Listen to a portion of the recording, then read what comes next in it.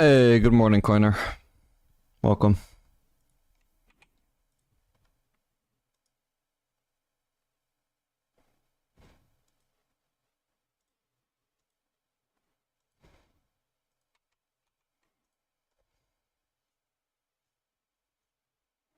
It's going good, man.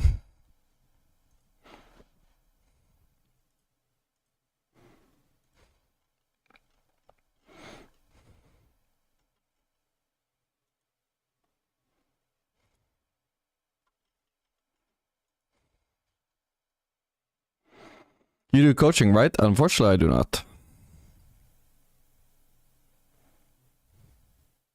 Good morning, press.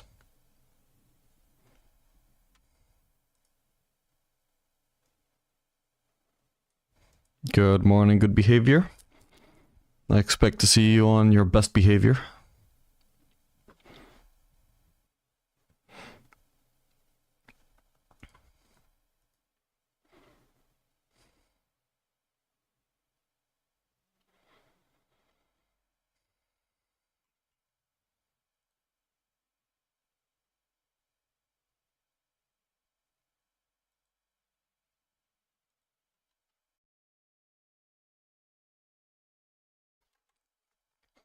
Any ADC you recommend to get out of gold? Jinx and Jhin are fine. Your champion is not the reason you're climbing. Maybe, like, if you pick a different champion up and you click really well with them, maybe that could actually help you climb, but just on paper, in terms of how champions, like how strong they are, how they work, how effective they are for climbing, there's nothing that would just immediately come to mind where it's like, oh, you just need to play this, man, and you'll climb out of gold. You just need to work on your gameplay in some way.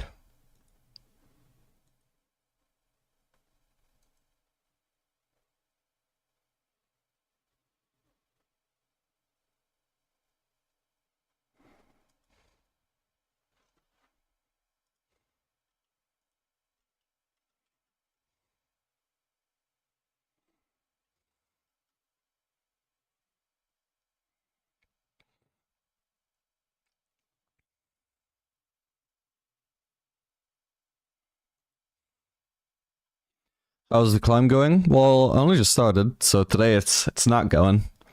But in general, pretty smooth at the moment. Took me 2 days to climb out of D3. So far only wins in D2, I believe. Yep.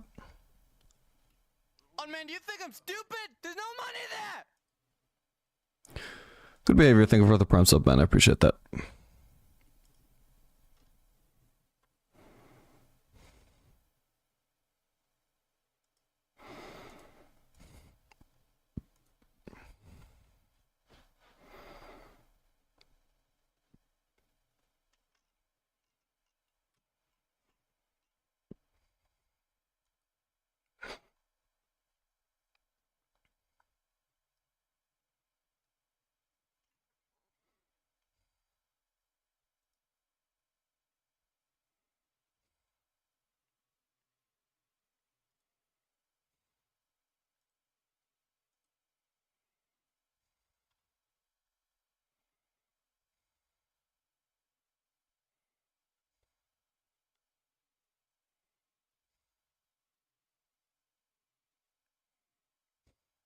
I thought this is not true, and meta champs are what will get me out of gold. 2 months later, Emerald 2 with only work on positioning and a lot avoided deaths. Yep.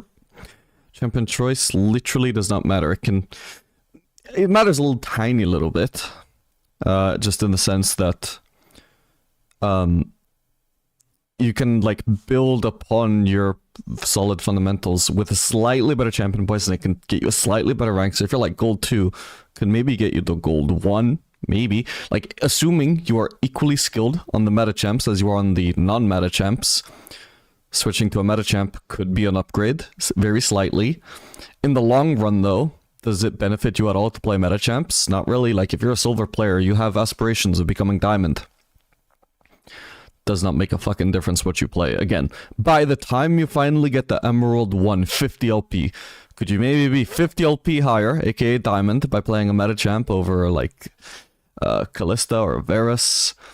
Yeah, maybe. But does that matter to your silver ass? Absolutely the fuck not. And I think we're all aiming for more than just like one division higher, right? Yeah, the silver guy, his immediate goal is gold. The bronze guy, his immediate goal is silver. The emerald guy, his immediate goal is diamond. Does anybody just plant to stop climbing when they hit that next rank, though? No, right? So in that long term, it's not even worth thinking about champion choice, except thinking, could this champion be fun? Will I enjoy myself playing it? Will this make my time playing this game more worthwhile? In that case, go for it.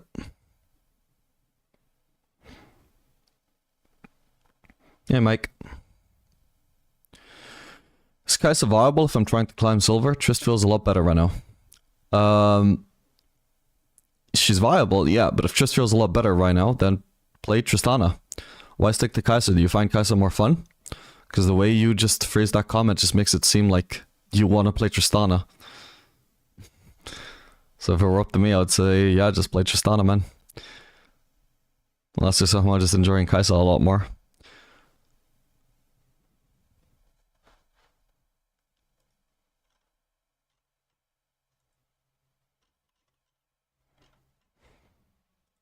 Champion choice at the end of the day is just very, like, personal, specific. I don't think I've ever climbed to a very high division playing, like, my peak playing actual meta champions. I think the closest would be, like, okay, I did abuse, like, Ashe in, like, season 11, because she was really strong at the time, and she also just, like, plays to my strengths, where I'm just, like, good at spacing. Maybe Jinx as well, but Jinx is like the most generic ADC that is always meta, not something that is just like I pick up only because she's meta, and likewise plays to my strengths of spacing. But aside from that, I mean, I hit my peak playing Tristana, for example, not at a time when she was strong or anything, just like she's almost always just like okay to meh to bad, and I've climbed to Master 200 OP with Tristana like once or twice when she was in those states. First ADC I ever hit Master on was Twitch. In season 7, he wasn't meta or anything, although to be fair he was pretty broken, but I just like picked up Twitch after his rework, and I was like, oh man, Twitch is really fun actually. I'm gonna spam Twitch and I just hit Master with him, and I kept one-tricking Twitch for like 2, 3, 4 years after that, kept hitting Master. And sure, I picked him up when it was broken, to be fair, but like, was he still broken after all those years after where I continued spamming him for fun? Nope. But like, he was my champion, and so I kept playing him. And now Fellas is my champion. And Jinx is one of my champions. Sivir is one of my champions. And it helps if those are like actually meta when I play them. Like at the moment the Fellas is strong, that helps. Jinx has pretty much always been strong. But yeah, like I hit Master on Tristana even when she wasn't good. Twitch even when he wasn't at least broken. I don't just like look at the meta and be like, oh, Kai'Sa's broken right now, let's fucking spam Kai'Sa then. There's been so many Kai'Sa metas, never spam Kai'Sa to Master. Don't give a fuck. She's just not a champion I want to spam. I play her occasionally, she's fun, don't want to spam her. Never use her for reload. I want to play Kai'Sa, she's more fun, but I can't win, Trist I can carry. Now that is a conundrum. I would say try a mix of both. When you think is going to be a good angle for Kai'Sa, pick Kai'Sa if you can. Or maybe the alternative actually. If you think it's a particularly good angle where you should really pick Tristana there, pick Tristana, otherwise you can pick Kai'Sa. But yeah, if the champion you're enjoying is a champion you don't actually win with, and you want to climb, but the champion you're climbing with is a champion you don't actually play, well, I mean, that's really, you gotta make the choice, like what is more important to you at the moment? Is it climbing or having fun? And are you willing to put one aside for the moment? Like how far are you trying to climb? Is it like a few divisions? Because you could maybe spam Tristana for a few weeks and go back to Kai'Sa. So I mean, you got some options, man, but it depends on what you want to do. Don't listen to me. I can give you an arbitrary command to follow, and you're gonna trust me because I'm the high elo streamer. But like, I don't fucking know what you should do.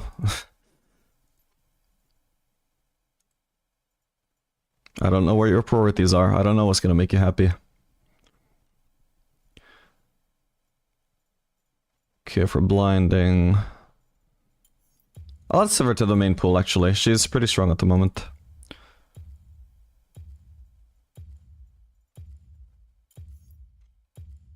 Could probably take Caitlyn out, but... fuck it, let's blind the Fellas this game, though. It's good with Soraka, good enough for me.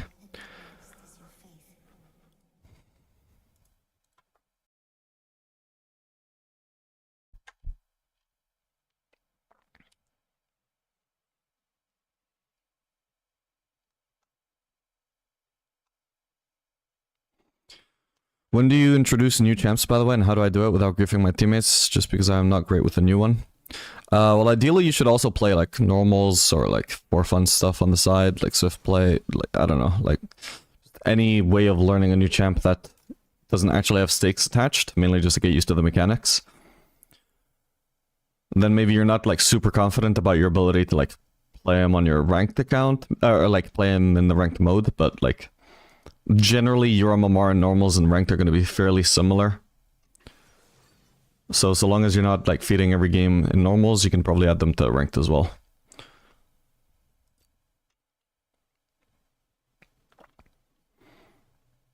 Okay, is that going to be... Well, it's going to be a Varus. Is that a Maokai support? Could be an Italy support, but most likely is Maokai since they have a Mundo. Like, unless their comp is just going to really weird direction with, like, Mundo jungle, it just seems obviously going to be an Italy jungle, Mundo top. Therefore, it's going to be Maokai support. We're definitely going to want to run cleanse.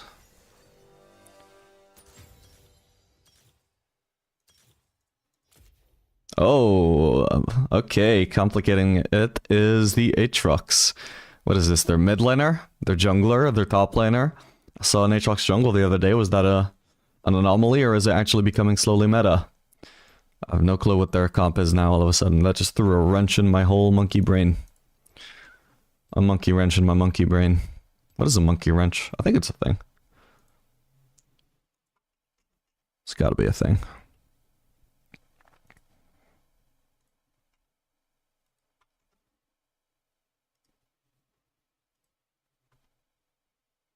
I was playing even when I shouldn't. You and me both, buddy. We'll see how this first game of the day goes. See if the blind pick of Villas will prevail. Okay, it's gonna be Lethality Varus. Interesting choice against the poke Soraka. I'm not gonna... Soraka. I'm not gonna lie. We have so much sustain to deal with her poke. Okay, so it is Aatrox. Top Mundo jungle. Nidalee mid! That was the wrench. I thought Aatrox was the wrench. But no, it was the Nidalee mid. Okay. The monkey wrench. I'm gonna Google that. I'm sure it's a thing. I've heard it. I don't know what it is, but monkey wrench. Oh, I knew of the term because of the Foo Fighters song called Monkey Wrench. A monkey wrench is a type of smooth-jawed, adjustable wrench. I'm gonna smooth jaw. A 19th century American refinement of 18th century English coach wrenches. Okay, now I'm gonna Google what a coach wrench is. Thanks for nothing, Google. I'm gonna Google coach wrench and it's gonna be like, oh, it's just like a variant of the flamingo wrench. Very useful.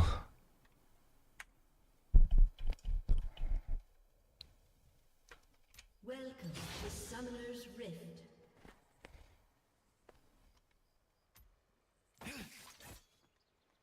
Okay, I got cleanse in case they're gonna invade. 30 seconds until minions spawn. Should be fine.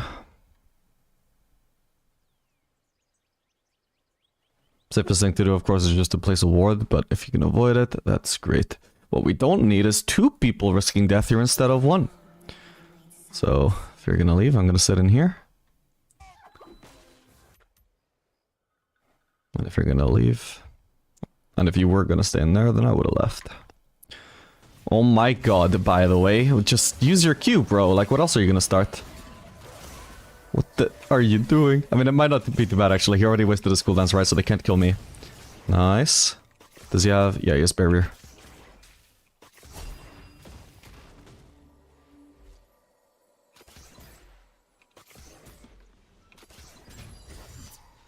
Nice one. Okay, Varus shouldn't even try and base here. If he continues trying to base, it's only to try and bait us into walking forwards and tanking damage.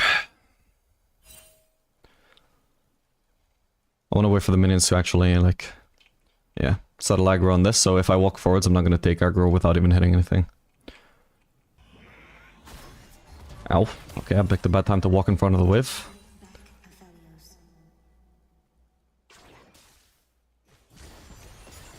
You gotta be careful, but we just go straight onto Varus.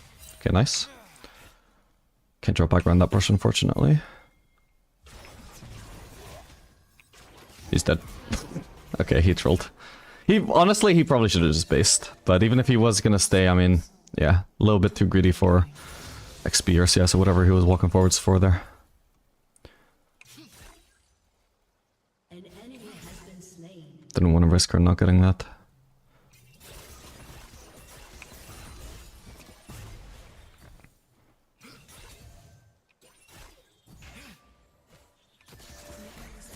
Crap. Okay, time to get out of here where you can afford a double longsword. Gonna be a pretty good base. Are they gonna cancel bases? No, nice. If you can only eat one fruit for the rest of your life, what should it be? Ooh. Tough question. Maybe strawberries? I feel like they're so good as a snack, you can eat them in like any quantity. It's never like... You're never too full for a strawberry, right? But if you're like... hungry that one strawberry isn't gonna cut it... Well, nobody fucking died from eating 20 strawberries. Or are there too many calories in them? What are you gonna do, like... eat an apple slice? What about the rest of the apple? You're gonna throw that away? Impractical. We should... Fuck, I was trying to tank this, but they focused on Soraka. Oh well.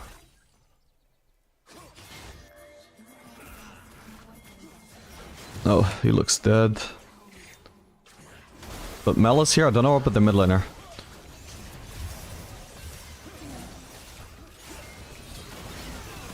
What the hell happened to my green Q there? Did that go straight through her or what? That was weird. I actually can't remember if I got a caliber mark or not, but...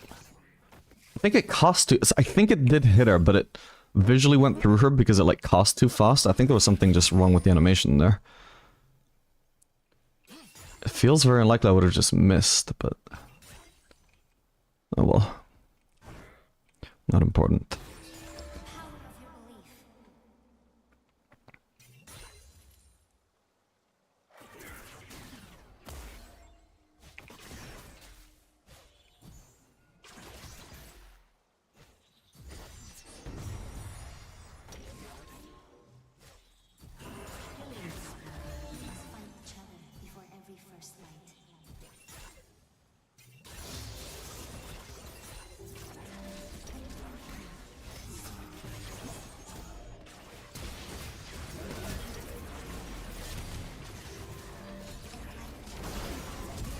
Nice one. Unfortunately, I am almost certainly dead here. I'll just do as much damage as I can before I die, and make sure that I'm also walking in the opposite direction as Soraka. So she has the most chances of surviving as well. 1 for 1 and the wave stage should be solid for us, so that's a fine death, I don't really mind too much.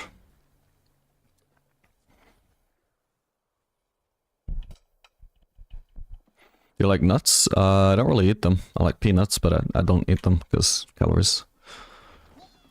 Well, also because, I don't know, if I was gonna eat a snack, they were not really the first thing that would come to mind. I think I eat too much salt as it is. From our fortress, I will guide them. I promise.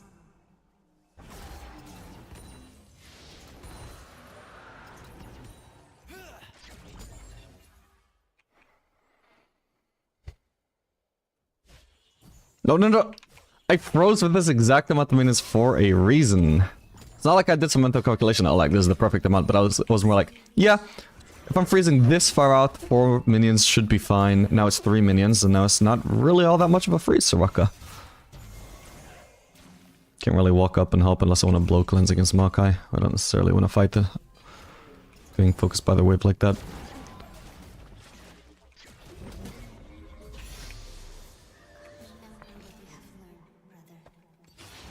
Yeah, I feel like I've got enough AD at this point. Let's start putting points in lethality.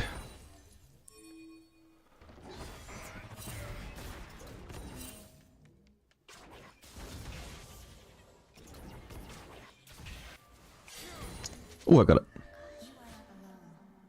Remember our promise.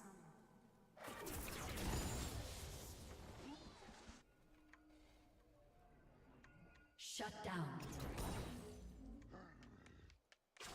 Big fight topside. We see Mundo there as well, so we know we're not getting ganked by him right now.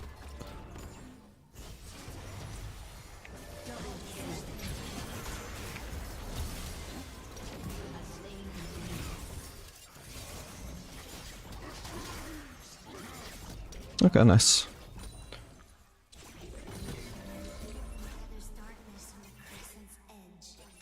We can shove one more wave after this.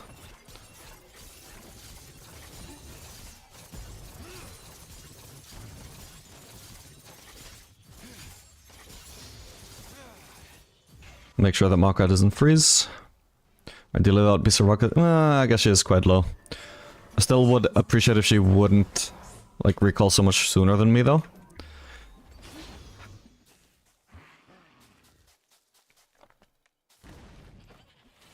Okay, I think that's all I can do, but I probably should have based one push further back.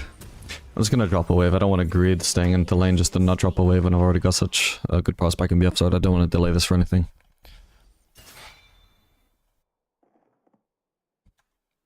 I have a Jhin jungle. Well, that is rough, man, but I hope it works out. Hopefully he's picking that because he's like shiny butterfly or special butterfly, not because he's trolling. So you can definitely win with a special butterfly. Harder to win with a troll. Whoops. Okay, versus level 6 now. That's something to watch out for if I'm like ever trying to win a fight with red-white. Well, red-white, white in particular, shines in melee range. If I'm rooted by Verisalt, I cannot get into melee range, so any kind of CC that you're facing when you're running red-white is something to be wary of. Okay. Well, that should be fine, they just wasted all their CC. It's probably gonna flash out, right? I don't think he's ever used flash. Really? I guess he must have used flash at some point.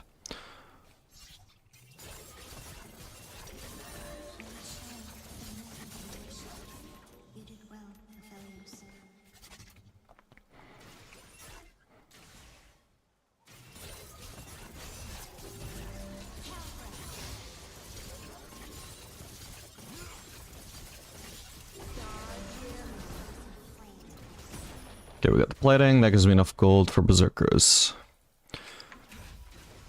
Even if I could go for a full infinity edge here, because that would leave me with 0 move speed. Not even tier 1 boots.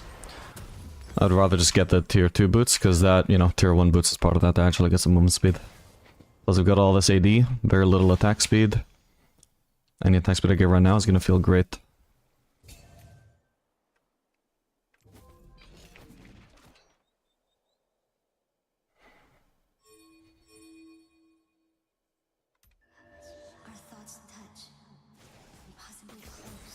Oof, I actually have enough AD to last at that.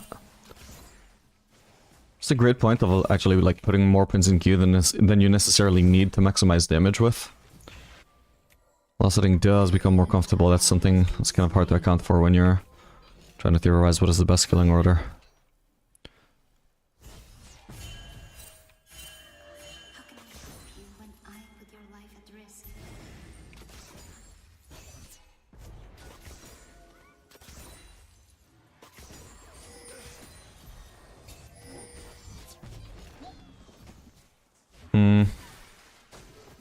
Okay, Varus might be trolling. I'm just not super comfortable trying to punish Maokai for going for testing vision there and what seems like 1v2, because I just don't know for sure who is and isn't around.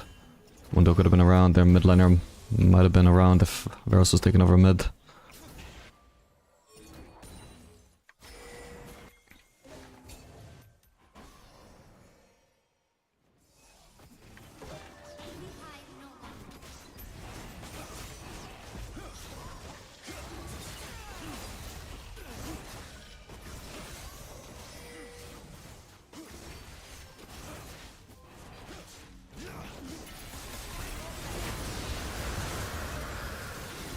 We got it.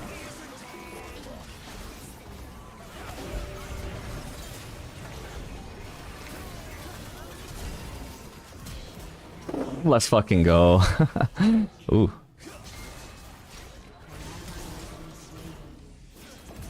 Nice one. We'll play Pantheon. God damn, and now this game is a slaughterfest. And now we can comfortably go for Infinity Edge.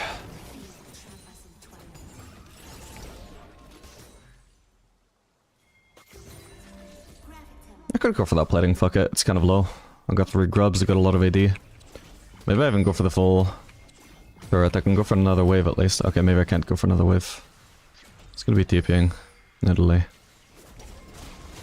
Fuck it, that should be fine. I'll trade it with her a little bit there. Oh, ow. Got Soraka around though.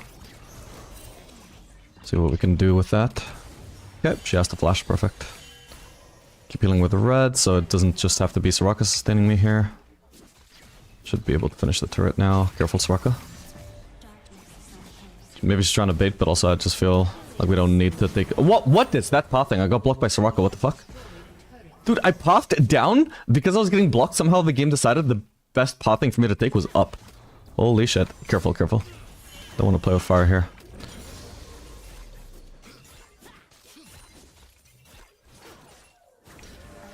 Alright, we can get out of here. I've got a lot of gold to spend. Unless we want to, like, try and choose in Italy. I just want to base in the same brush as Rock in case we end up trying to do something. Looks like no.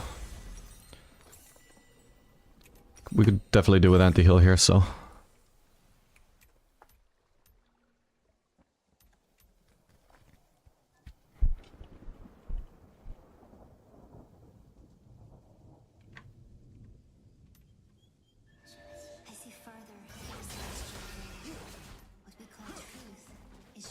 Could have gone mid actually, my bad.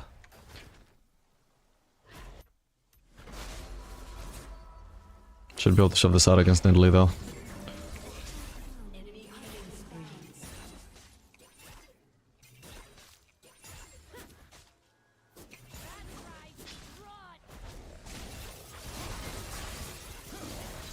Oh no, her heal gave the kill to Pantheon. Oh well. Good gank though. For now we can just keep on pushing then. His blue is spawning. Rampage. Okay, fuck the blue, we'll push turrets then. Then if they actually start putting up a fight on mid and we can't keep on pushing here, we can rotate to their blue, then to bot turret. Or we can do Herald, I suppose.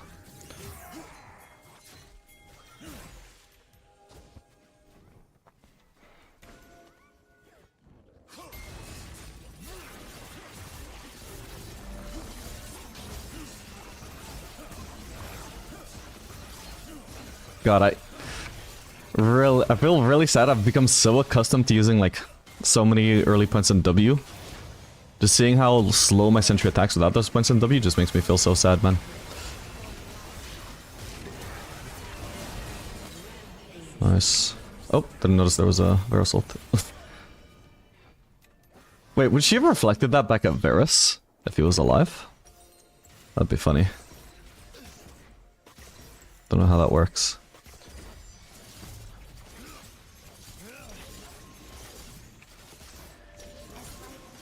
Fuck it, we can get this. Even with the awkward swap. Got him.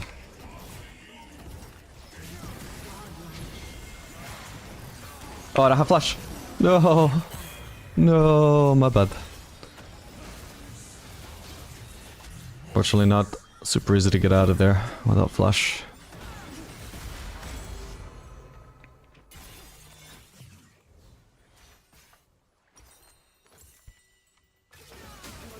Has been destroyed. Dominating. Your team has destroyed a turret. Just randomly got recommended your YouTube channel last night and I see you streaming. What are the odds? Hey, welcome man. Hope you enjoy the content. Stream or YouTube. Shut down. Maybe could just go for Zeal item though, considering how tanky their comp is.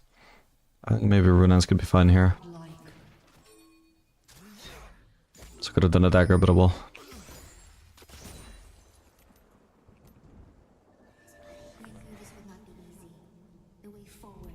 Yeah, I'm still very active on YouTube. Tiny little bit less maybe since I started streaming a bit more. A year ago I wasn't streaming, but I aim for like daily uploads. Just means I'm a little bit busy at the moment with stuff I wasn't doing before.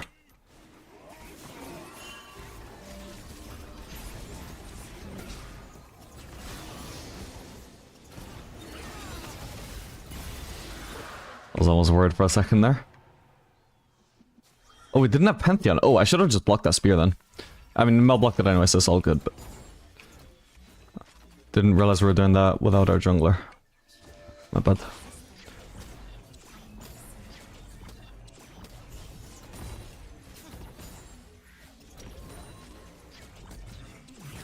Whoa, wait, I was not paying attention.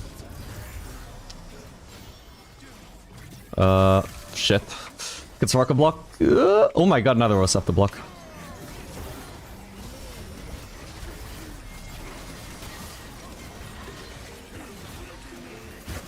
Mundo dice. Perfect. Whoa, that was a fucking close one.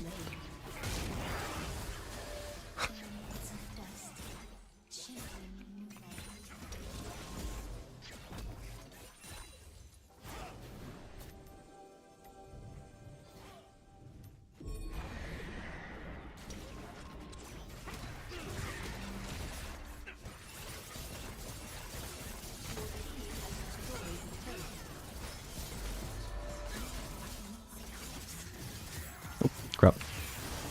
Shit, what the hell? Okay, thank you, Soraka. I am so distracted. Need to fucking pay more attention. This mortal reminder has put in work, by the way.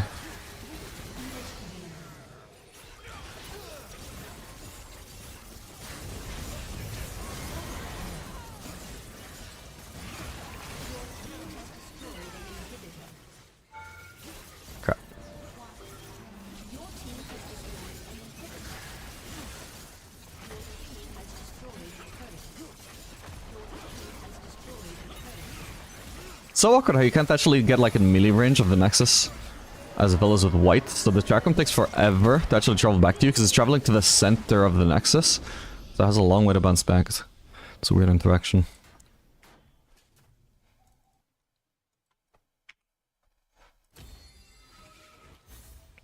Soraka's doing God's work? Yep, I fucking love Soraka. Felios, good in lane, good mid to late game. Amazing. I only blinded a Fellows because I knew I would... Well, it seemed like I would at least have a Soraka since she was blinding. Since she was hovering Soraka.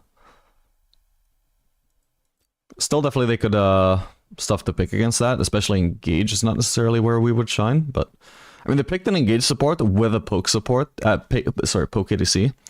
Or rather, I should say, Varus went out of his way to use a poke build when he was paired with a...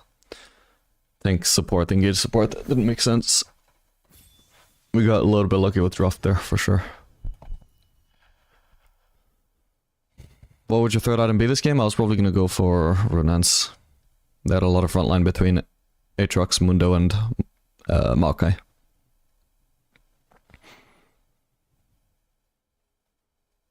Hey Samuel. Thanks for streaming for me. You're welcome, man. Just for you, just for Richology, I turned on the stream today. Knew you'd appreciate it. I was just playing as a Velas and there was a Wukong in there. He just stayed in bushes hiding, spun onto me and then knocked me up and breasted me down. Any thoughts on how to counter? I would have to look at the individual situations. There's a lot of different brushes people can camp in, and there's a lot of like different levels of expectations in your head about whether there should be a Wukong in each brush. So if it was like really obvious cheeses, that's something maybe you could avoid. If it was extremely unlikely that he was just standing in brushes that were extremely risky to be in, that he had no guarantee your team didn't have vision on, which just happened to be there anyway, maybe it's a bit more unexpected. But if it keeps happening over and over and over, you might have been doing something wrong. But again, I would have to look at it and see.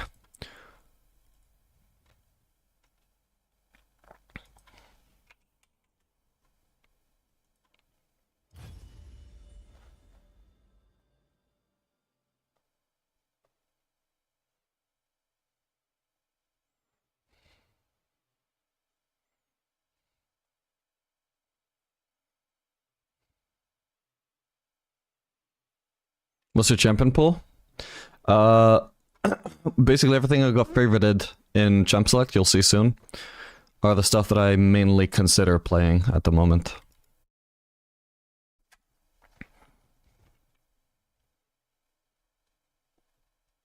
And I'll tell you which are the ones that I'm mainly playing for content, and not because I'm good at them. Because there are a couple of those. Well, no, Zeri is one of them, but it's not even necessarily for content. It's because I find Zeri very fun at the moment, even if I'm not very good at her.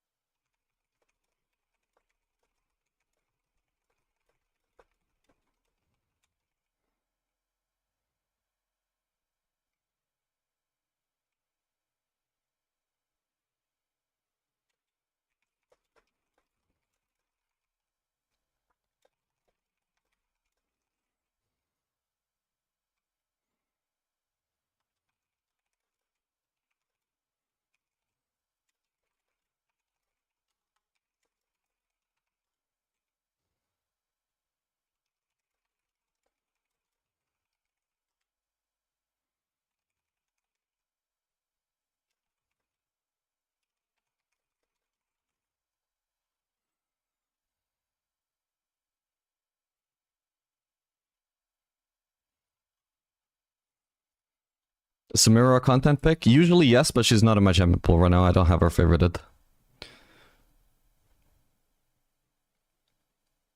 But like she prints pentakills, good for content. Yeah, I think she is like a fun ADC to watch, I would assume. But it's also like mostly only pickable if you have an engaged support. You can obviously just pick her anyway, and you can, you know, if you have a good game, it's still gonna be like prime pentakill content, but I don't find her enjoyable enough to want to suffer through no engaged support. So I would only pick her with an engaged support, and also on top of only pickable with engaged support, she's also like somewhat high skill cap. Like you need a lot of like muscle memory and like just a built up level of intuition for like what combos are going to give you the exact number of stacks you need for each situation. Like there's obviously like combos that will give you the full S rank from scratch in just one combo in like less than half a second. I'm not the level of dedicated to Samira where I would even learn that, but also like if you say you're starting off at C rank already, there's combos you could just do to get an instant S from C. Again, like what are those combos? I don't know. If I played 500 Samira games, I would have some level of built up intuition for that, but I haven't. And I don't know, I just don't really want to play her and do educational content on her when I'm playing in suboptimal conditions, and also I can't even like show off exactly like what really good Samira gameplay would look like. I can show off macro on her, I can give like the basic fundamentals, but yeah, I just feel like I'm not really the guy to be spamming a lot of Samira. Unless I'm going to be learning her, which I don't want to do.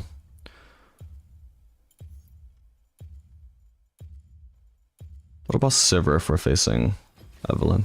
I always take my toll, blood or gold. Looking so far like we might have a really heavy AP comp, so obviously that would mean that if I went to Kai'Sa, I could just do the crypt build to make my build as AD heavy as possible, but at the end of the day, Kai'Sa still does do a lot of magic damage. If we're gonna have a heavy magic damage comp, we would want to minimize magic damage dealt. And that means not going for an ADC. That does a lot of magic damage, even if we do build full crit.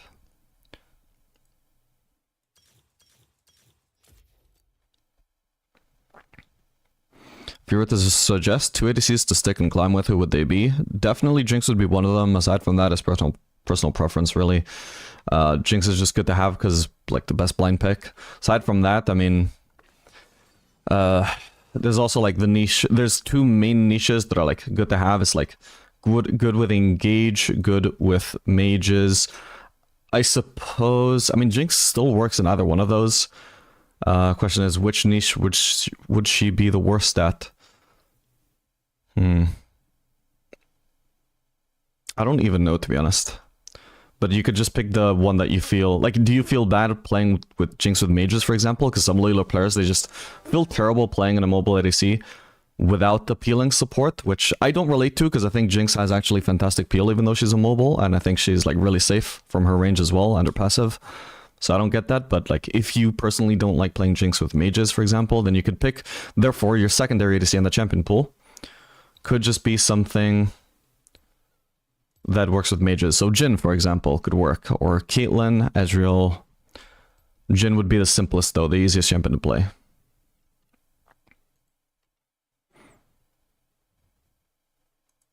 Oh man, this matchup could be rough. This was not a good bot lane to have a blind pick Sivir into.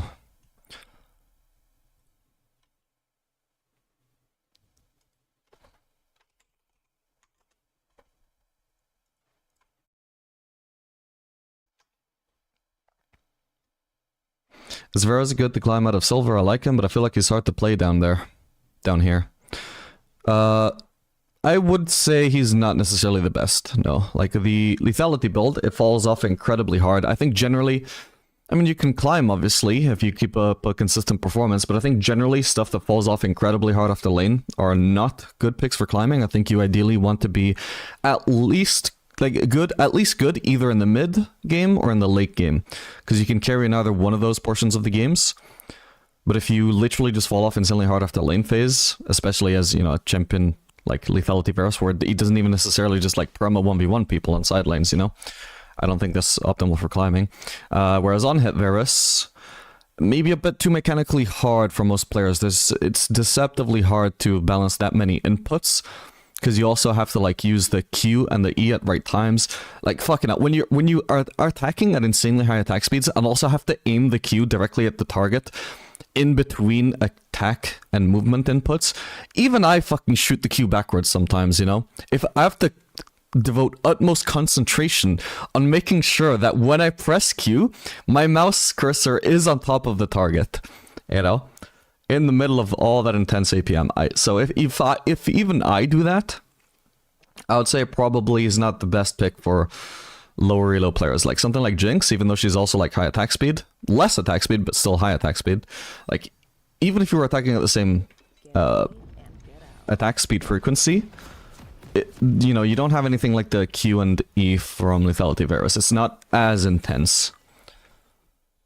So personally, I would say there are probably better choices, because Lethality Varus falls off too hard to be a solid carry pick, in my opinion. I think he's mainly a high-elo pick, where games are decided earlier on more often. And on Varus, just a bit too hard to be optimal. Definitely can work, but 30 seconds until minions spawn. You don't need to learn, it's so easy. Your W gives 2 stacks if you pair with E. Yeah, but you can also like but that's the thing, like you need to know the exact amount of stacks that you can get with each combo, including like also the variations of the combo. Like, will I get it without the second part of W? Can I get it without an auto? Do I need an auto in there? And you need to learn exactly like Minions have spawned. like the exact rank that you are at for each combo. And obviously this is not something that you just sit down and learn, right? It's not like anybody learned this on Samira by just studying a spreadsheet of exactly what combos you need for what exact situation. It's more like if you play Samira for a long time, for like 500 plus games, you develop an intuition for like how many stacks you're getting from each combo and how many stacks you need for getting to S rank, and so you just develop a sense for it.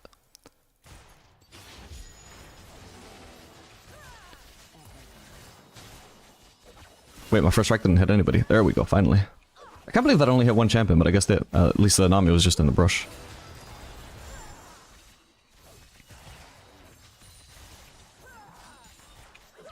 There we go. I'll fight for our cause. We should start at Q, right? Zona, do you want to push as well, maybe, so they don't beat us to level 2? As this hard level 2 spiking bot lane? Thank you. Ah. Kings come and go, but gold stays.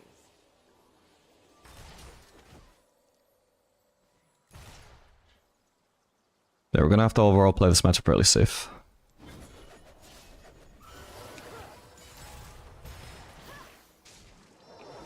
Lucian feels quite decent mechanically. Maybe he's a smurf. Or maybe it's just like... Spaltin plays naturally so aggressive. At least to the level of aggression. For most other picks. Loyalty is earned. It's bought. Wait, was she not getting that? Shit.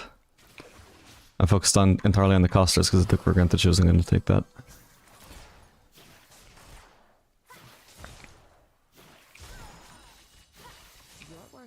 I'm standing so far away from the wave, but...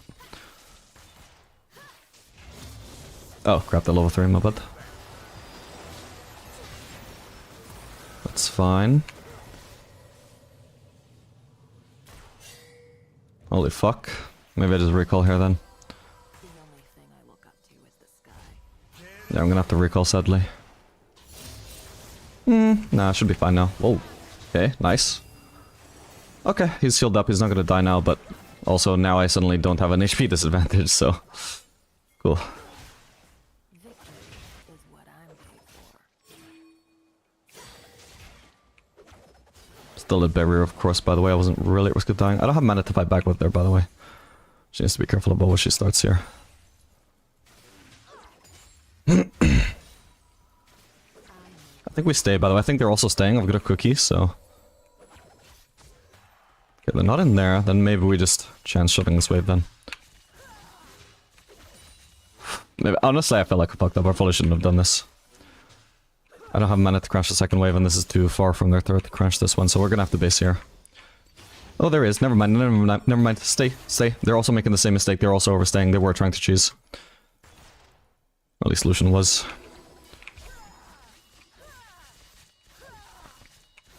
Don't know about Nami, but there she is.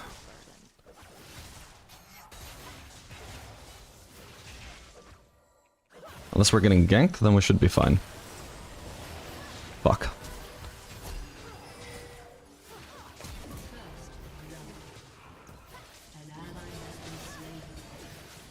And unfortunately, I'm gonna have to let her die.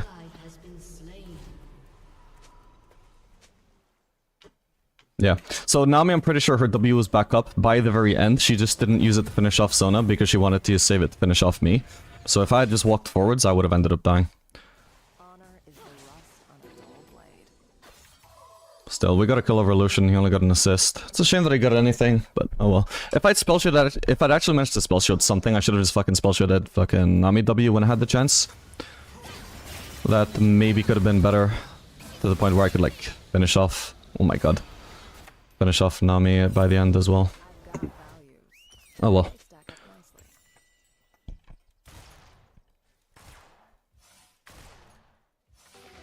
Fucking Evelyn, bro. We have Echo around though.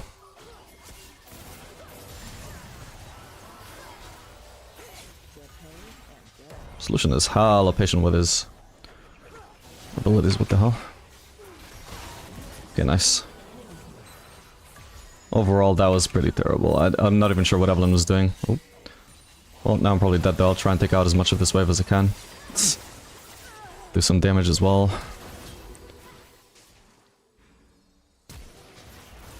Nice juke! Holy shit.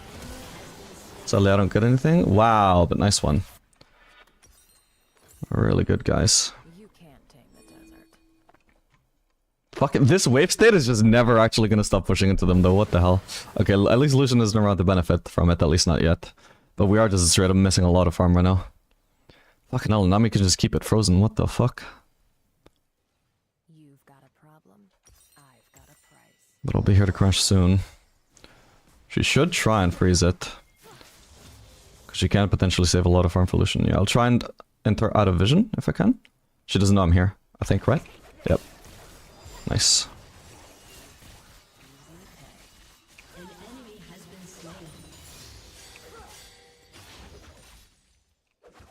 Lucian might be on the way.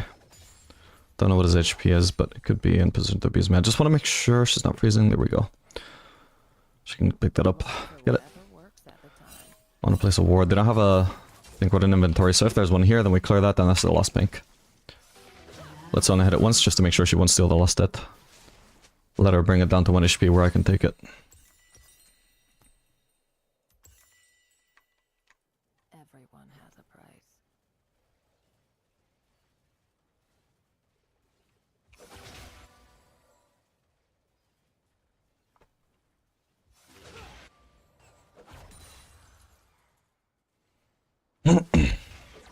fight for a cause.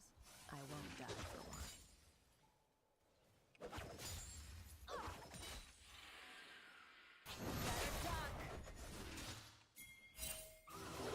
Shouldn't be able to get this last hit. Well, maybe with Nami here, but we'll see.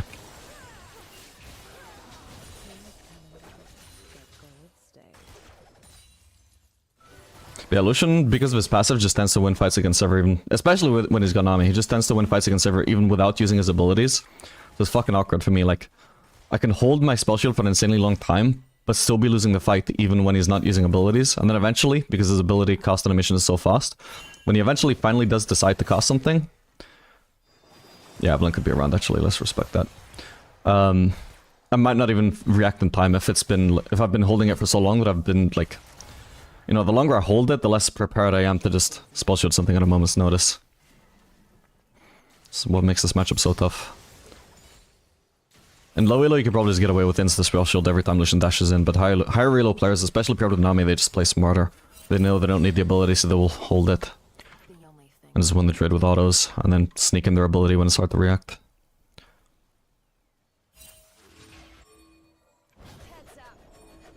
Shouldn't have thrown that, too easy to dodge, even if he needed to use E.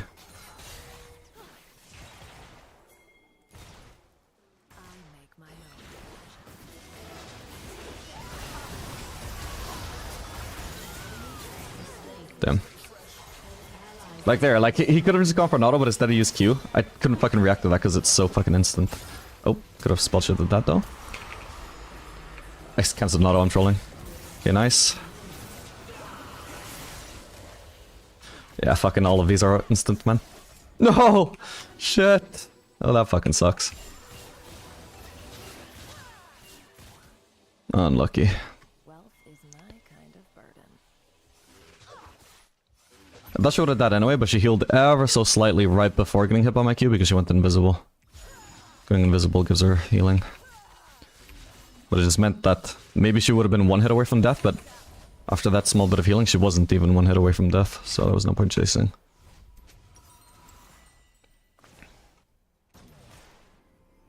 You should throw a blind W into this brush. Could be greeting in this brush, which I am.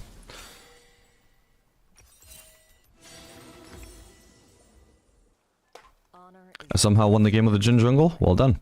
Like I said, if he was just a special butterfly that thinks Jhin jungle is viable, playable, or whatever, that's easily winnable, especially if he climbed up to that rank with Jhin jungle. If it's a troll who did not climb up to that rank with Jhin jungle, but decided to troll you by playing that all of a sudden, depending on how much he's trolling, it can still be winnable, but would be unlikely.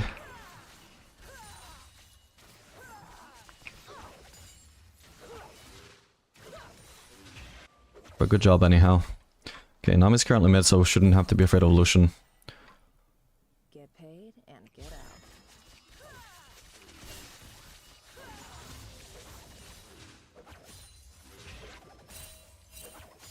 Swear to god, my W is like barely bounced on anyone at all this lane. Mainly because they position so instantly aggressive because they know they win all fights.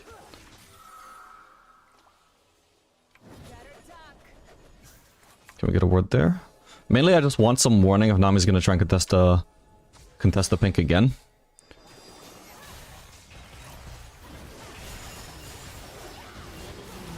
That's fine. Oop.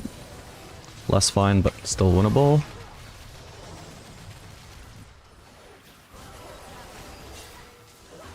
Fuck.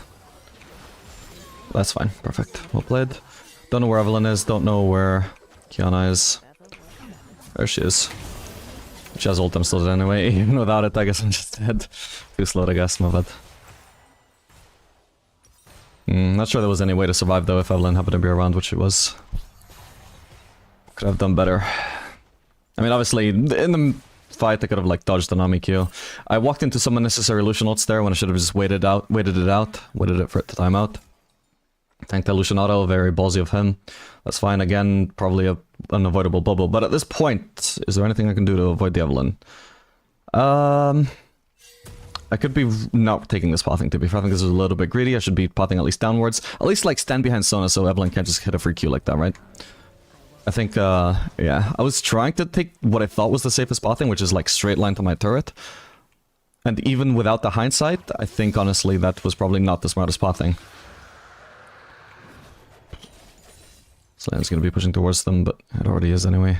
Kings come and go, but gold stays. Ugh, I don't want to face check though. I'm gonna wait for Sona. Okay, now I see at least. Like, if anybody's here, it's only Evelyn. Not that the ward helps much against her, but... Okay. Wave is pushing towards me now anyway. Oops.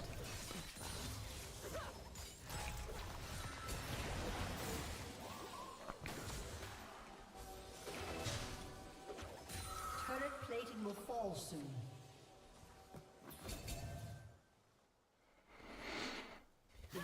Don't even want to walk up and try and...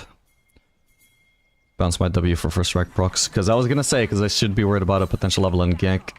Oh, thank god, I managed to dodge the Evelyn Q, which means I can save the spell shield for the Nami ult. If I got hit by any immediate CC there, I was dead.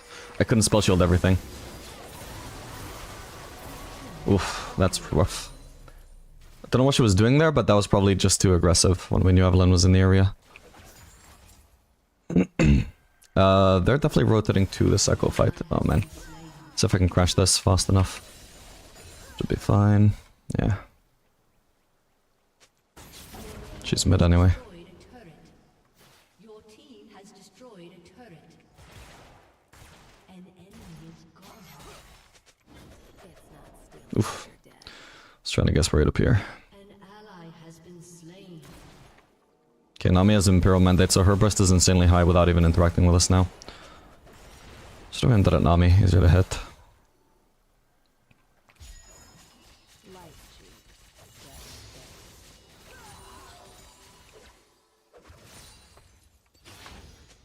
We got both ults up here.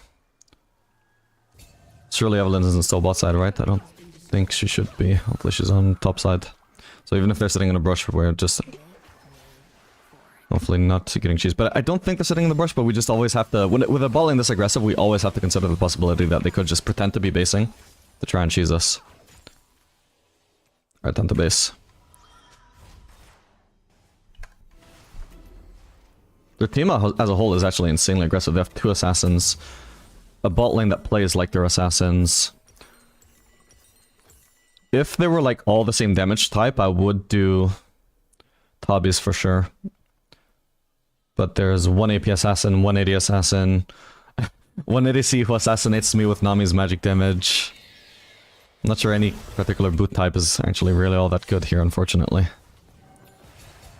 An enemy has been slain. Heroes go hungry.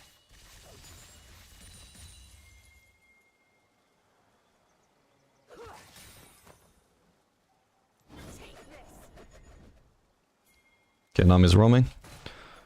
We also see Evelyn. Still have to respect the Lucian 1v1. If I got a massive lead by now, I might be comfortable enough to fight him, but I didn't.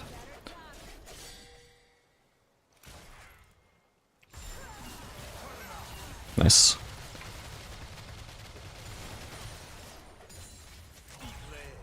I've got value.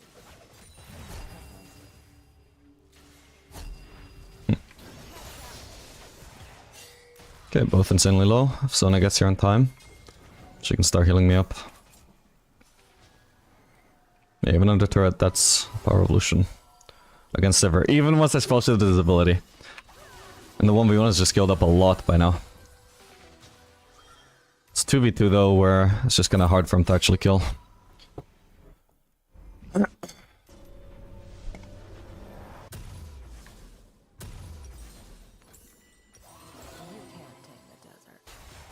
Maybe I shouldn't have based actually.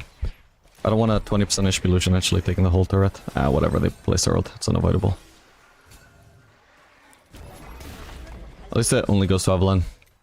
Which is not necessarily great. I mean, she's actually quite fed. I don't want her getting more fed, but this my lane opponent isn't getting stronger, which is something I have to worry about because I'm gonna have to interact with him a lot. Since he's Lucian Nami, he'll dash forwards to try and find me as much as he possibly can throughout the game. Do I have Infinity Edge now? I don't think so. Very close, but for now I should rotate mid, I think. I'm thinking greedy pathing, but like at least the Gwen is low. As long as it's just her, I'm fine. Maybe I can shove out another wave here.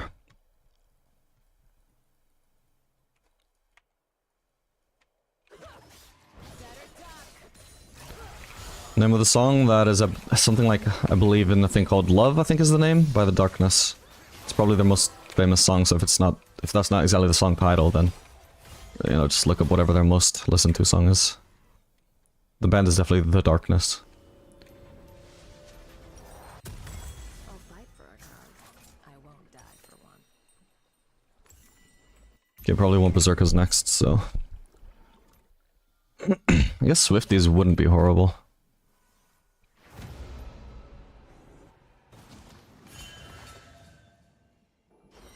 Actually, yeah, slow reduction as well against the Evelyn W, Lucian, Nami, E. Maybe I'll do it.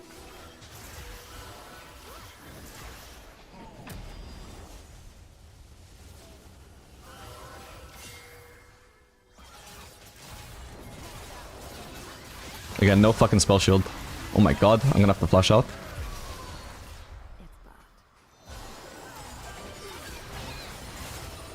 Gwen isn't taking damage. Oh my god, I almost died to her ult. Fine for now though. I almost just pressed my berry there instead of recall. What the hell? Okay, maybe I'll stay so it will be healing up. Oof. I've still also got barrier for now.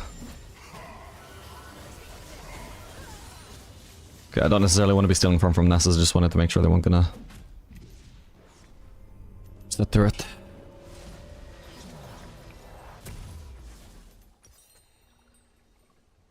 The evolution would at least just like throw in a Q every single time y'all end me. I would at least just get like a free 131 HP out of it, right? That would make the trade better for me. But because he knows that I would insta spell shield, or like the desirable thing for a Sivir to do is just insta spell shield every time, he just holds it, trades without any abilities at all, still stomps the trade, and I don't get my heal. And of course, the main reason why it's just an insta stomp for him is the Nami interaction. He does both her E damage, and also his passive damage from getting a heal. And there's not even a Nami W for me to block, because she's just not using it either. My team wants to contest clearly. I think we'll just try and join. No, I think not. Leave it. Just push. Like, Nessus is top, but does he want a TP? I doubt it. I'm gonna push this. This turret is clearly very free. Just leave, get out if you can.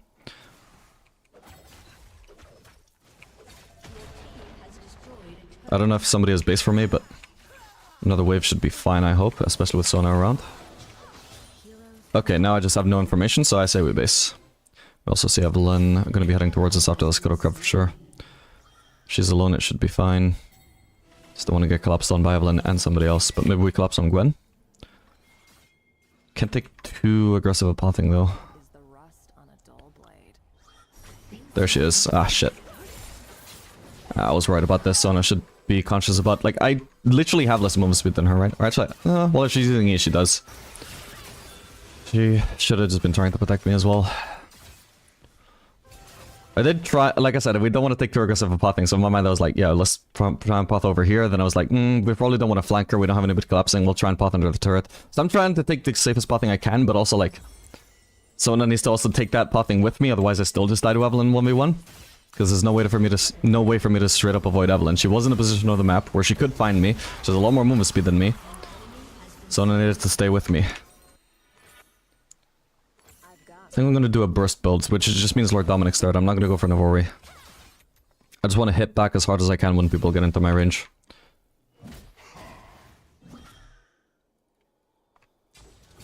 Mainly because, like, if they're gonna one-shot me, I also want to try and have as good a chance as possible of one-shotting them.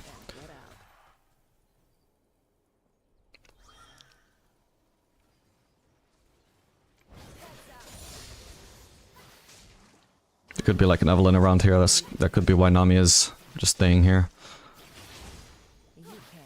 She's trying to just stay in range to follow up anybody who might try something here. Now she might also just be leaving because she can just place her E on Evelyn and let Evelyn do her thing.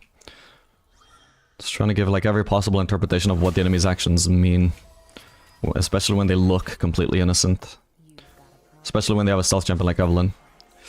I'm alone here, but what can I do now? This is just, like, if I get caught here, this is just my team abandoning me. I can't possibly, like, stick close to them at every possible way. Especially because once I fuck it up, like, how do I get back to them without running into an Evelyn, potentially?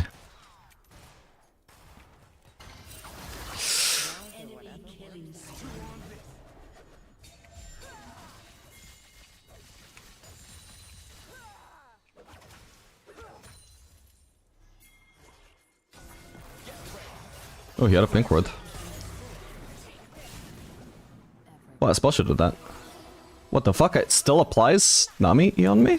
Or like Nami's mandate on me even when I spell shield? Or did I not have it up? No, I had it up. And I didn't lose HP, so it blocked it, but I still got slowed? That's so weird.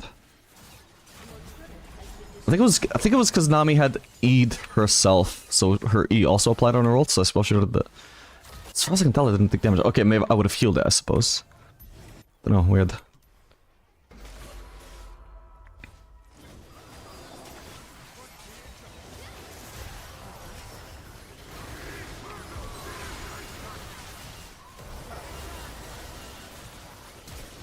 Got him. Special did that.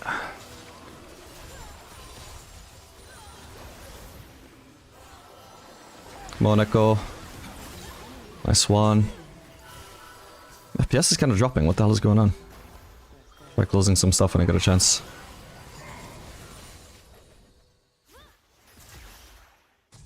Okay, that was a good fight. Can't really get anything major off of it like Baron though.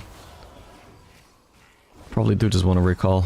Ideally I recall with people around me so we're not just dying to Evelyn. I'll also synchronize my recall so that when the first one finishes, if they have vision of the brush, they don't just kill the other guy. Okay, nice. Do we need anti-heal this game? Might help a little bit. I don't think it's important though. But, so even though I could go for Noonquiver, I'm just gonna leave my options open. By not committing to the Noonquiver. So if I happen to base on Mortal Reminder, I just feel like my base is fine either way, no matter what I go for. I may as well like try out the Mortal Reminder. Because I feel like gold aside, Mortal Reminder is better. It's only the gold cost that could fuck me over, but... we'll see. Maybe it's not going to be too inconvenient.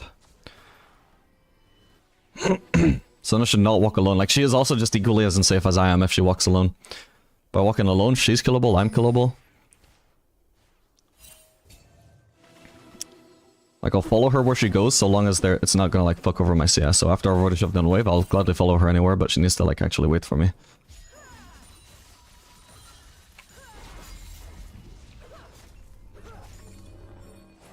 I'm starting it. Can't have Sona recalling.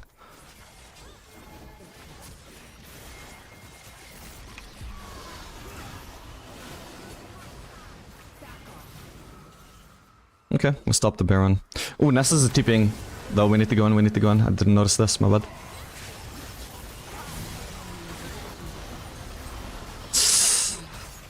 Okay. Need to cover Malzahar there. Ooh, shit. Fuck's sake. Okay, nice. Holy fuck, he survived a long time without his ult there. Oh no! No! They might still all die to Malzahar though. No, the E went on Nami afterwards, I guess, instead of Evelyn. Oh well, that was pretty decent. That was not too bad. That was not too bad. Yeah, if we can kill Evelyn at some point, that would be great. It's not, like, super important just because she doesn't have, like, a fully stacked Magi or anything. It would be, like, an insane priority to kill her if she had Magi, but... obviously, 1,000 gold shot down to whoever kills her is going to be very desirable either way. I feel like Nami does enough healing where I may as well do Mortal Reminder if it's not going to inconvenience me, especially this late into the game. The later that we are into the game, building our armor pen item, the less the cost difference between them actually matters. Because there's just less of the game where a 200 gold difference is going to actually have a chance to deny me an item, right? Like, say... because if I go Mortal Reminder second item... I don't want to explain this right now because I need to concentrate. Just in case they're gonna start Baron or an Evelyn jumps out of me onto me out of nowhere. Let's catch this wave. Walk with Malzahar and not take the super unsafe path thing.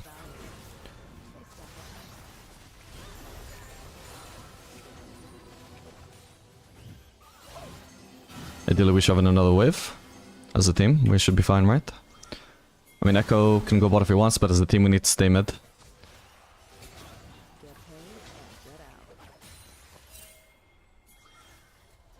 Overall, we need to be mid, guys. What the hell? They're on our blue buff. Okay, I don't think that's super important to defend. They want to force fights in our jungle, bro. I'm gonna use ult and maybe we can escape. There could be a Kiana ult as well. I should have just spell shielded the Nami ult. Shouldn't have inconvenienced my pathing like that, but yeah, that was really dumb with my team. We weren't even fully grouped. GG Malzahar. That looked like it was Echo forcing that though, not Malzahar. I'm just gonna shove a wave. I'm not sure we can do anything about the Baron, but...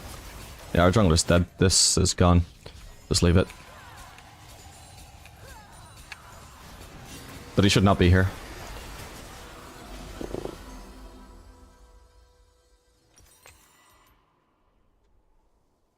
They're gonna get Infernal Soul as well, by the way. Nothing we can do about that.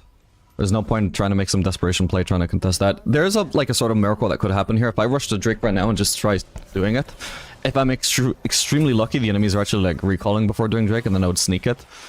But as much as that would be really great, it's also like unlikely enough, and yeah, wouldn't have happened. Where I'm not gonna fucking risk dying, because this, even though this is probably gonna be a loss, if I do want to try and win, it's not trying to go for a miracle, it is actually just stalling the game out until we actually outscale, because we do outscale, I believe, heavily. We got Sona Saver, we scale insanely hard compared to Lucian Nami. So, my objective needs to be not making any, like, instantly game-losing moves, like dying at the Drake when they have Baron and then they just end. Malzahar's wave clear is going to be really bad now they have Baron, but my wave clear should still be really good. Baron minions are incredibly resistant to magic damage, but still just does squishy to physical damage.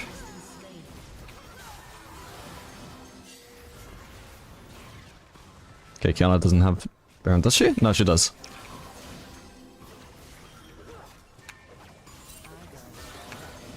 She's gonna keep trying to poke this, by the way, while, even while she doesn't have minions. Ooh, this could be good. Could be really good. Perfect, well played. A lot. Oh my god, that pathing. He's dead. Whoa, I'm dead. Oh my god. Maybe they get her, though? Maybe she'll still have ult, though, right? Yeah. Okay, Malzahar should live, though. I don't think he should chase her. Still... even if he somehow dies, it wouldn't be a disaster. And if he can kill her... That was terrible juking on that Nami bubble when he had so much movement speed. Okay, but she's dead. Perfect. Let's go. Our Echo's kind of strong as well. Hopefully if this lets him finish some huge spike as well, that could be insane. I don't know what he's going for, though. He should be going for a magic pen, right? I'm just gonna try and highlight it, then.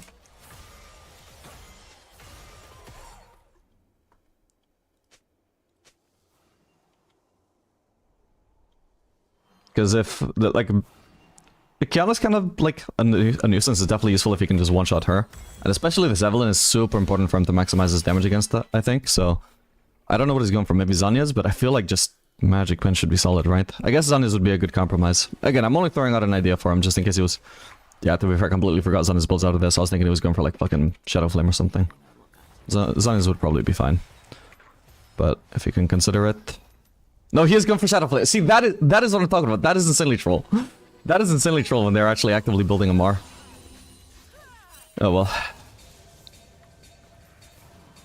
I make my own fortune. At least he is going for this thing as well. He's gonna finish with Magic Pen. I feel like Zanya's would be good on him though.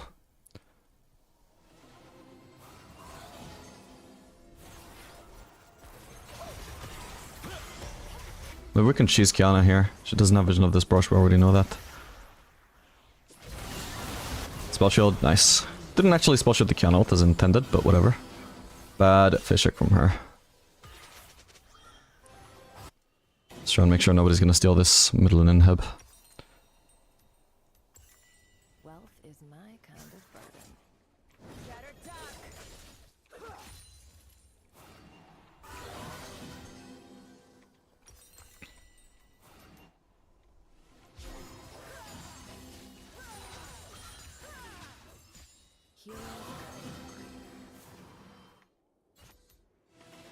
But yeah, on other hyper carries, like especially like having Ephelis in mind, for example, I might be willing to take more risks and more like desperation plays, even though he skills even better than Sivir does. Because although he skills better, it's also like how likely do I think we are actually gonna get like 5 minutes into this game if we don't make some sort of desperation play? Like it might be the answer might just be not very likely. But with Sivir, you can always just stall out. I probably should have been trying to walk up to this, by the way, my bad. You can always just keep stalling. with her wave clear, which is why it's more of a win condition to just play back and let them take those objectives, even if they're like possibly game losing, just to see what happens, you know. Maybe my W kills him here if I'm lucky. Nah, did a lot of damage though. It's good. Ooh. Can't get my W bounce on anybody. Could have maybe finished count or something. If I did. Whoa.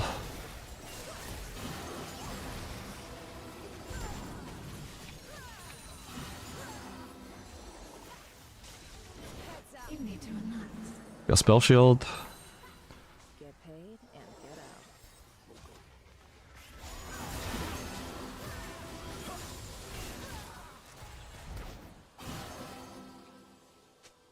He's just healing off of red buff, by the way.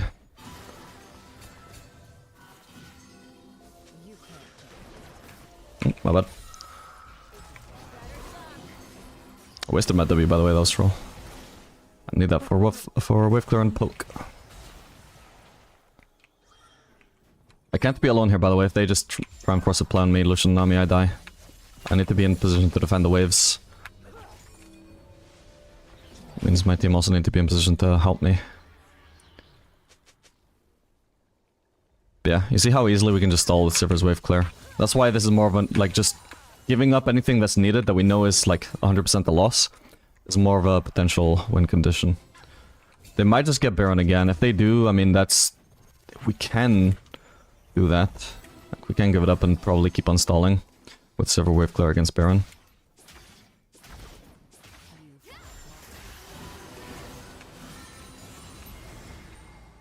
Ooh, what about, yeah, trading Baron for Elder? That is a call. Although if they're on Elder, then we'll just contest that. Yeah, we're ulting, they're on it.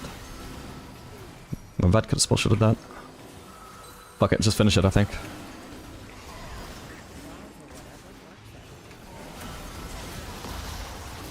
What did I spell shoot then? Okay, we got it. I can't hit anything because of Gwen, man. Fuck's sake. Okay, that fucking blows. What's the echo for stealing that, but I guess they just end now. Yeah, fucking Gwen, man. The only person in my range was Gwen. She one-shot me without, like, as a melee champion, without getting into melee range, or even her Q range, just with her ult. Fuck's sake.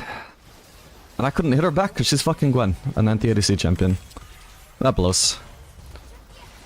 I also don't know what my spell shield ended up eating up, because I was trying to spell shield the Kiana ult, but I still got hit by it. That really fucked me over as well. Oh well, GG.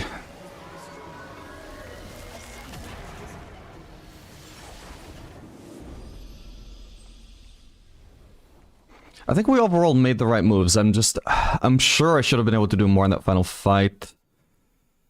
Like, I would have needed to survive the Gwen. And hopefully my team wouldn't be aced by the time. Like, basically I needed to wait out the Gwen W and hope my team wasn't just entirely dead by the time the Gwen W was over. But me dying before Gwen W was even over just to fucking shit like Gwen ult just feels stupid. I probably could have prevented that in some way. Also, like, a big thing should have been preventing the fucking Kiana ult from stunning me, because that's what also got me hit by the first Gwen. Ult slow. I don't know why that didn't work. I must have spell shielded something useless like a Lucian W, unfortunately. Oh well.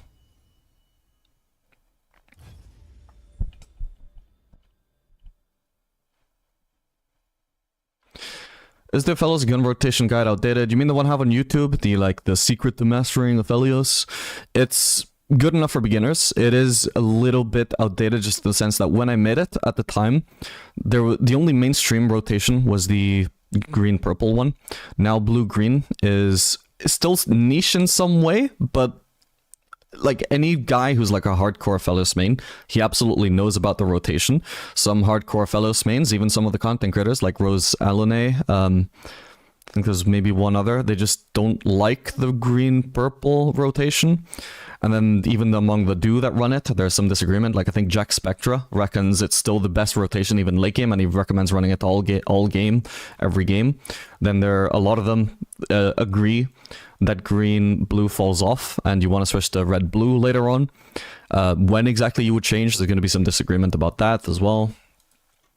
But overall, I mean, I would say generally the typical consensus, and I definitely agree with this, is that green-blue is very strong for laning in almost every circumstance, if not every. I think it falls off. I will typically switch away from it later on, but I think it's also like, when exactly it falls off depends not only on items, but also the kind of comp you're facing. So basically, right now, a weapon rotation guide would actually be a lot more complicated to explain than the one I made at the time. But for at least the one I made back then, at least it's still good enough for beginners. Like, it doesn't overcomplicate things. I think it's fine. But definitely, if I was to do another rotation guide today, I would at least mention green blue. I'll try and cover it at least very mildly, maybe not go super in depth into like when you should switch away from it. More like this is an option if you want to experiment with it and see what works for you. But yeah, a little bit outdated, still works for beginners, but it's not how I would do it today. Basically, is what my answer is.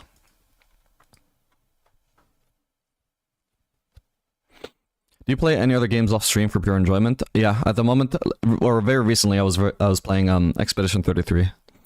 I started out with my ex, then unfortunately we broke up. I was playing it like whenever I was at hers. And we broke up like right before the Act 3, which apparently, as it turns out, is only like a few hours, maybe even less, because we were playing on easy mode there, of content. So like, I literally just broke up like a few hours before finishing the game. So it's like, oh my fucking god, now I have to buy this game and just play the entire thing again just to get to the ending. But it's fine, because I always wanted to play it on harder difficulty anyway. It's only because she was watching that I didn't want to do it on hard difficulty, so I played it all again by myself on the harder difficulty, which added like so much extra challenge, and it was so fun. Like, I didn't even mind redoing the story. And it's an amazing game. I heavily recommend it. It's actually, I don't know if I would say it's my favorite game of all time, but maybe it's up there.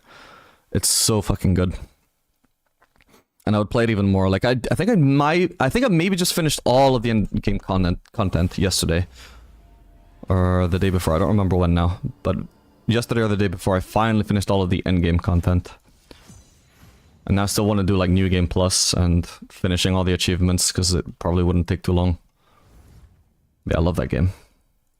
But I don't have too much time to play it. Like, when I basically speed ran the entire fucking game in a couple of days. Or a few days. Because I knew that I would be addicted to it all week, so I was like, fuck it, I'm not gonna sleep until this game is finished.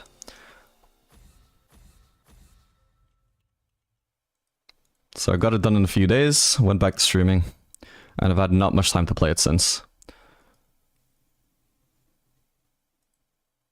I've just been slowly chipping away at the endgame stuff. Yeah, like every now and again, I mean, I'll just get addicted to some game like that, like Cyberpunk. I also have fucking like 500 hours in at this point or something. Also fucking love that game. If Expedition 33 isn't my new favorite, then it's definitely Cyberpunk. But yeah, like, as long as I'm actually being diligent with my work schedule, I don't actually have much time for other games. Mainly I play those other games when my discipline is lacking.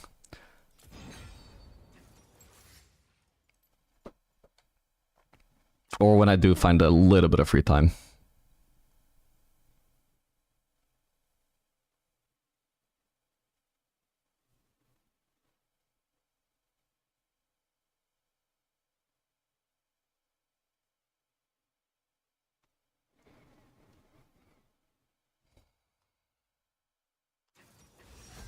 Do you think Callista is worth learning in her current state? She can be if you find her fun. She's never going to be an optimal climbing option. Even if you master her, you'd probably climb faster mastering some other easier champion. But it can work. Actually, I can do Xayah if we're going to get a Rakan. Yeah, good enough. They also have a Zed and Assassin, and Xayah's good against Assassins, so...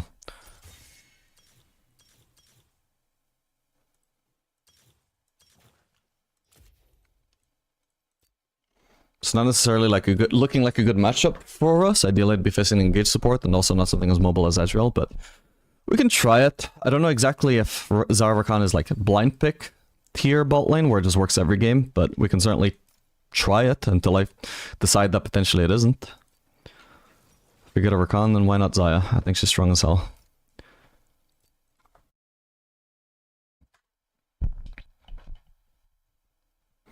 Hey, started playing League and oh, okay.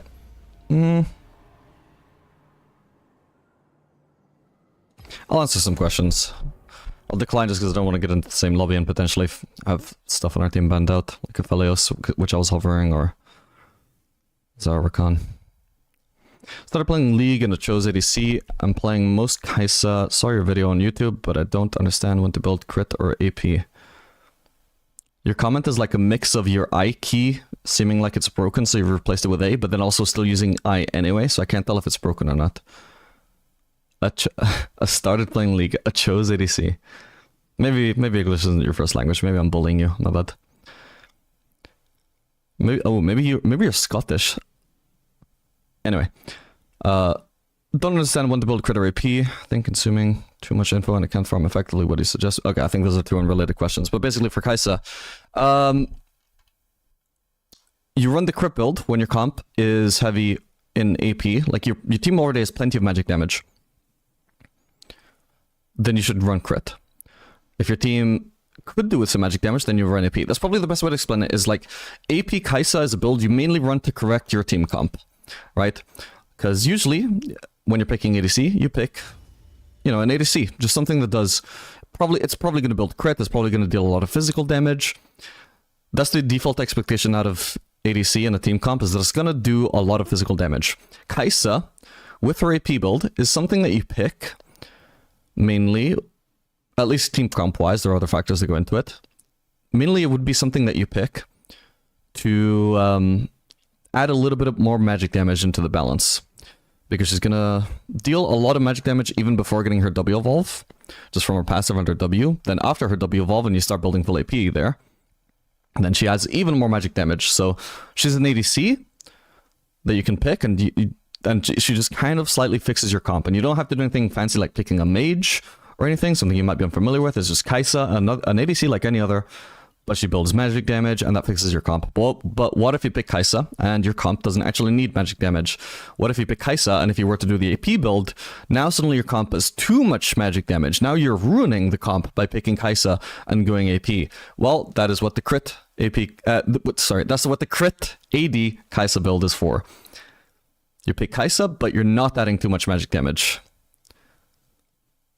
I got roasted, it's not my main language, so I'm sorry, man. Your English actually felt like fairly good aside from that.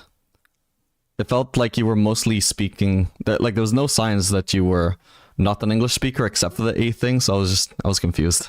My bad, man. So your English is quite good. Just, yeah, you're supposed to use I, not A.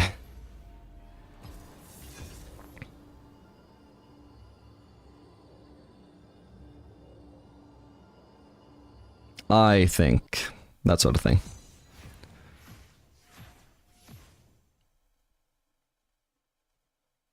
When you say like it's sort of like, I think there are like I think maybe like some Scottish people do like literally spell out A just to like spell out their accent in a weird way. I don't know why they do it, but they do. They do that sort of thing. But yeah, just if you're not Scottish, you wouldn't do that. Or maybe some other accent that also imitates that. Them Scottish sure are a contentious bunch. A contentious people.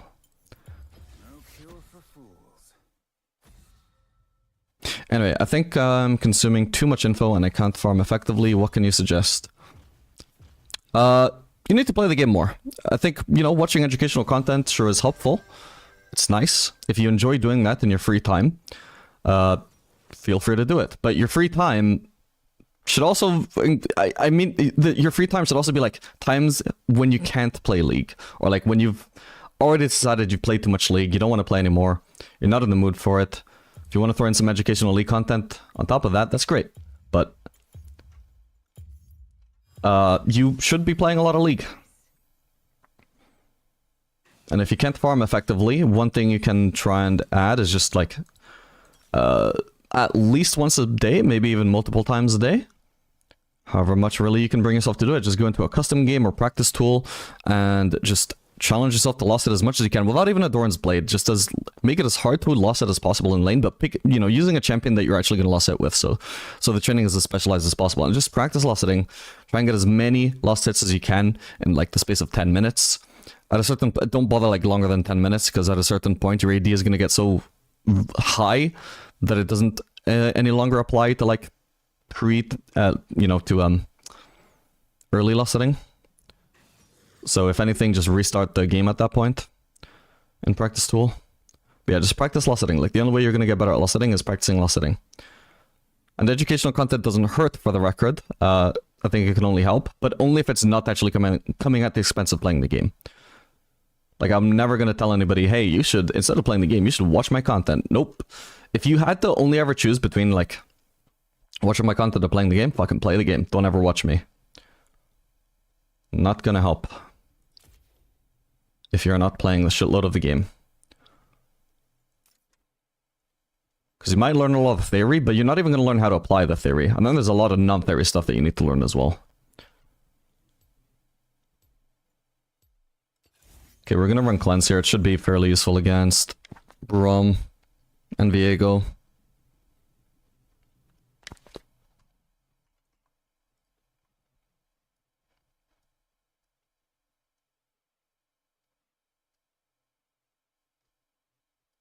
Do you think Jinx or Misfortune would be better to one-trick in silver?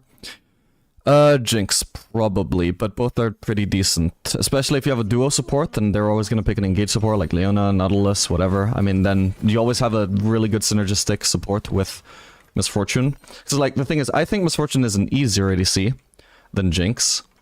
But she's also just more niche, like, there's less scenarios where she, like, shines. But the main thing she needs is just, like, an engage support, so if you can guarantee an engage support, I think Misfortune is great to one-trick. If you just don't click with Jinx, but you do click Misfortune, go ahead and one-trick Misfortune anyway, she's good enough. But without reading too much into it, Jinx is generally going to be better, I would say. Nice. Can walk up and try and throw a Q as well. Because it didn't seem like it was moving. Yeah, he's just staying in there. I don't know why he's so happy to tank the poke. Just place a goddamn ward, bro, and recall. Throw another Q, maybe? Nice. Okay.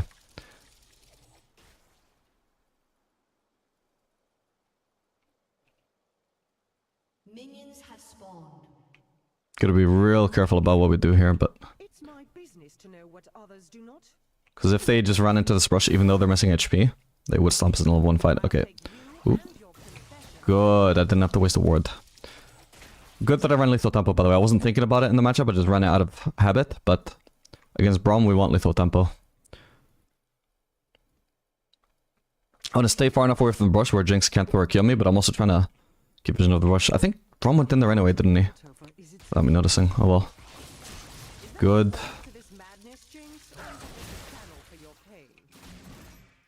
Got a headshot. Can I land it? Nope.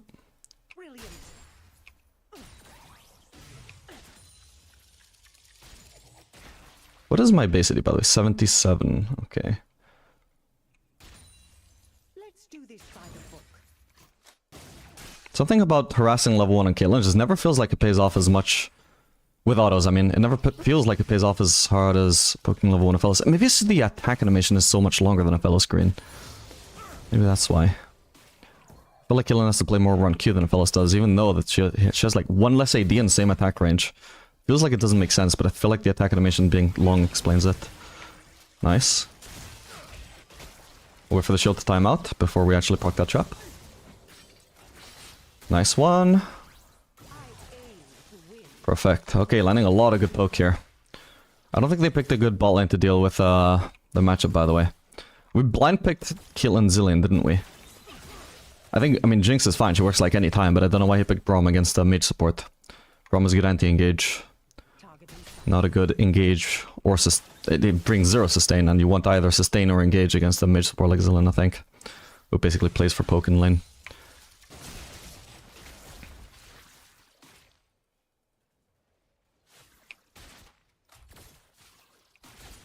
A true professional is always aware of her surroundings.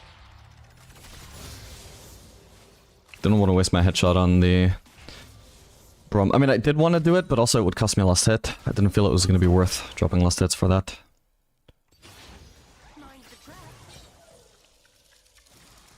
I'm just like threatening Q. She's scared to walk up because I'm not even actually throwing my Q. But she wants to stay far enough away where she's gonna have a high likelihood of dodging it. Then if I throw it and miss, then it's wasted, and then she can walk up. So that's why I'm just holding it. I'm just sitting there like, if you're not gonna get into an easy angle for me to hit Q at, I'm not gonna throw it. Oh my god, this could be quite bad.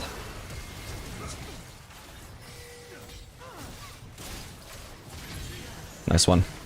Well played, Hackram. A lot of traps here. I think we just keep focusing Jinx.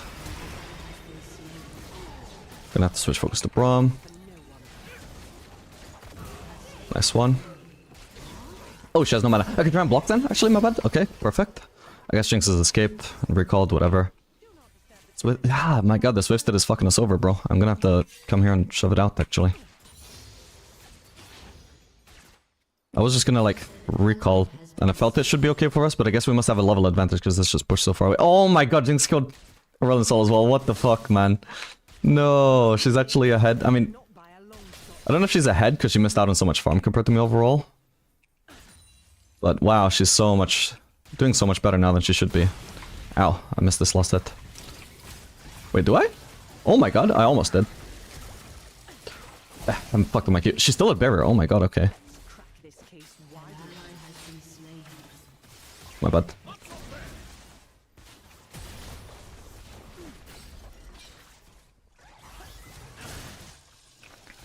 Okay, just keep trying to force her out of the lane. Maybe if we're lucky, she'll fuck up and die. Oh, that's kind of hard with Braum. Like, she'll fuck up and just get her damage blocked, so... But we'll see. Braum can also die.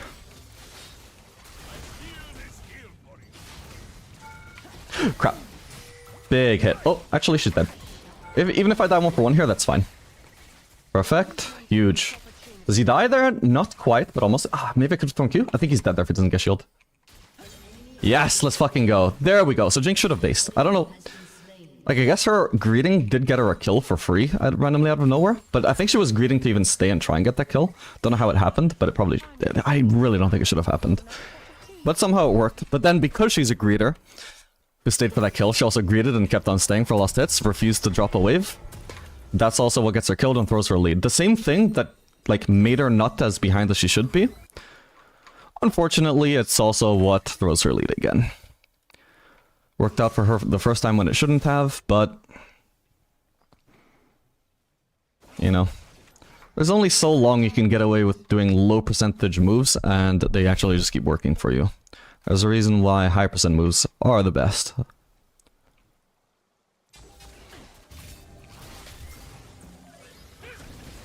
Trap under him. Perfect, and I got the kill. There's a Vigo around. Let's pop away. Beautiful. And now Braum is dead. Jinx has a wave pushing away from her. We can deny a lot of farm, which she is already very behind on. Let's wrap this up. Got the man. Come here, come here. I'm trying to freeze, bro. I want the melee for the freeze. Like, I can freeze without it, but like... You know, it's gonna be stronger if I freeze with 5 CS, for sure. It's gonna be a big level up, there we go. Sadly, Braum is in the lane now, so I can't harass with ult, but...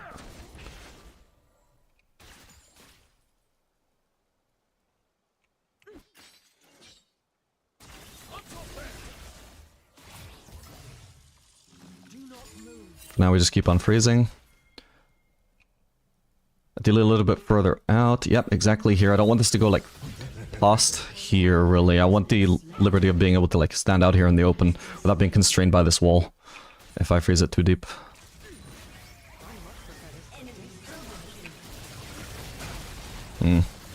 Oh, careful, Zillion. Wait. Dude, I can't even, like, focus Jinx because of Braum.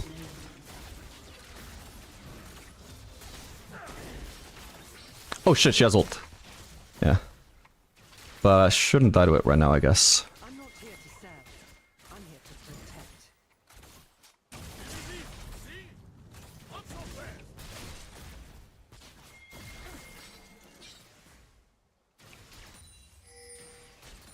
Maybe I should have baited a bit harder there, I don't know.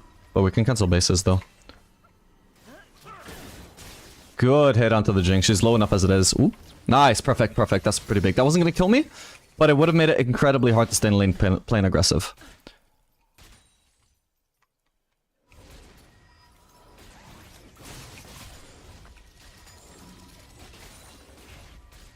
trail. Crap. Okay, I guess she's based. Fancy a treat?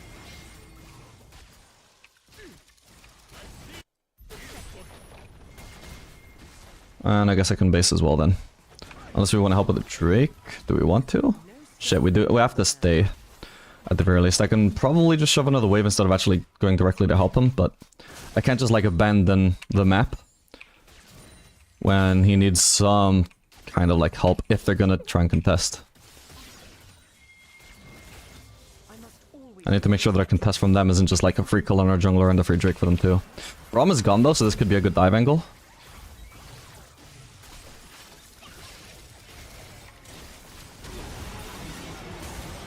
Got her. Well played, everybody. Does he die? No, not quite, thank god. I think that's like the maximum of what the damage will actually do from the turret. How far it'll stack. They don't freeze? Yes, they went chasing after our team instead of freezing. Let's fucking go. That would have been so annoying for me and so good for Jinx. Like, not only would it preserve her 6 CS, it would also guarantee this next wave entirely dies, so it would be like a 12 CS swing, more or less. I'll still miss some of it, so maybe it's more like a 9 CS swing. But yeah, this is just so good.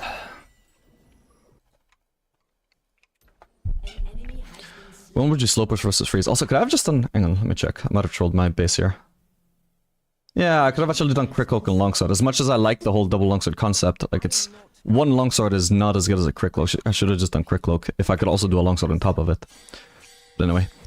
When would you slow push versus freeze? Oh man, I could do like a whole fucking YouTube video on that. There are like shorter explanations, but I just want to focus on the lane right now, unfortunately. Well, that's a good trade for me. If he was gonna try and force there, he should have just ulted. No point walking up to me and not ulting like that.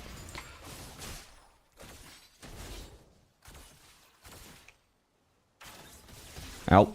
Too much minion block. But now she misses the cannon, so... Bad trade in exchange for denying cannon. I suppose it can be worth. Even the smallest clue can break a case.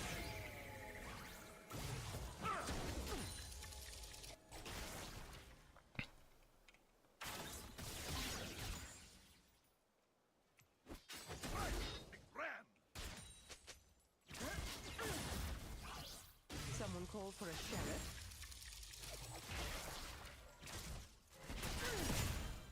Wait, what? Why didn't my Q cast there? I suppose... Okay, I guess it must have been a cooldown. I don't think you can actually fuck that combo up. Like, at least to the point where your Q doesn't even end up costing. They have a pink in here. They have a Viego around as well, holy shit. Doesn't look like they were going straight for me. Ah, but Talia is. Holy shit. Can I get a Zillion speed boost? No, fuck. Alright, that sucks, that sucks. If he wasn't gonna get him race to speed boost me, I don't think he should have tried to help at all. That sucks. I was like keeping an eye on this. I was thinking, this is potentially greeting, but... Like, if they're not actually gonna start pathing towards me, then maybe I am good to take the pink. It's only a little bit too late that I thought, oh, but I also have to look at the mid laner. Then I looked mid and realized, who's the mid laner? Oh, it's fucking Talia. And Talia's leaning towards the edge of mid as if she's trying to ult out of it. And then I realized I'd already fucked up. I shouldn't have gone for that pink, my bad. I think it would have been fine if not for the fact that they had Talia though. Like, I still needed to pay attention to mid, that was another mistake, but I think it overall would have been unpunished if it wasn't Talia of all mid laners.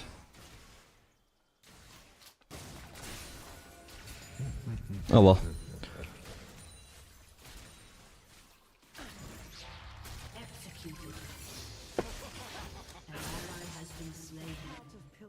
The double longsword actually just makes my Q one-shot this though. If I can shove another wave. I know Vigo's in the area, so I need to be like somewhat careful about that. But if I shove another wave, I got Infinity Edge. Nice. I think he didn't think I was gonna proc that in the end. Nice.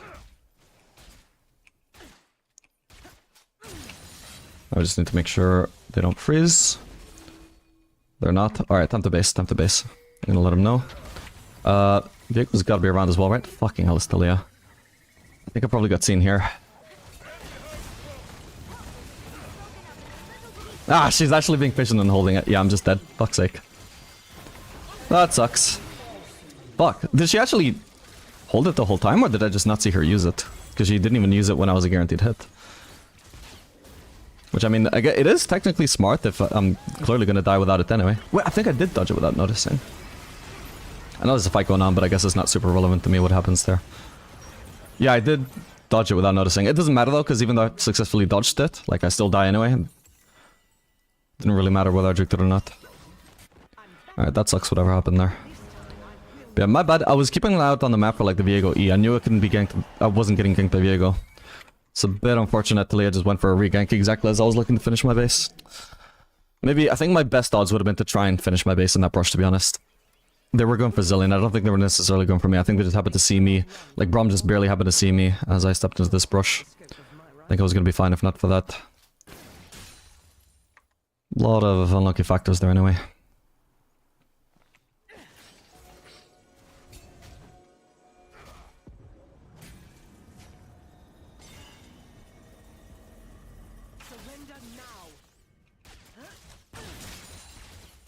Zillion isn't nearby, so I'm not super afraid of just getting flanked by Braum right now. Wait, I should have ulted her ages ago, but we get away with it now. Good. That's fine. I don't really care too much about what damage I take here. Ooh, that was a really bad combo, though. Like, I know they're not going to fully proc the Braum passive anyway, so... Oh, shit. Fight. My bad. Need to take safe potting around, though. Okay.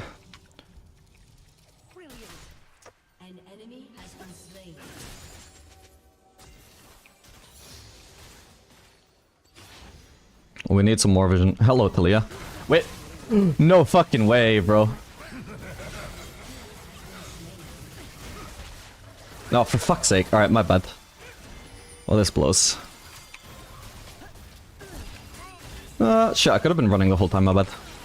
My bad, but... Yeah, also we should have had more help from the team. Like, this started ages ago. They had plenty of time to move. I also did some other mistake myself, though. Hang on, what was it? Something that even got me caught in this situation. Right, getting hit by the Talia Q, like, or W, whatever. The fact that she didn't die is just fucking insane, by the way, but...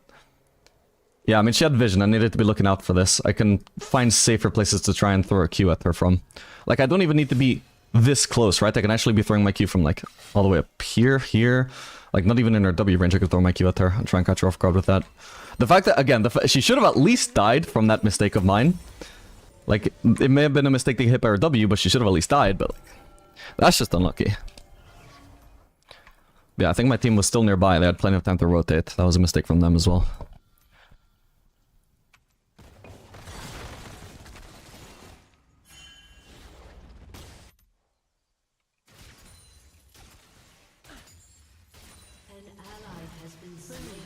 Didn't think about whether I wanted anti-heal, by the way, but I don't actually.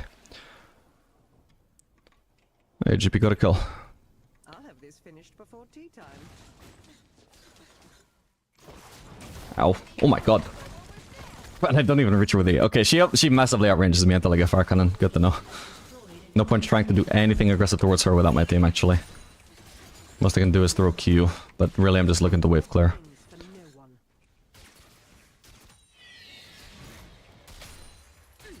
It's all good, I've got sustain.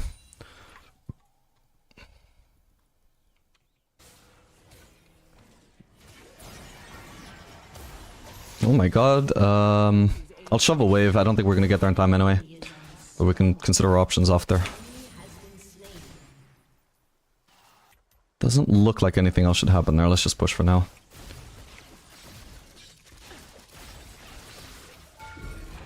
I know I got another headshot, so like, I take 253 damage, but I deal so much damage to the turret, which hopefully pays off. Ooh, I didn't think there would be another dive, actually. What the hell? Oh, this blows. We need to go top to defend, if nothing else. Alright, my bad. Didn't notice that Herald. Maybe we can gank the GP, though?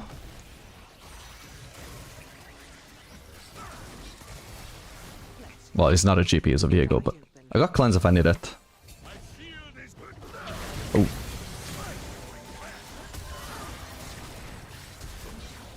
I'm actually fucking dead here.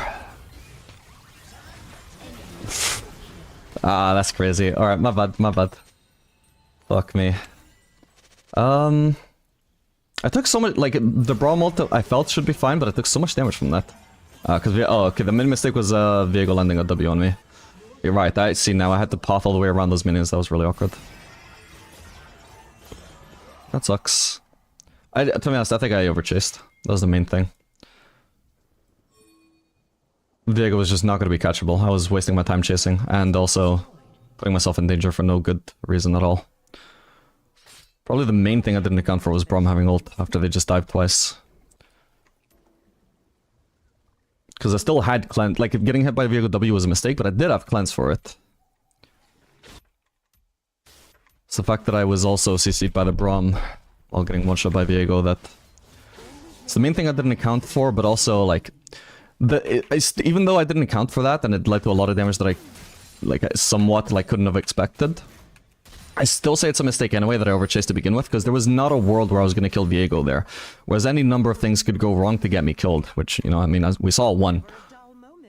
Not accounting for Braum having ult, not accounting for the minion block, meaning that I couldn't actually avoid Viego W, taking all that free damage. What could get them killed, though? Nothing. Them being absolute idiots could get them killed, but that's not something I just chase people counting on. So that is why it was a mistake.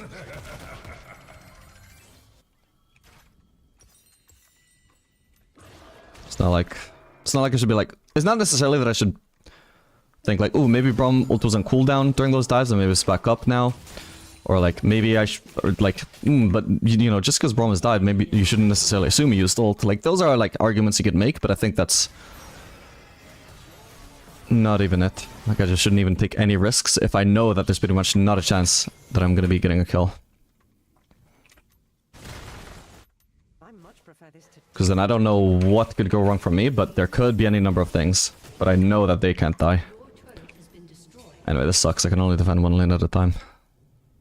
GP can defend mid, but it's a big valuable turret for them over there. Can base for Lord Doms. Does this guy need help? Well, too late now for sure.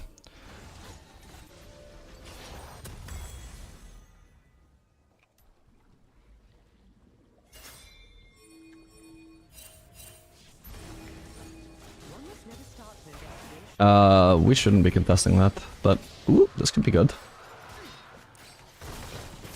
What the? Oh, come on. I lose vision. Oh my fucking god, I can't finish her because I can't see. Ah, I should have blue trinketed. My bad. My bad. Yeah, Hecarim kind of trolled there. Oh my god. Where was that even aimed for? I didn't even see that, by the way, but maybe I just wasn't paying attention. Ah, that's fucking crazy. Yeah, I should have blue trinketed. She was an auto from death. My bad. Okay, I see why I didn't see it. It's because it came literally from the fucking edge of my screen. There was no time to react to this. Look at this.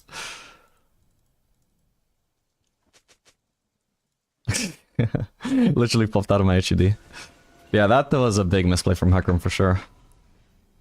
Not a chance. Talia should have survived there. Collector second... Sorry, LDR second. Wouldn't Collector be better for the lethality? No. If you're doing Collector second, it's either because you expect literally 0 armor from the enemies and they're all squishy champs. Or because you're rushing it. And I wasn't rushing Collector, so... Or, I mean, there's also the alternate argument, like, maybe for whatever reason, even though you didn't rush Collector, you still at least rushed Serrated Dirk. And so you're sitting on the Serrated Dirk. So long as you don't expect their armor to be really heavy, instead of going Serrated Dirk into LDR, it's just a lot more efficient to do Serrated Dirk into Collector. But again, I didn't do that either, so... By second item, Lord Dominic's just does more damage, because they have so much armor. That the percent armor pen from LDR... Oh, there's a fight here. I couldn't even see the icons on the map, bro. Alright, well played, team. Yeah, there was so many of my own team's icons there, I couldn't see any enemies, what the fuck. Yeah, their armor is killed so heavily by the second item stage that the percent armor pen from LDR just does more damage than Collector. Even accounting for the fact that Collector has more AD. Has like 20 more AD? Okay, 15 more AD.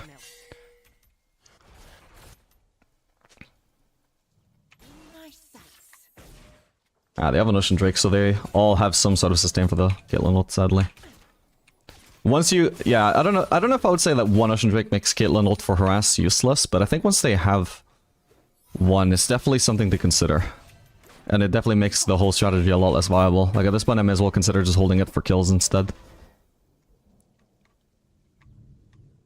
I don't have Prowl, so like I need to wait for them to shove in, and... They are shoving it in, so I'm just gonna...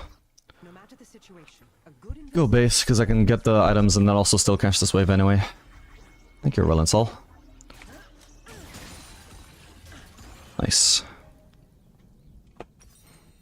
Alright, we'll do a Farcon on third. No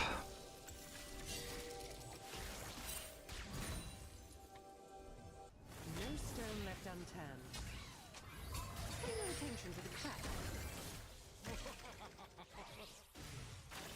And I think my main mistake this lane has been I didn't play respectfully enough of the Talia. I think the Talia managed to turn their lane around pretty heavily.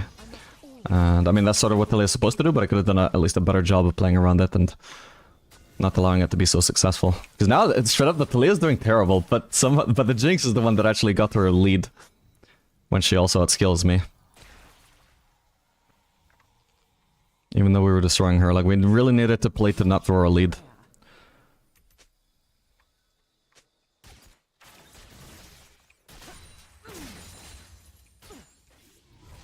We're probably going for a red buff.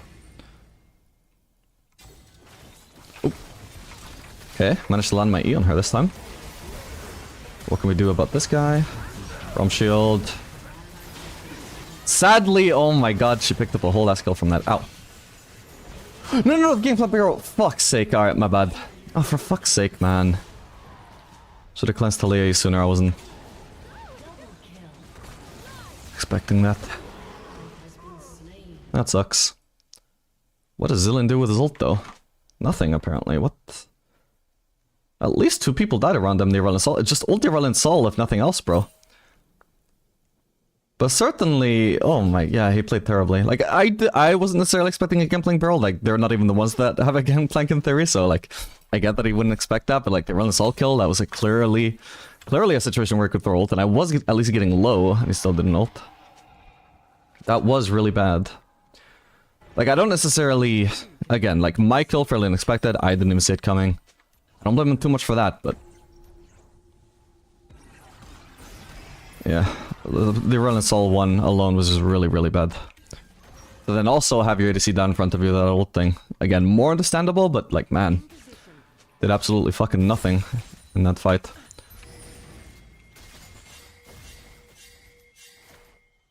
Meanwhile, the Braum kept Jinx alive, so she got a free kill. Like, there was a huge difference in value there between the two supports. I think we just give it, right? I want to see... Okay, GP has TP, but yeah.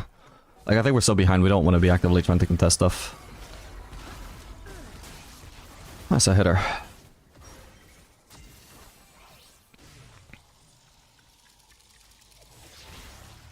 It's my business to know what others do not. Your turret has been destroyed.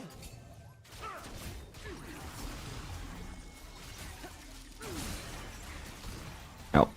Didn't get it.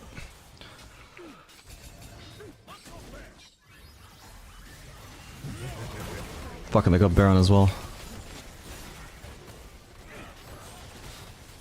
I think we just give this. We don't want to commit too hard trying to defend this and lose it.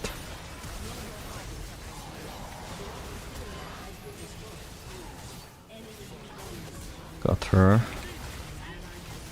Shouldn't have queued, to be honest. Oh, crap. No, the Braum Q finished me. I was gonna flash that, actually. My bad. Or I was gonna flash away anyway. But the main thing, I should have flashed the Jinx rocket if anything. Didn't notice it. But it was right in my face, I mean, I shouldn't notice that. I feel like I get so tunnel vision lately, I just don't notice stuff that's literally in front of me. Bot diff. Oh my god. Oh my god, oh my god. I do remind you that the main throw on bot lane was that time when Talia ganked us on 30% HP. She survived with like 10 HP, but then we also got ganked by Viego. On top of the fact that Talia was like chunking me. And my team was around, but chose not to follow up. That, in my opinion, like as much as I could have played better, that was the main throw where it's like, fuck yeah, I didn't respect that gank, but also like, why didn't my team counter gank? I'm gonna look at the VOD and just see that I'm not misremembering like how close my team was, because I don't remember necessarily the exact positions on the map, but my team was very nearby very recently, I remember. I overall made the right moves. I'm just... Oops. I don't want to hear my voice. Hang on. Shut up, me. I'm talking.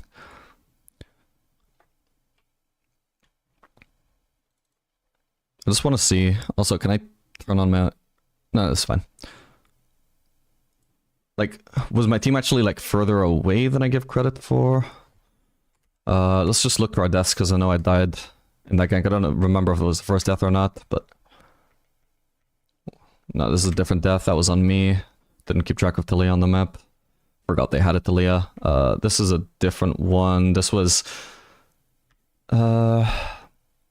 yeah, like I knew I was safe from Viego. Didn't realize we didn't have vision for Talia. Should have finished my recall there. And maybe I wouldn't have got away with it. Maybe Brom would have warded and found me, but that was my best chance, but whatever. This is the main throw that I remember though. Like we were still ahead on bot lane. We still were like ahead overall as a team, I think. And what happened? Yeah, we had this whole fight as a team, right? Then Talia on 30% HP ended up still sticking around for the gank. I fucked up a little bit, obviously. I shouldn't get hit by that. Oh, well, she ended up surviving by pure luck, though. Whatever. Okay, but I mean, this still looks like a decent fight. But anyway, when Talia showed up, Hecarim was on Grump. Was he just starting Grump? No, he was like fully on it. So, okay, if he wants to finish that, makes sense. Fair enough. I understand he would want to finish that, although I think it's still really troll. He should come join. Then Grump finished. Before we had even seen Viego's around, when we're clearly being chased in a 2v2 here, and thankfully, by the way, Gangplank Colt finished Talia, so at least we got something back there. Where is he pathing? Is it towards the fight? Nope, he is pathing towards the fucking river. Around us all as well, like, what is he doing? So we just arrived to mid. This fight starts happening. Okay, he wants to finish shoving out the wave, fair enough. Yeah, I guess he couldn't actually really join here. He basically just finished reaching mid by the time this fight started, so he was too far away.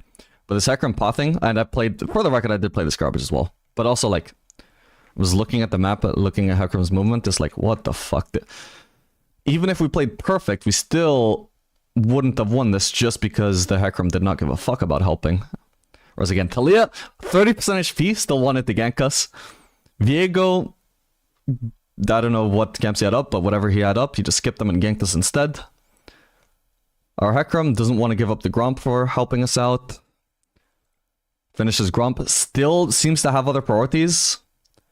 Maybe he didn't even notice there was a fight bot lane. Like, you can't, like, have a circumstance like this where we're getting so, like, massive, not necessarily team gapped, but, like, insanely focused by the enemy team, where even a 30% HP mid laner, instead of getting back into base to get her HP back and trying to, like, get into lane so she doesn't miss out on an insane amount of farm, even on 30% HP, she's still delaying her base, trying to get her bot lane ahead. And then my jungler finishes Grump before trying to help, then still doesn't even try and help. You can't look at those circumstances and be like, yeah, fucking bot lane gap, GG. Useless bot lane. Like, what? I for the record, even in the fight, I fully misplayed. In my previous 2 deaths, I fully misplayed. There's stuff I can fix about this, right? I'm not saying that I lost this game because of team gap. That is not the point at all. I could have played so much better.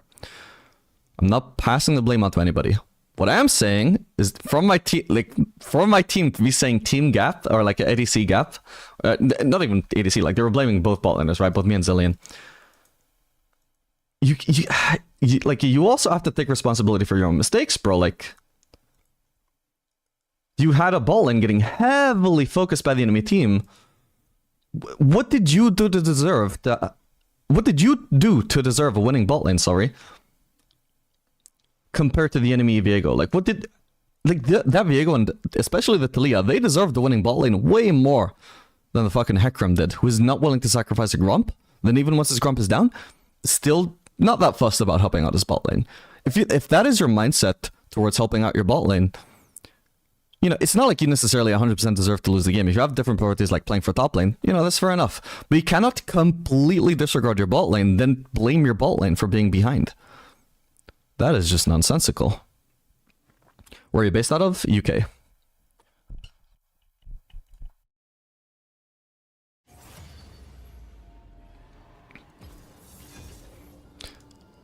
Would it be worth it holding on to Q this early since it's the fastest ability to wave clear? I don't know when you said that, unfortunately, so I cannot answer. I don't know. Like, do you want to, like, explain what the scenario was?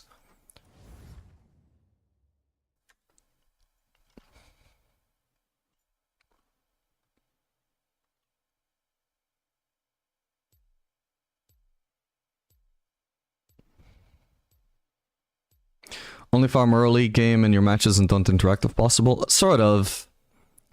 I mean, I guess, yeah. I suppose for like a very pure beginner, that could be a good point. Like, you still at least need to trade back if the enemies are trading onto you, but for sure, like, when you're trying to work on your farm is maybe not the time to be also trying to focus on being proactive with trades. You definitely have to trade back though, that's an absolute minimum.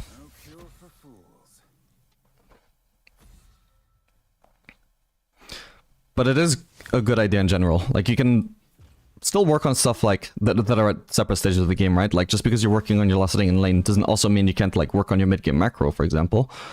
But yeah, I think generally working on one thing at a time is a solid approach. Like, especially if you're doing VOD reviews, for example, I don't recommend when you're trying to learn something, you don't just like watch one entire VOD and pick up every possible thing that you can. You know, it's better if you watch a VOD and try to focus on certain periods of the game at a time. Like, you watch one VOD, you look at like the first few levels, because you're not sure how to play those out on a certain champion or in a certain matchup.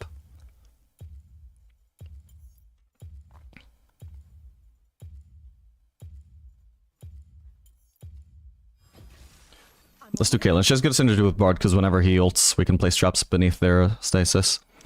For the same reason we counter Zhonya's, we also, like, counter our own Bard ult in a good way. What else was I saying? Yeah, so, like, say you don't know how to play the first few levels in certain matchups or with a certain champion, you can watch one VOD, look at the first few levels, close that VOD, open up another one, look at the first few levels again, close that VOD, open up a new VOD. You know, you don't watch an entire replay start to finish unless you just don't know what you're looking for. You don't know what you need to improve at, but you need to improve at something. You can try and take as much as you can from, like, an entire VOD, for sure. There is some value to that, but if you're trying to improve at something specific, like, yeah, it is good to just focus on that one thing. Both in your own games and also, like, in VOD reviews. And that's true whether you're, like, watching replays or whether you're watching, like, a YouTuber's videos. Like, if you're watching videos not only just for education, but also just for some degree of entertainment, then, you know, okay, fair enough, that's fine. But if you're trying to improve, you know, find whatever it is you want to focus on for now. And just focus on that part of the game, both in your own games and in your own watchings. Should only watch start to finish, either for entertainment, or, like, if you just look, you don't know what you need to improve at, and so you're just looking for stuff to improve at.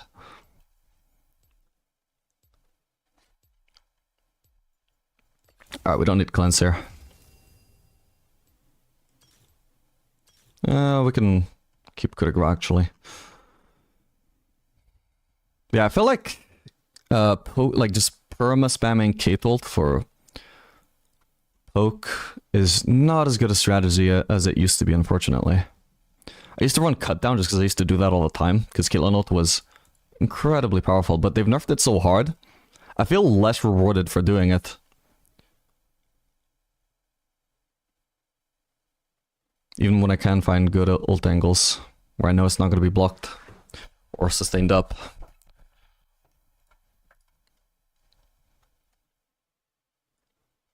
That's the thing, like, I would run cut down and Caitlyn all the time because I was poking people when they were full HP.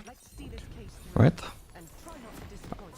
think that made perfect sense, but now if I'm probably gonna start switching only to just mainly ulting for kills, then I may as well run coup de grace to maximize the damage on my ult. Previously I maximized it with cut down because it was poke. Now that I'm using it for kills, well, now coup de grace is how we're going to maximize the ult damage. I cannot afford to falter.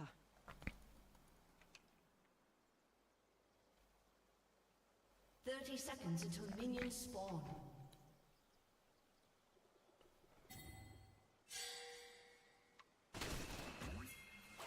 There are only two. We definitely want to start rotating over. This could turn into a pretty big fight. We don't be lazy and just not join over because this is a top side and we're the bot laners. No, we just rotate over and see what happens. Like the Zoriana, for example, looks like a free kill. You don't have to flash up there. You don't all have to flash. I had her, man. That's sad. Like, my rotation could have preserved my team 2 flashes and got me a first blood. Instead, I get nothing, but I mean, you know, it cost me nothing to rotate over. Right? It's not like I'm losing farm for this. This is why it's so insanely free to just rotate over. Like, Misfortune, why did she rotate so late? She could start W and rotate over way faster than me. Why the fuck did she get here late? Either she pays less attention than me or she's lazier. But there's no excuse to just arrive so, like, that insanely late where you cannot have a chance of turning that fight for your team. Even if you're thinking, oh, but that fight looks like it's going to be over before I get there. And, again, what do you lose by rotating over? Minions aren't up. You lose nothing. Rotate over. Move your lazy ass over every fucking time. This is to you, the viewers. And also to Misfortune, the guy that's not listening to me.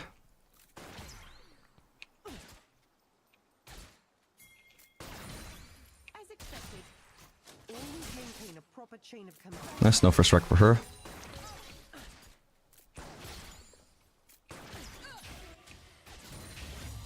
It was like the Rel rework that gave her the shield when she's on that form, right? I swear she didn't used to have a perma shield. I've only started noticing it recently. Like, I think they reworked it to have that, and I just didn't even notice.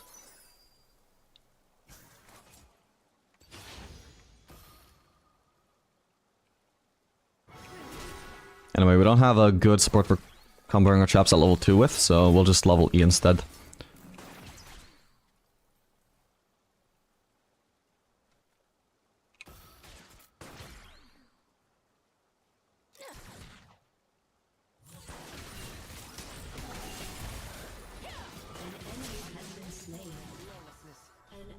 Just keep the wave frozen under turret, where Ral is pretty useless, and so we're just trading 1v2 onto Misfortune. Well, it's not really, because at the moment, like, Ral has been happy to sacrifice some HP, which means I'm getting some minion aggro and taking damage from minion aggro. Like, it is actually sort of 2v2 in a way, but also, like, clearly the Ral is just hard losing by trading with me and not hitting me back, right? So it's still good for us. She had to use a potion. Is she back to full HP? No, she's not. The shield just looks insanely misleading. I think that's like a UI flaw. Like a flaw in the design of the UI in League, where you can't actually tell how much HP someone has when they have a shield. If the shield is just big enough to cover their whole HP bar that they're missing. Like, now I can tell, right? But ideally that is information the game wouldn't hide from me until I click on her, or until she loses HP. Okay, I'm gonna place a ward.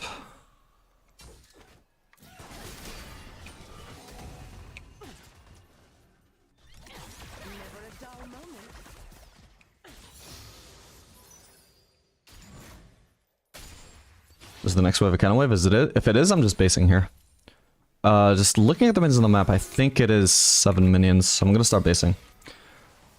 Good time to base, I got a pickaxe. And the reason we base here is because, like, now that we're no longer under our own turret, Ral can actually start looking for engages. The lane, even though we have an HP advantage that ideally we would like to try and abuse, it's not that big an HP advantage, and now it's actually going to be a 2v2 lane instead of a 1v2 as it was before. So we'd rather just base and get our free gold advantage, where they are stuck trying to shove in this cannon wave, and what I can do now is just... hopefully I get into lane fast enough. I might be too slow. Yeah, it looks like the wave clear was fast enough, unfortunately, but it will. Like, they don't actually make me miss farm. I've actually missed 0 so far. I would have thought I would maybe lose 1 melee, but... so far, 0, 0, 0, 0, still 0, still 0. Ah, I missed 1 last hit, but oh well. Now I get the tranche of this wave. I don't know if I'll succeed. I don't have super good wave clear, especially with Bard not helping me, sadly, but I would have a chance to try and crash this in time to make Misfortune miss farm. Okay, so I missed 0 CS on that wave, and now potentially she could miss farm at her turret, but... she walks really fast. Like, this is not necessarily something you necessarily want to try and aim for. I just wanted to see if it would happen. But yeah, like, I just get my free base, and it forced Misfortune to also have to base. And in an ideal world, because she had to shove a cannon wave, ideally we would also just get to freeze that. Sadly we didn't, but it, you know, sometimes I can just severely fuck them over to have to try and match our base while also having to shove in a cannon wave.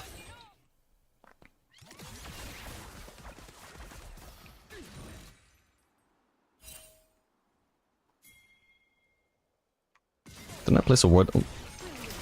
Oh, my attack move focused the minion while I was trying to click roll. Oh well.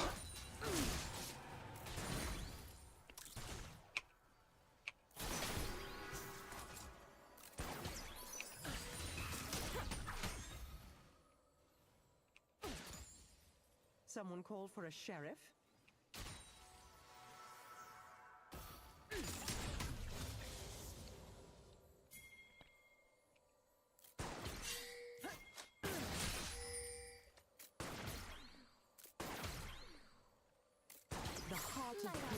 is its people. Oh. I think I should be fine. Okay, I'm gonna have to flash sadly, but this could be good. Didn't trap her in time, unfortunately, but still trading back. Ah, he bounced it onto me. That was really bad. Good ult. She's dead. Nice one. What about Raul? She should be dead as well. Perfect, well played.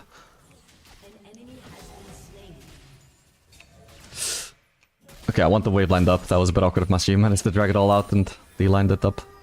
All good. I missed one last hit from... Oh... What made me miss one last hit? I think I got an upper BF sword anyway, but... Man.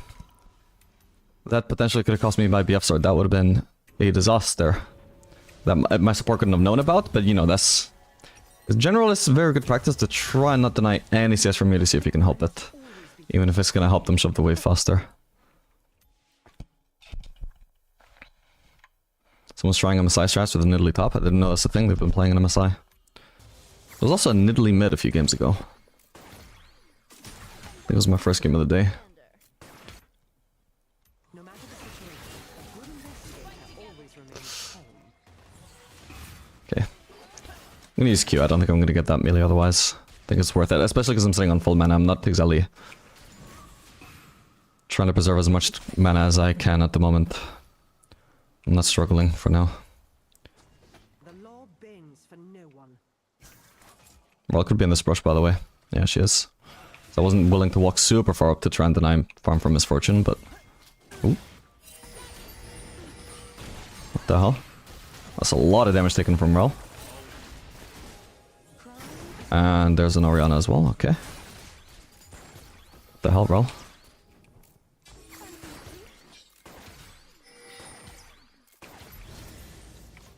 You gotta be really careful about getting engaged on by Rel now, by the way, now that Misfortune is level 6. If she locks me down into Misfortune ult, I am in trouble.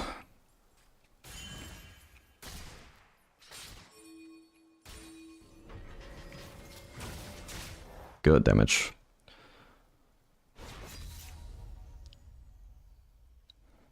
Rel could be sitting in this brush. There's one way to find out. Okay, she's probably not staying in the lane then, or she would have tanked that for Misfortune. Okay, at this point, based on how Misfortune is pathing, I can tell absolutely for certain that Rel is gone. So I'm good to keep punishing her for now. Rel could rotate now. Like, the top lane fight already seems over for Rel's team, so she has very little to gain from trying to rotate top lane now. So it's likely she'll come bot lane to try and punish me. Then I need to play a little bit careful.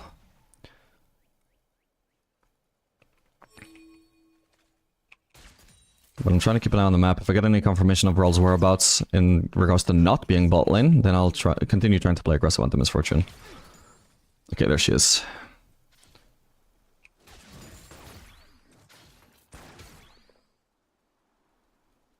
Okay, just wanted that little bit of XP, but now I need to back off in case Rel is flanking. Surely she's not actually trying to recall, right? Yeah, she ward there. I don't know why she was trying that though. She didn't even know that I had vision.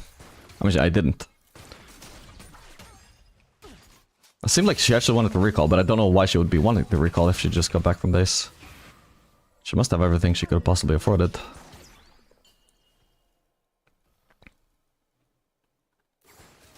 Ooh, careful, careful. Very necessary risk there. Oh crap. Okay, now I'm out of mana. That was pretty bad.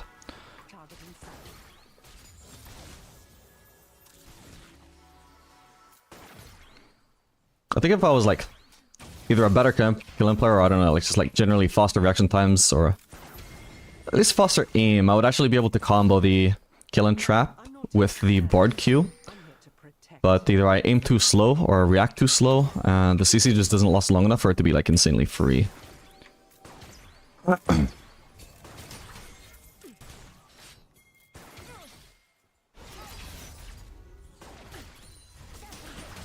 Alright, now I am trying to preserve mana. If I can clear this whole wave without using my Q, that would be great. Nice.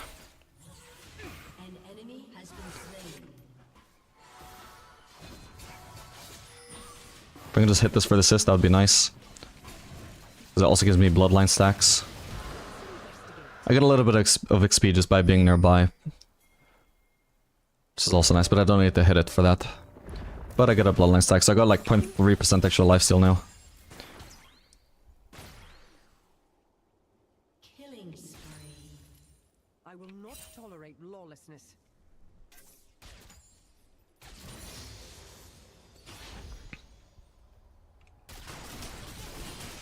Good trade. Cost me all of my mana, but at least I actually hit someone this time, and it was a really valuable target. Last time I EQ'd Rel, by the way, that was really, really, really bad. Not only because it missed, also because it was onto fucking Rel, you know?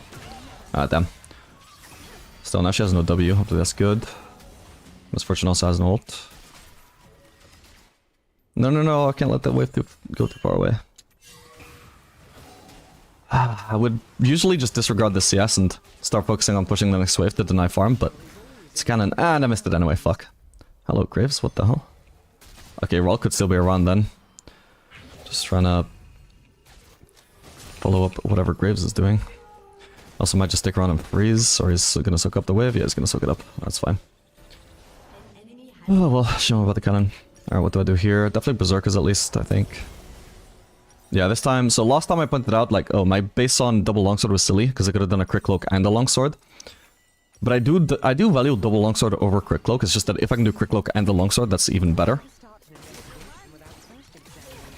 This time I can only afford double longsword, so we do that. Crit cloak would be great in the sense of getting me closer to Infinity Edge, but as a power spike in lane, it's just weaker. And I don't... Like, yeah, it's just really all about the... just trying to maximize my power for now, and then hopefully I base on Infinity Edge anyway, and then I'm all good. Okay, Misfortune is roaming up to this. I'm gonna shove this as hard as I can. I'm also gonna, like, start pinging them back. I have to do a second ping there. But I mean, they can clearly see Misfortune now. Hopefully they just don't die now. Oh, Misfortune got a kill. That sucks. As far as I can tell, there's nobody bot side though, right? I think everybody's accounted for, but because I'm not 100% sure, I'm just placing another ward. Okay, she doesn't have Bloodthirster, by the way, so I think I can ult her for poke. Oh, I'm getting flanked by somebody else as well. Shit, that sucks. Ah, fuck that up. She got hit by the trap at least. No, damn it. Hoping to get better. Yeah, that sucks. I knew Misfortune was on the way. As far as I can tell, she was alone. What pathing did Rel take? I never saw her headbutt. Oh, wait, if this... Oh, wow, yeah. She lost up here just mid. No indication of her going bot lane. It entirely looked like Misfortune was coming bot alone. Fuck, that is unlucky, I bet. Because if she was following up a Rel gank, she should even be moving with Rel. If the map was completely blank, I would be very suspicious. Right? I would go for that second plating, then I would leave, and I wouldn't try and fight Misfortune or anything. It's the fact that she was coming over, but she was alone, that felt really... Yeah, it was not what I would have expected. Because if she was ganking, she should follow up with Rel. It's not like she knew that she was pathing on vision. She gave me a false sense of security by pathing on vision, but she didn't know she was doing it, you know? Also, are they just roaming again? Yep, Misfortune is there. Let's push again. Hopefully this time it works out a little bit better for me. I'll pay attention to where we don't have vision this time and not falsely assume that Misfortune would take logical pathing if she's ganking me. I don't know where Orianna is. She could be here, but it should be first turret, right? Well, 8th turret anyway. I could be heading over now. Honestly, if I die for this wave, I mean, that's not the end of the world at least. Wait, I saw... Okay, they're still there. Okay, then we keep on pushing. What the hell? Orianna might have TP, but for now, like, I should at least force her TP by continuing to push, right? If I refuse to push because it's like, oh, Orianna will just TP here anyway, well, fucking force the TP so she can't just, like, keep abusing my team, you know? And if I get TP flanked and I die, then it is what it is, you know? That's just a little bit unlucky, but also, like, kind of, like, I need to do it. I need to let that possibility happen. Because I'm really trolling if I just don't push this turret. Yeah, nobody TP's over for whatever reason, either they don't have it or whatever else, but I feel like it's just a huge mistake from them at this point that they did not defend that. Oh my god, I was so sure he would die to that. Jesus.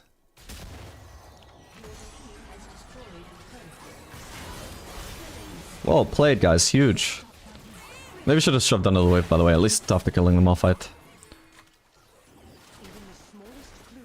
Okay, we can help here with the Drake. I'll definitely want to base. But yeah, I think once I got Malphite, I was like still fairly close to bot. I could have shoved that in, you know. Then I had some extra CS for Misfortune, got some more farm for myself. Me joining in there, I mean, that fight already looked really free. Still safer if I joined them, but they're unlikely to die anyway. I feel like the higher percent move is just going for another wave. Once again, taking advantage of the fact that the enemies just weren't defending for whatever reason. Defending bot.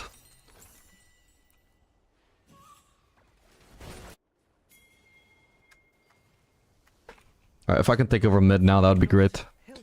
She's 4-1 and 2, so she's like really strong. But I'm also deceptively just as strong, if not stronger, right? Because I'm an ADC, like I do more DPS in fights. So I'm in a lot of fights, like you do need DPS, right? So I'm kind of needed. More than Zoe is, who just provides burst. And if she was really fed, that would like completely take over. It's like, oh well, even though the ADC is DPS, like the Zoe is huge, we want her in fights, so let's send the Caitlyn side lane. But because I'm actually like really farmed up compared to her, and also I just got all that turret gold as well. Even though the score should look like Zoe is so much more useful than me, I still think that I'm actually just as useful than her as her, but probably actually more. So that's why I want to force her onto the side lane. She's got a lot of kills, but not a whole lot of farm, and she definitely doesn't have all the turret gold that I got. Evens things out. And if an ADC is even, generally you want the mid over the mid laner. Because you need that DPS. The ranged DPS in particular. I mean, we have DPS from Master Yi, but...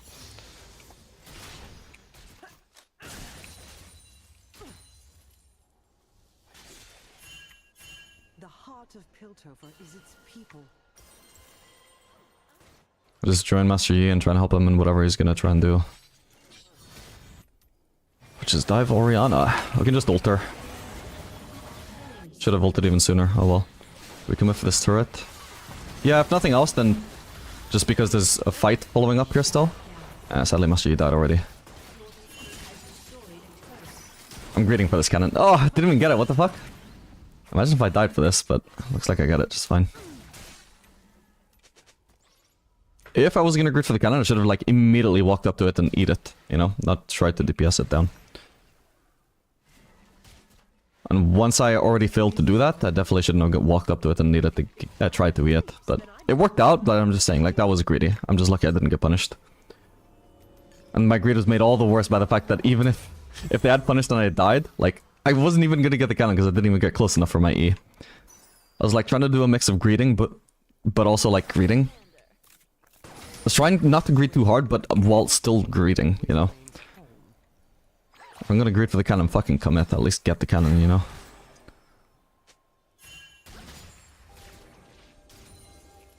Once again, I forgot to check if we needed anti-heal, but it looks like we don't. I think Nidalee's already dead. I'm just gonna shove this wave. Then we'll consider whether I should rotate over. Yeah, I definitely don't want to keep on pushing. We'll join the team.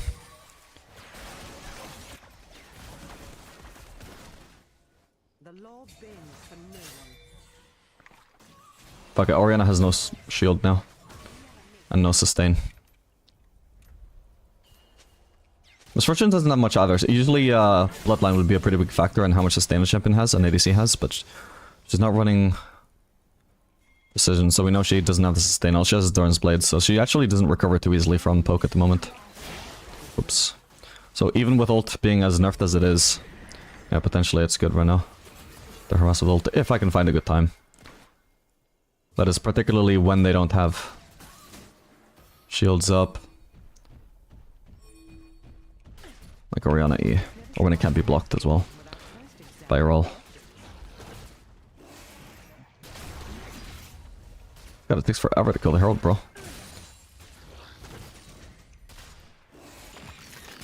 There we go.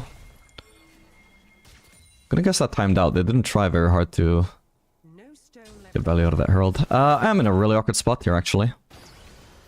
Oh, I was gonna ult the Misfortune to help her, but... Oh man, alright, we can collapse here. It's just a really fucking bad angle for fighting at, but... Wow, managed to sneak through my traps there, barely. Ooh! We into range to place a trap under the graves. We get ulted by Orianna, that's fine, I hope. Trap.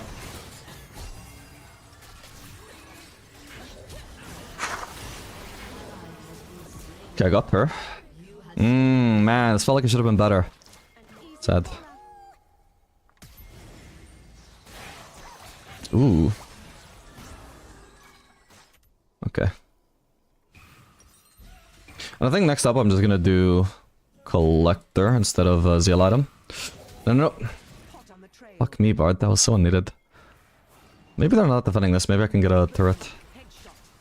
Because I don't think they're contesting the Drake. I don't think I need to worry about helping Master Yi. I don't think they're in position to do that. Okay, nice. We got a free turret then. Ooh. Okay, nice. I think I'm just gonna E out of here. I can't really... If Master Yi is gonna get engaged on by Malphite, I can't help, because if Malphite ults on me, I get one shot.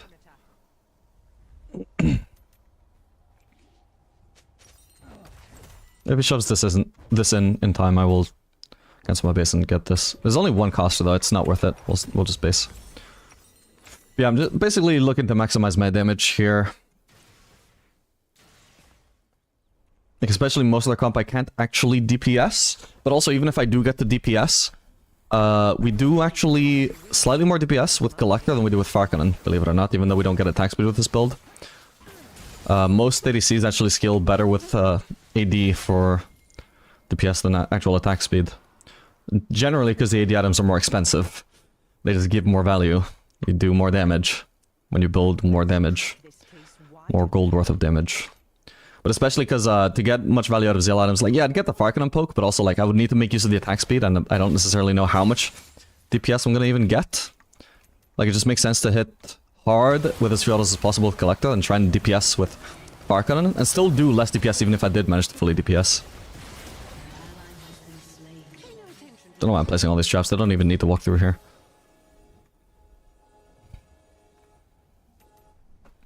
Would you do a Yunara guide when she comes out? Maybe at some point, not immediately upon release, because I don't fucking know what she does at the moment. I saw her, like, leak when she came out, but I haven't, like, watched anything else about her, I haven't tried her. So I don't know exactly what my plans are in regards to Yunara yet. I almost called her Yuntara, because I was thinking about Yuntal.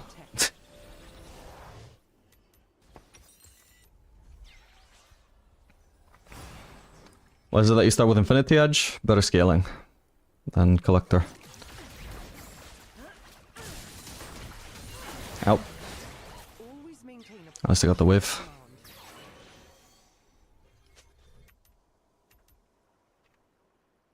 Okay, ult them more with this Drake. Right now, though, you can see, I mean, Misfortune just has... Yeah, she has red buff. It gives her HP regen whenever she's out of combat. Like I said, like, when you're playing for ulting... when you're playing for, like, poking with ult, you need to play it smart. Don't ult champions who have heavy sustain. Don't ult champions who can shield themselves. Don't ult champions when they can get blocked by something like a Rel. Like here, if I ult to try and follow up on that Zoe poke, it just gets blocked by Rel. I'm more interested in saving my ult for kills right now, because poke is just not as effective unless I can find somebody who doesn't have any sustain at a time when it won't get blocked. Honestly, this Baron is down. Don't even need the help, I'll just focus on getting a wave. Okay, wasted Q. Shouldn't have to be super afraid of him here. Oh! Ah, I swore I was in range when I pressed my click on him. Oh well.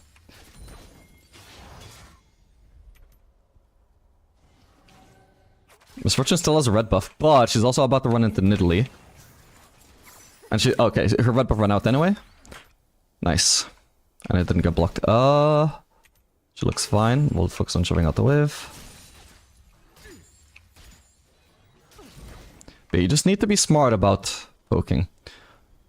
Because lower elo players, they will... Some of them will, like, have watched content from me or Saber or, like, anybody else that, you know, especially back in the day, would promote spamming Kate ult for poke.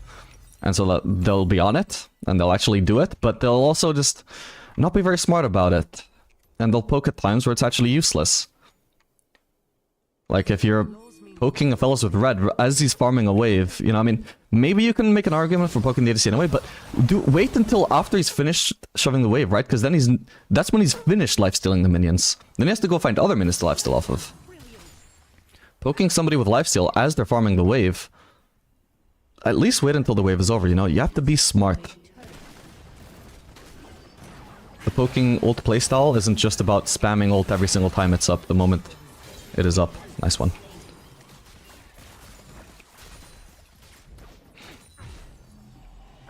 And so I'm barely finding any opportunities to ult.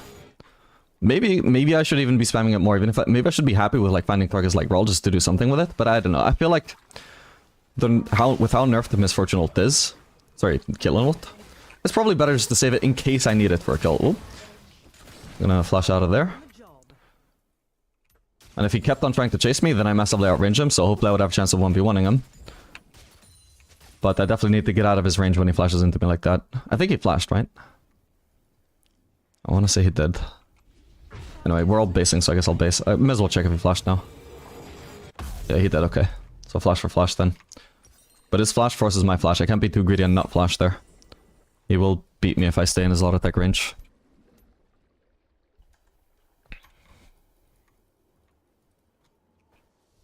I am not Piltover's dog. I work for its people. No one else. Killing spree.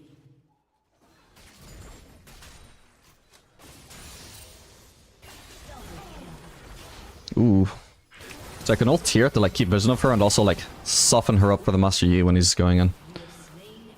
I also happen to get the lost hit. That's cool, but I didn't need the lost hit, right? I'm not trying to necessarily kill still. I want her to die as fast as possible when Master Yi is going in on her when he's that low. Go to Elder? No, we can just push, bro. We have Baron. Yeah, our Baron just finished. We gotta squeeze a little bit of extra value out of it by baroning up those minions. But also... I mean, they're all fucking dead, like only Malphite is here with Orianna. Look how much DPS we do to the Malphite even without a Zeal at him.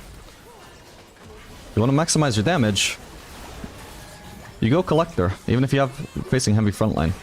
People think it's like an anti-squishy item. It's sort of, yeah, but it's just, it's damage. Anybody who need damage to kill, which is, you know, whether the tanks or squishies. Collectors, how you maximize that shit. Alright, GG.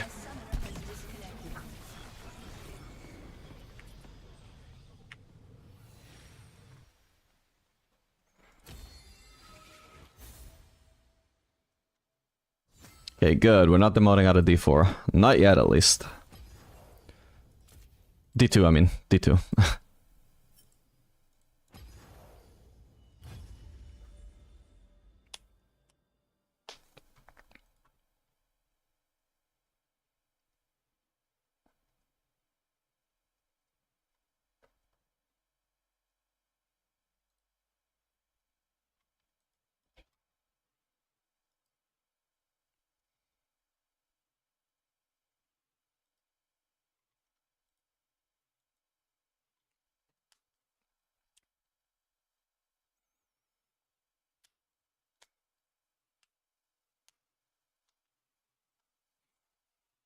Would you ever fight aggressively when bot is roaming?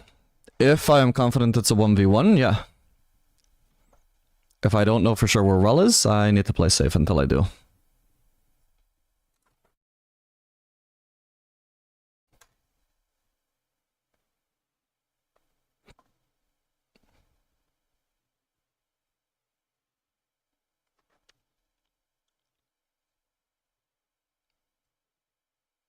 Would Kai'Sa be a champ worth OTP for climbing? Sure, if you... I mean, I wouldn't say that she's the best champion to one-trick, but she's pretty fun. A lot of people enjoy one-tricking her, and it's effective enough to climb.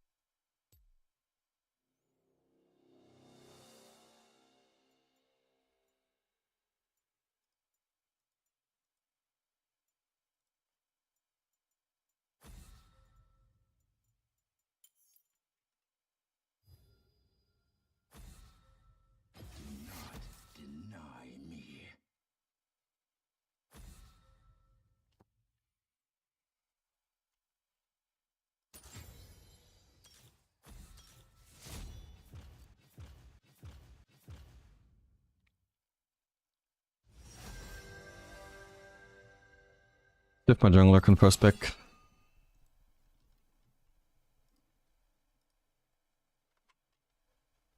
Otherwise, maybe I'll just blind Caitlyn. I'm in a Caitlyn mood.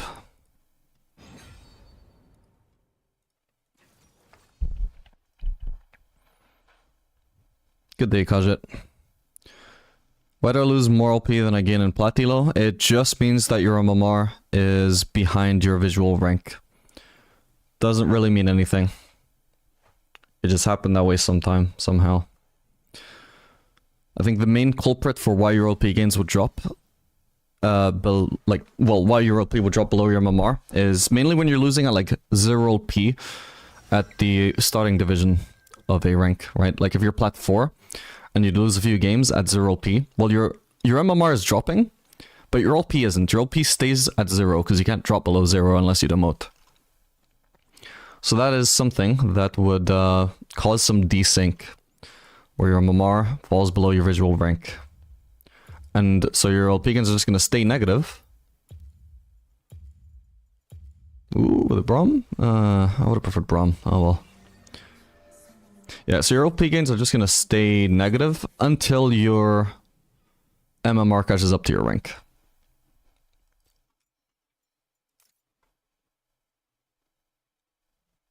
Basically, the way you should think about it is, like, if you're ever feeling frustrated about your LP gains and you're thinking like, but how can I climb with these LP gains? It is basically because you're not even really the rank that you are. You don't deserve that rank. You were supposed to demote to gold ages ago, and then you were supposed to be a few wins behind where you are because of the demotion to gold. But because Riot has the system where you can't actually easily demote, you had the safety net, so you managed not to demote to gold.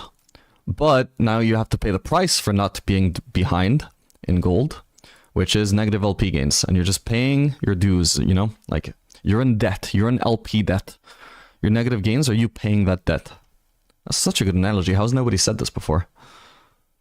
It's because none of them have the genius of Vapora of the Dark.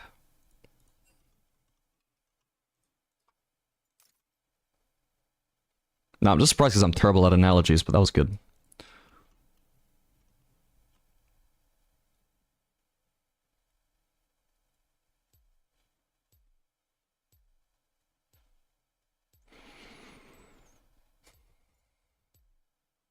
Okay, gonna be Nico. I think we definitely need to run cleanser. Oh man, no. I only just noticed how close the lobby was to timing out. Shit. My bad. Yeah, I only just started looking at what their support was and whether I needed to run cleanse in the matchup. Oh well. Evelyn mid, interesting. But yeah, I mean, I kind of need the cleanse against Nico for her E, especially when we're facing Misfortune. Because I don't want to get rooted into Misfortune ult. Also, would be nice against Evelyn Charm, would be nice against Volley Burst Stun. There's a lot of stuff we can use it on. Oh well. Are you excited for the fellow skin? I mean, I'm not fucking gonna use it anyway. Like, maybe I would buy it on my main account if I could buy it, but like it works off of like Mythic Essence, right? I don't know how much Mythic Essence I have, but I'm gonna assume I probably don't have enough. How do I get more? I don't know. But if it's gonna cost me like hundreds to buy it, I don't fucking use skins enough to remotely justify that as a purchase. And I'm definitely not gonna use it on the accounts that I actually use for streaming / videos, you know? So, am I excited? Eh, not really.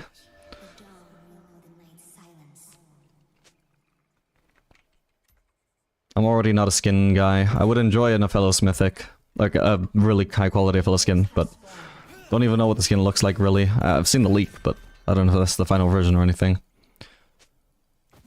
Looks okay. I would use it if I could buy it, but as far as I know, it's gonna be a pain in the ass to buy it, so I probably won't.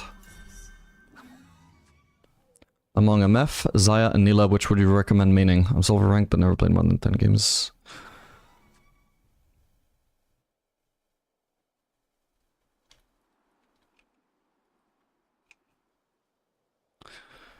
Sorry, I'm gonna try asking me again after this game, because that is gonna, like, be— wait, what? Oh, Nico, okay, my bad. This could be good, though. Decent enough, okay, she used barrier, interesting. Actually, probably a decent use of barrier. Maybe I should have used it as well. Because now I have Baron, she doesn't, but... Oop, crap. Now her barrier is also like coming off cooldown. Eventually, by the time we get into a fight, if her barrier is off cooldown again, then she's gonna have 2 barrier uses in the time that I get 1, which obviously gives her an advantage because she's like 90 HP healthier now and I'm not. What the...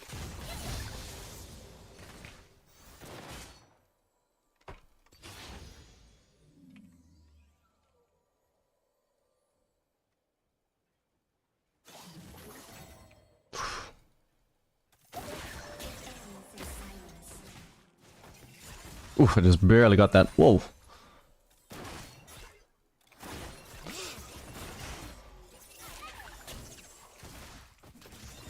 Shit. I didn't realize so many minions were focusing that.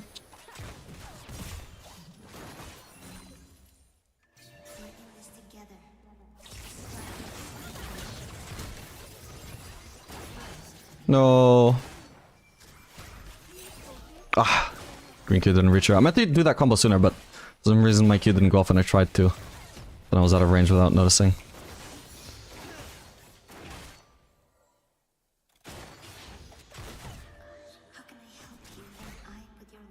Damn.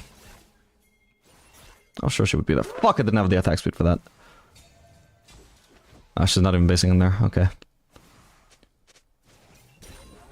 At least we get the cannon. God bless.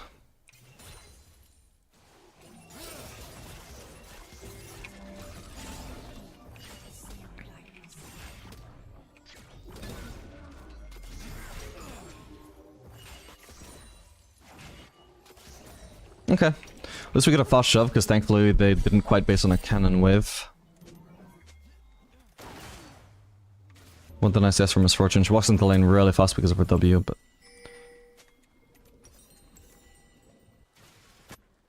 yeah, I shouldn't miss out on too much either.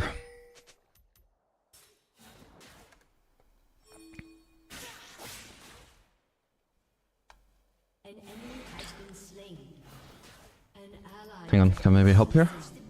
Too late.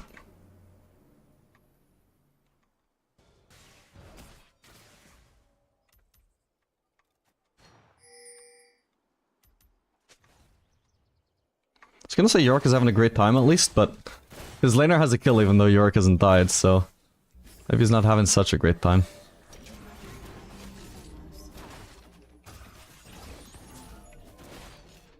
They know my Thresh is roaming at the moment, so she wants to abuse it. I think I have to give up the first melee. Oh, actually maybe I could have walked up, they seemingly stopped pressuring. Okay, this could be good. I'm gonna give up so much fucking CS here though, it's actually very sad, but... that's fine. Okay, at least she dies, God bless. Yeah, because I only got an assist is really sad for me. I did give up a lot of farm there just for a measly assist, but... definitely pays off for the team in the long run.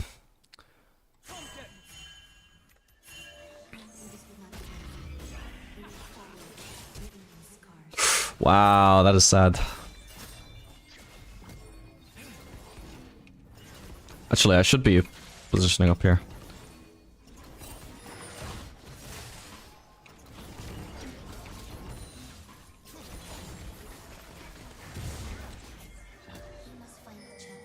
Oh man. Okay, we're good, we're good. Give up some farm for that, but it will.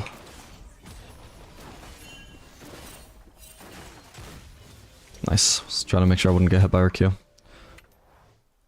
While also trying to bait it. Oh, could she... okay, there's no Nico on this way, but I needed to watch out for that. I needed to make sure she wasn't a minion.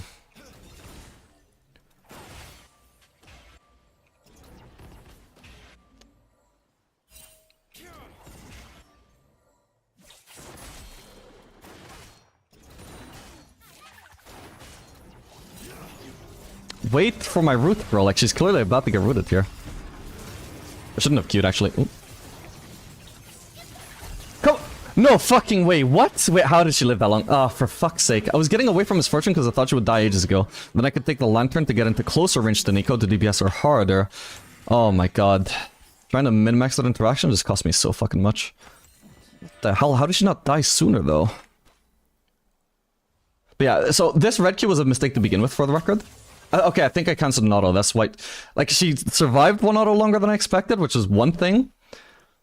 But then also, like, on top of that, I also just happened to cancel the next auto that would have finished her. And by then, she also realized, oh, like, I can actually turn and survive now. So she used barrier, which I didn't even know she had as well. Oh, fuck me. Yeah, so red Q useless there, because she's gonna die so fast anyway. The moment I get into melee range and DPS with white, I don't need to set up chakras there. I just need to finish her off ASAP. Oh, crap.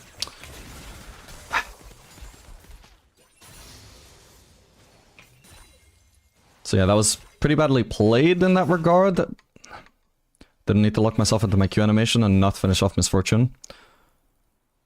Now I need to play safe as well, because I'm completely alone.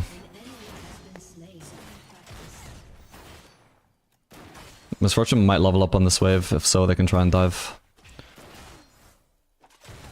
Nico has a lot of move speed compared to me. Does she have Relentless Hunter? No, just moves fast.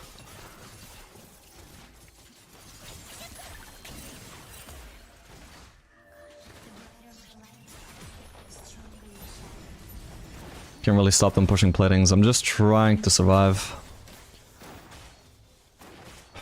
This notification. I can't drag it away, really? I wanted to move it a little bit further down. Oh my god, Thresh.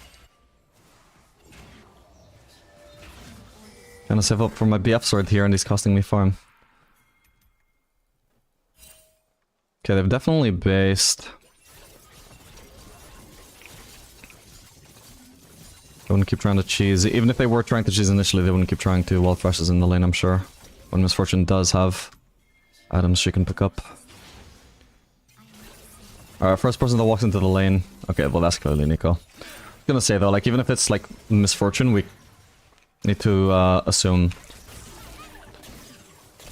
it could be Nico pretending to be Misfortune.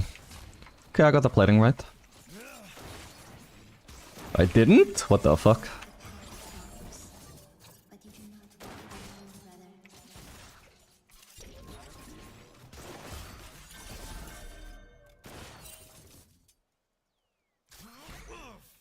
Going for poke over lost hits. In the long run, I think that's going to pay off hard here.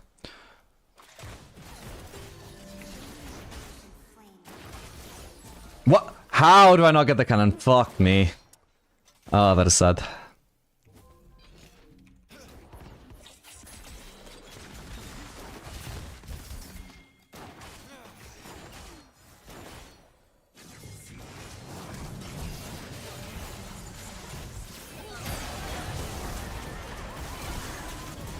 Okay, I killed her, but fuck, I'm not even sure that was worth. Do what we can to Nico at least. Okay. First of all, liberate the flash. Don't keep autoing him, because otherwise he can kill me without flashing. Good, now we should be able to finish this guy as well. He has ult, by the way, this Echo. It says that he doesn't, that's because he hasn't leveled it yet. He's trying to... That's actually a common tactic on Echo, by the way. Is, Echo players will just not level their ult when it's available, right? Because if their ult is unavailable, as far as the enemies can tell, like, there's no shadow trailing behind Echo until he levels ult, right? So whatever play he makes, if the enemies don't see the shadow, they might think, oh, Echo ult is on cooldown, but he hasn't leveled it. The shadow is not trailing him because he hasn't leveled it. And so it's just like a way of hiding information where enemies will go for a play assuming Echo ult isn't up, and it is, but he just hasn't had to use it yet, so he hasn't leveled it. Ooh, I could go for this plating though if I stay. No, it went down. Oh my god, wait, I completely forgot they have Evelyn mid, by the way, Jesus. How's she doing? Not great. Oh well. Alright, I'll shove this wave and then we either rotate bot or I recall for boots. Right? Like, do we gank them here? Because I want boots, but... Like, also, if we can get a free gank here, recalling is just... greedy. Okay, she was at least walking up the ward. Sadly, does not look like we will be able to force a fight. Alright, she has TP, she can recall.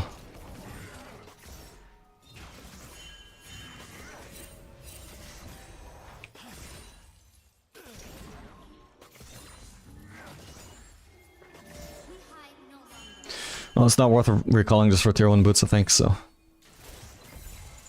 I'm gonna flash. Oh, I don't have flash. Shit, then I'm probably just dead. Is there no lantern available? Because he should have thrown the lantern a lot sooner than that. See no sign of his lantern.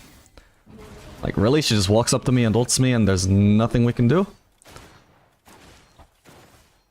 Lantern, lantern, lantern. This is, as soon as she started going for this play, there should have already been the lantern. Don't prioritize the hook. Okay, he was aiming to cancel the misfortune, fair enough, but like, he didn't reach. Still would have been better to throw the lantern first, I think. Yeah, that was horrific. Like, that was not a free play from Nico. That was not something she should have gone for thinking, yeah, this is great. They have no kind of play to this. It's like, nope, I should have just been lanterned out. Maybe still would have been an okay trade, but she certainly should not have approached that thinking that was a free kill, as it turned out to be in hindsight. My fucking ult missed, Jesus. Should give up on running Exile as I ulted, I guess. Oh well, nice one, Echo. This guy's stomping.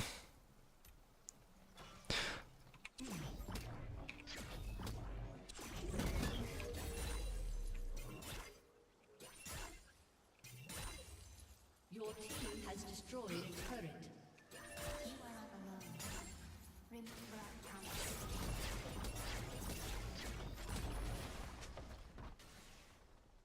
Okay, this is all I feel comfortable doing for now. But if I see any signs of them going to defend mid, I'll keep on pushing. It's just because I only have tier 1 boots. I don't want to keep overextending.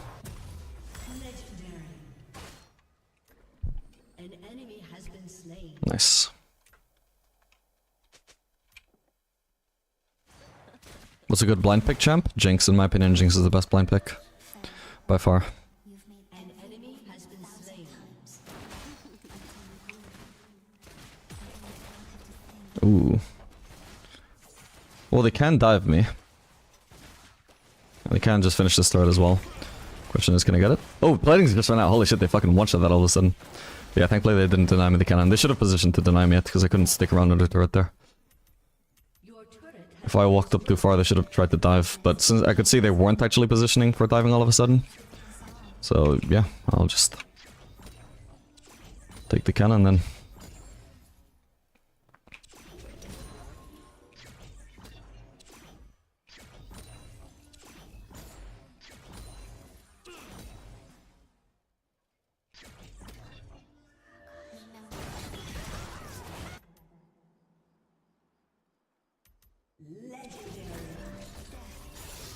double kill.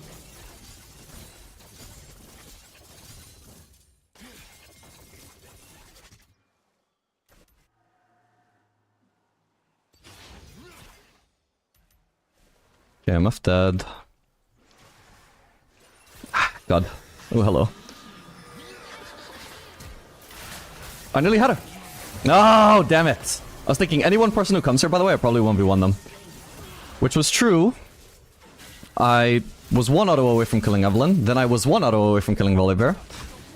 And unfortunately, just so happens none of them actually die. Oh man, okay, that's cool though. And I get the assist on one of them, perfect. That makes me happy. Yeah, bit unlucky that both of them happened to be around. I knew that somebody could be. I was like, yeah, I have red-white. One of the range champions is dead. Anybody who comes for me is gonna have to be melee. I can beat any melee champion with red-white. Just a bit sad it didn't work out. Even a lot of them I could have 1v2'd with red-white. But, yeah. Could have just at least finished off Evelyn. Maybe I could have also finished Volibear after.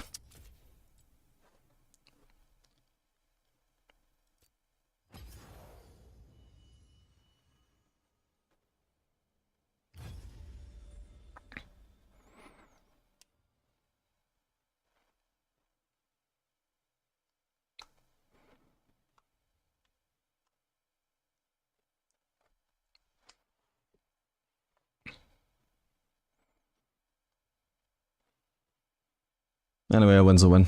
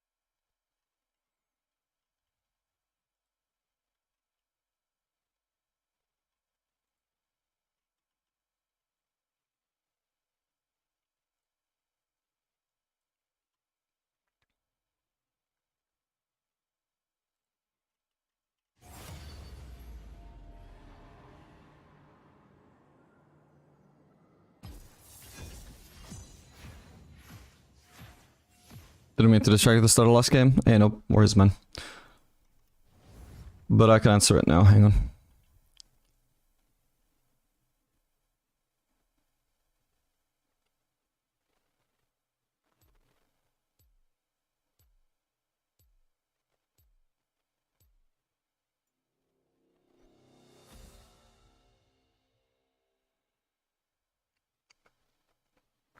I mean, so definitely if your duo is like spamming Taric, Neela would be insane there. But if you like don't enjoy Neela or like are bad at her and would need to practice her, it's not like a generalist thing that I would recommend just like maining. But it would be really good with Taric if you want to like add that to your champion pool. But your support would have to be fucking literally spamming Taric like every fucking game, because with the other champions that you mentioned, especially like Leona plus Braum, so I mean, MF would probably be the best with Leona, but I guess with Neela and with Enchanter supports, Neela would also be decent. Leona, Xayah can also be good with that. It just depends, because I mean, fucking Enchanter supports and Leona slash Braum are just entirely different champions. Like, you're telling me what he could play, but what is he actually going to play? Is he going to play Enchanters? Is he going to play Leona slash Braum?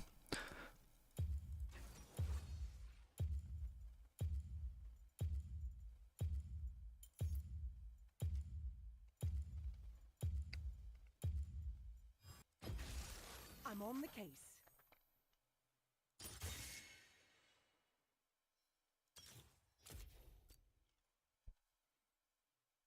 Because there's just too many factors there for me to give you a recommendation. Like, if you have a duo support, generally what I would expect is that you have a support who is consistently playing one sort of champion. If you told me Enchanter supports, you've also listed an engage support, you've also listed a counter engage support, you've also listed fucking Taric, which is his own niche thing. I don't know what after you've told me all that, I still don't know what he's actually going to play. Like, if he's going to play all of that, well, none of those picks are good for like every single one of those situations, you know? But if he plays Enchanters, then Neela would be good. If he's going to play Leona, Misfortune or Xayah could both be decent, especially Misfortune though. If he's going to play Braum, I mean, that's really more of a counter pick, but I mean, both Misfortune and Xayah could work there. If he's playing Taric, then definitely Neela is the best.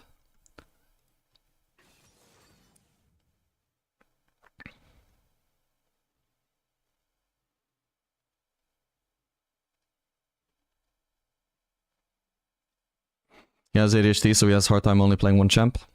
Well, if you want to like have synergy with him in every game, then you should play more than just one ADC. Unless unless you just want to like basically play the ADC that synergizes the most with the most amount of supports possible, which is Jinx. I would say Jinx is a good blind pick because she works pretty much with anything. So if you also just don't fuck it, if you had to pick one ADC to main to work with that champion pool, I would just say Jinx. But yeah, if your duo is playing fucking everything, and you want one pick that synergizes with everything, you're not going to find it. Some of those ADCs work with some of those supports, and they don't work with others. Definitely going to be a lethal tempo game.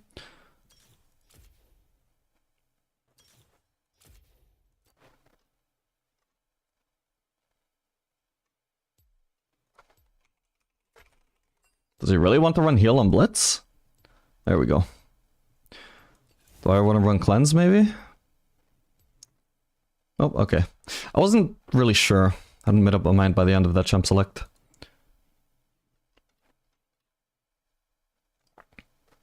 Like cleanse is good against the Thresh, but wouldn't do anything against J4.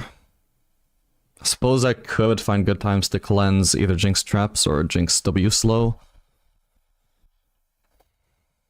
Can't remember what the rest of their comp was now.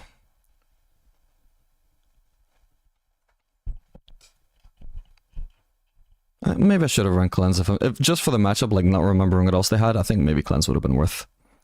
It is pretty high value against Thresh. It's the only hook support where you can just cleanse their hook.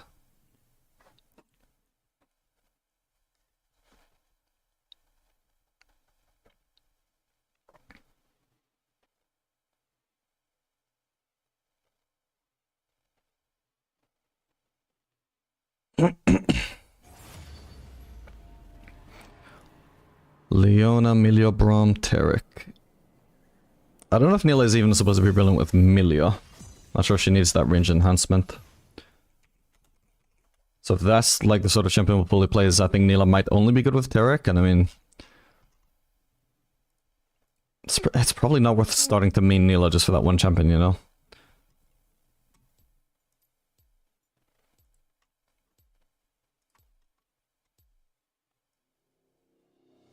Yeah, Milio is actually one of Nila's worst supports.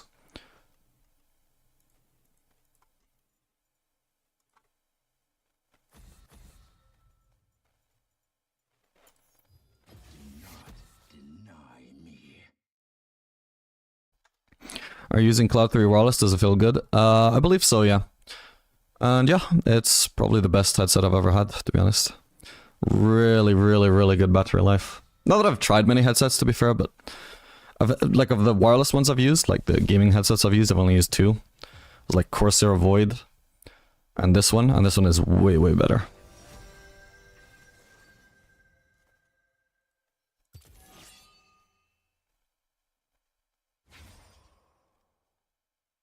Really? Jungle doesn't want to swap? Let's see if my support wants to blind. Okay. Oh, Kalen is banned as well. Do a Fellows then, I guess.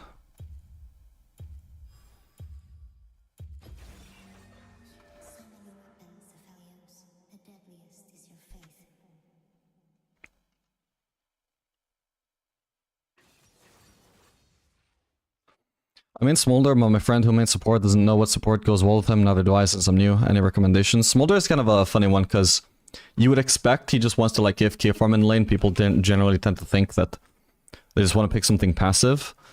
But it is really backwards, where Smolder actually works quite well with aggressive supports. Especially like, you know, stuff with CC that can set up combos for him are quite good. Because every time he gets to spam like Q, W, auto E onto someone, that's 3 stacks he gains.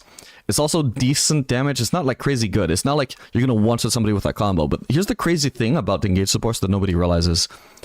You don't have to kill the enemy. You don't have to go in and stay in until somebody dies. You can force a fight, force an engage, blow all your cooldowns, then back off, then do it again. You don't have to fight to the death. So those are the kind of supports Smolder works best with. It's like Pyke, Thresh, Nautilus, Leona, Blitzcrank, Shen, Maokai, Alistar, anything that can engage in any way. Smolder will be good at that, like especially lockdown in particular, so that Smolder can hit the ult for free, so he can hit the W for free. But also just what he wants to fight in general. He doesn't want to sit back AFK farming, because you don't get many stacks doing that. Smolder wants to hit champions. Oh, my runes are terrible.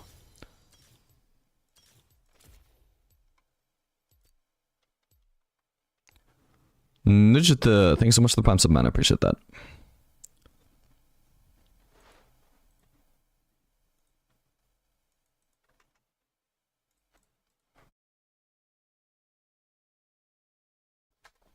Your YouTube guides gave me the confidence to stop being lazy and start learning fellows. I'm glad, man. Welcome to the stream. Glad you like the YouTube guides.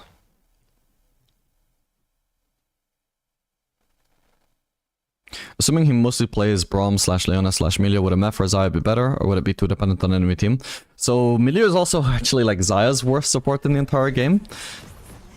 I can't imagine he's very good with a Meph either, but I know for sure he's like the absolute worst with Xayah, so I would say probably Misfortune is the best there. I'm gonna, out of curiosity though, I'm gonna look up Misfortune and Milio. Oh, he's also one of her worst. Yeah, it's just like a bit of a backwards champion pool there, like... Obviously, like, there's value to like playing Milio and also this other stuff, but it's particularly if he's gonna be duo with you. And so he always knows what ADC you're gonna be playing, and it's either an ADC that synergizes with those engage supports, or it's an ADC that synergizes with Milio. Like, there's no reason to have both of those in his champion pool, engage and Milio. Because literally it's just completely the opposite in terms of what ADCs they synergize with. So if he's gonna stick to Braum / Leona, MF or Xayah is decent. I mean, literally, if you're gonna play either Misfortune or Xayah, just tell him to drop the Milio. He has to play Engage or Braum. But which would be better of the two if he's sticking to Braum / Leona? Probably Misfortune is the better in the average game. Like Xayah is really, even though Xayah is like really good with engage supports as well, she's also like more dependent on the enemy support than she is on her own support. And engage support is nice, but you would actually rather the enemy support have engage than your own support as Xayah. So Misfortune actually depends pretty much entirely just on her own support. And so if you have the right support, then you know Xayah is a good, you know Misfortune, sorry, is a good pick. Oh crap, she hit a minion that I didn't want her to. Again, oh my god, stop hitting the minions that are already low, bro. Cost me 2 lost hits.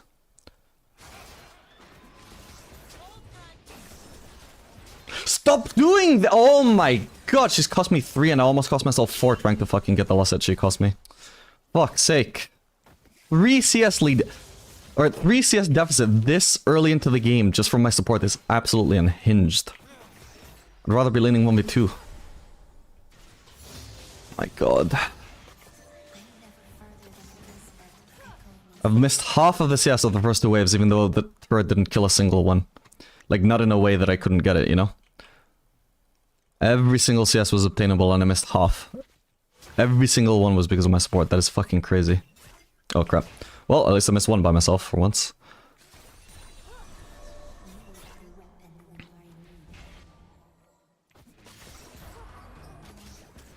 Nice, I got a shield, so she can't trade back. I don't care too much about the minion aggro. Is Thresh actually AFK? As far as I can tell, he is.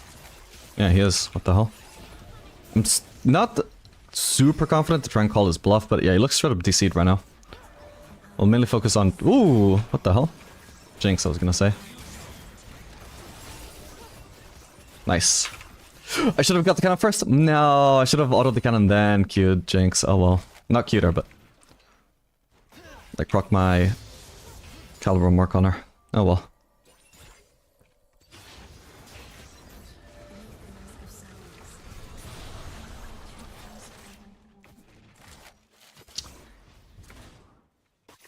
Oh no, I'm trying to punish.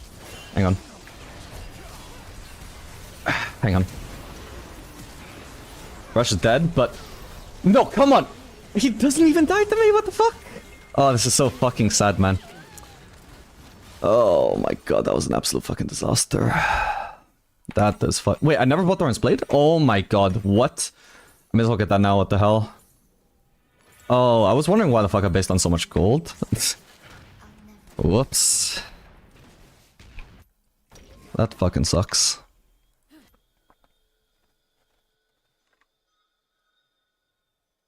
Didn't even notice. Oh, so that one lost hit that I did miss, like the first one that wasn't Janna's fault finally, I was wondering how I missed that. I was surprised that it's so little damage. I didn't have fucking Doran's Blade, that's why. That was the first time I noticed anything though. Yeah, that fucking blows, man. Granted, we only had such a big lead because of Thresh's, like, DC. You know, such a big HP lead at least. But, like, we did have a massive lead just for it to result in a double kill for Jinx.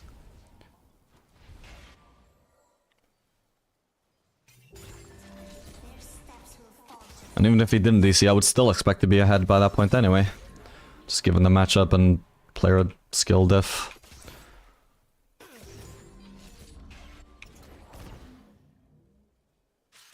Yeah, so should have probably run cleanse as well again, actually. Yeah, I think it's good against their comp. I could have definitely cleansed the Thresh Hook. Would have been huge.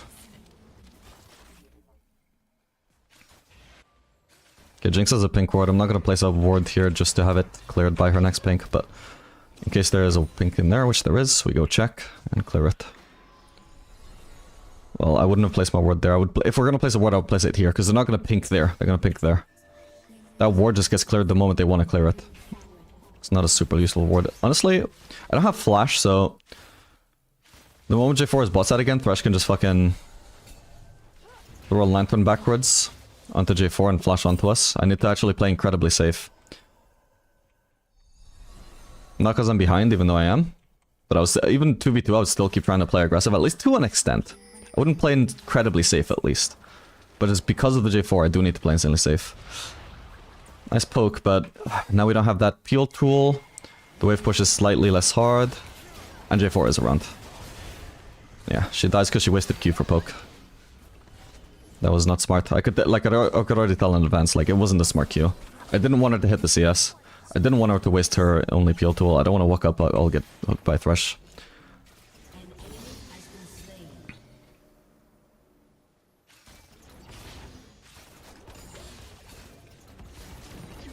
Oh, come on, I missed the fucking cannon again. Man.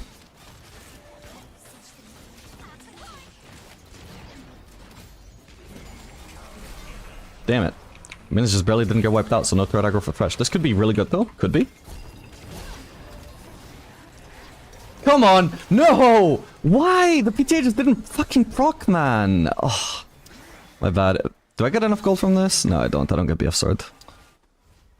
But if I can do this in boots, I suppose that's fine. Otherwise, I'd sell a longsword for BF sword.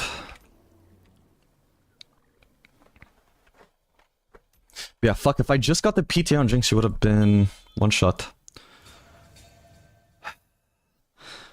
And then she fucking survived one extra auto. Like, she might have actually died if I didn't swap to blue here, is the crazy thing. But she looked like she was definitely gonna die no matter what. So I wanted to purple because that was coming up so I could root the Thresh off there. Crazy fucking luck we're having. Like, at least 2 kills that or at least 2 of my assists. Both of them should have been kills, you know? I don't know what he's doing here. Oh, my bad. I'm fine, I'm just gonna take a lot of unnecessary damage. Also got no fucking... well, like, way too much purple ammo here that I need to get rid of.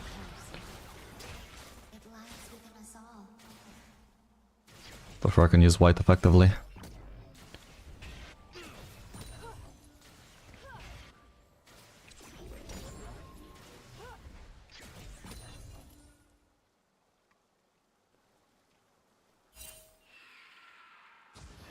I was gonna say, yeah, risky reward.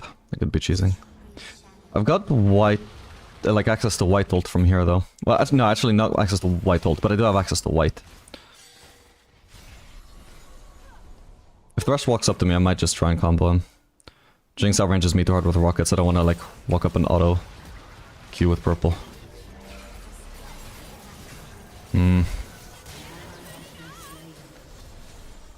Thing is, if I try and get into melee range and try and one-shot Jinx with white, for example, as soon as her passive gets up, she disengages.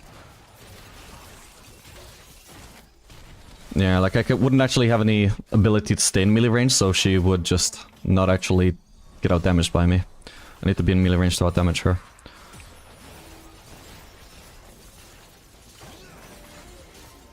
Wait, what? Wait, the Thresh actually hit me then?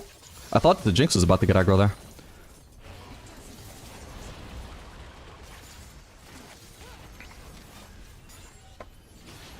Whoops. Gonna mute the Janna, because she's well, not trolling, but those pings are certainly not useful. Nice one. Maybe this we can clean up though. Jinx is passive though. I need to focus on pressure, to be honest.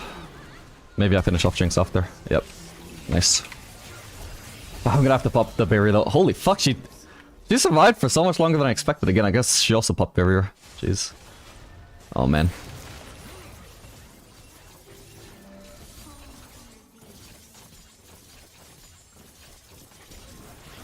Keeping my chakras up with that green Q just in case I'm gonna need to fight again after, but I think I'm fine. Thresh is not sticking around to freeze. All good. I can flash Jinx ult if it happens to fucking be aimed at me. Okay, nice. Yeah, holy shit. Especially with the exhaust having... with the Thresh having exhaust, cleanse would have gone so fucking hard this game.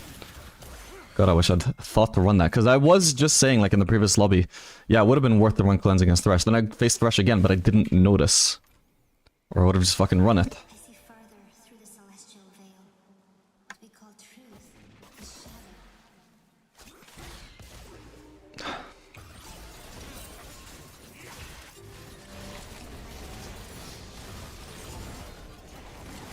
Oh crap.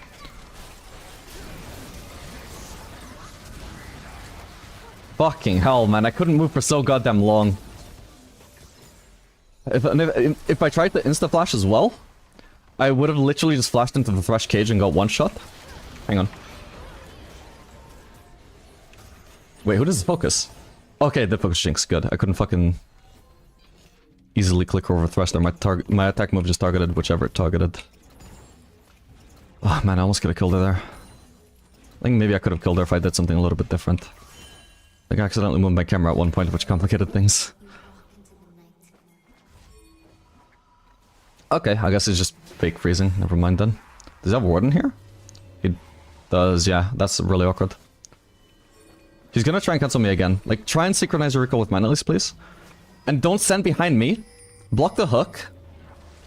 Just kill him. Yeah. Cancel an auto. Hopefully I live. And because I canceled the auto, I have to step closer to Jinx. Janna has ult though. I think we're both probably fine here. Do we want to try and fight? Okay, I guess we do. Oh my god, never mind. Janna just got melted. Fuck's sake. I was just pointing out how Janna has ult for the disengage. Not so we can force a fucking fight, man. I have to go along with what she does. Nah, I don't have to. I could have just let her die, but... Either way, when she's already tilted, incredibly tilted at me and thinks I'm useless, if I just abandon her and let her die, like... There's a good chance she starts trolling, which is not something I necessarily want to play around, but I'm getting desperate because I know that's a possibility.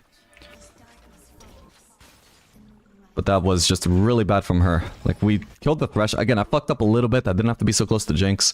I cancelled an auto onto Thresh unnecessarily. But, like, man, we had an easy disengage there. Nobody had to die. Also, this item is troll from Janna. Probably did that because she lost confidence in me. It's not gonna, like, single-handedly loses the game, but it decreases her odds of winning. Unless she didn't build something more useful.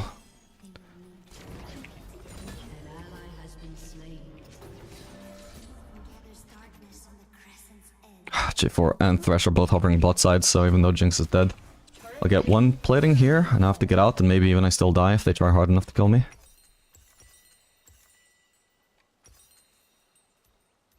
I'm gonna need anti-heal this game. Not really. This doesn't look like it so far. I am right. This is what the moon tells me.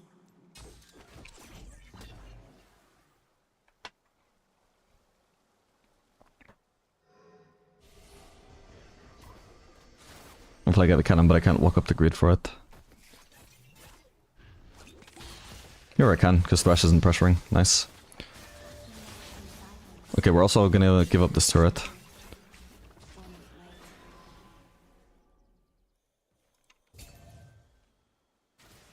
Wait, what?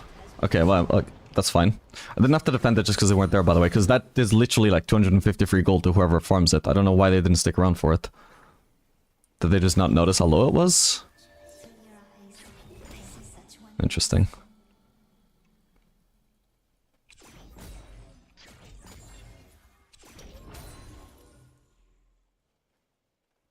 An enemy has been slain. No vision right now makes me afraid of the Jinx Thresh. There should have been some vision from Janna.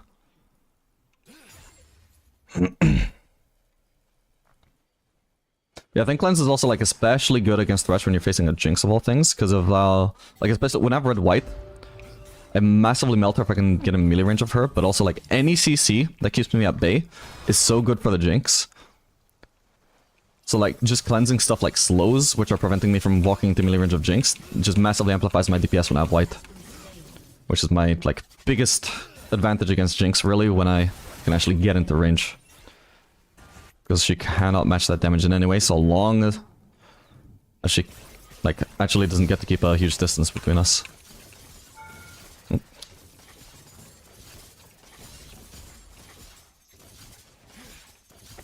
I just get a free turret here? I think I do. Nice.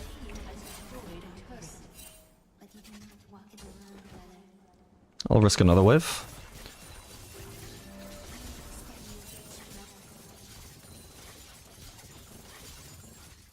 Last one.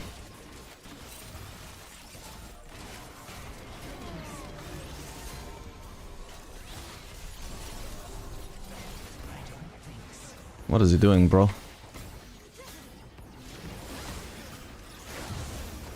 Jesus, okay, thank god he dies. That guy's tanky as hell.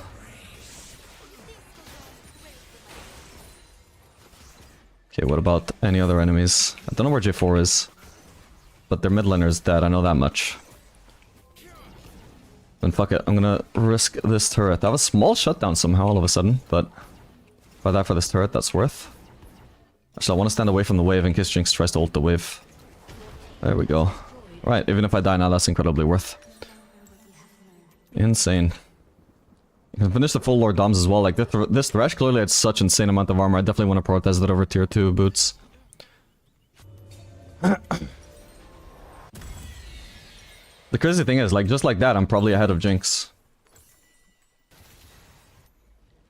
Yeah, I've apparently spent 750 more gold than she has, and we've pretty much both, like, just spent everything we have, so I'm straight up, like, 700 gold ahead or something. Well, maybe not quite, because she might have had, like, 400 gold and spent or something, but... yeah, basically I'm just stronger than her right now, with the items that we each have. Well, I would say a 2-item Jinx is more useful than a 2-item Aphelios, but she's not quite at 2 items yet. And either way, like, I'm gonna outskill later on.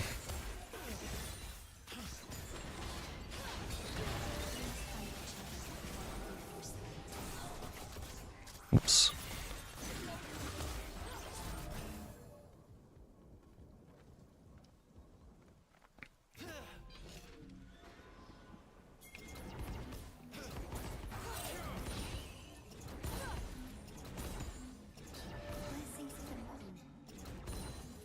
Crap.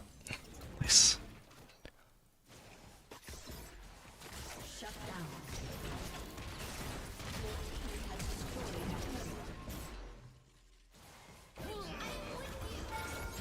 Got her.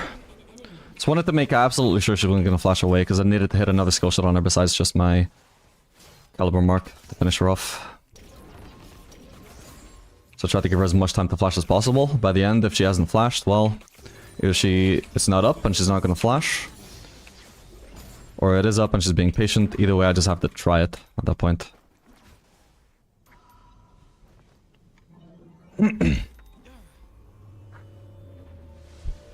Hey, Benoit.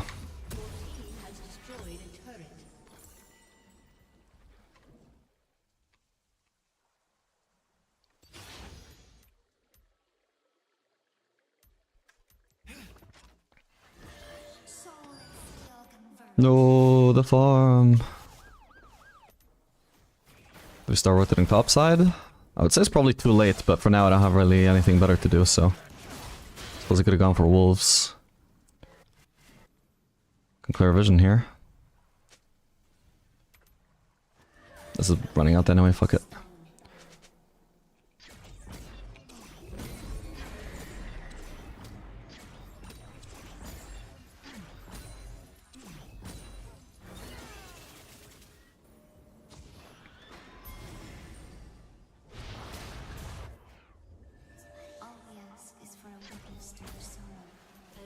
Oh, they're going on my team ship, my bad. I should have been pushing mid still, I think.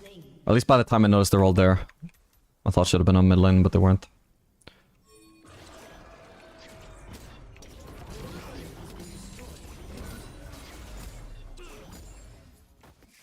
I think I'm just gonna push this.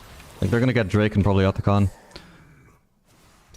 Or at least, for now, my team aren't even grouped there, so for now I'm just pushing. Covered white as well. I could actually just take another turret too.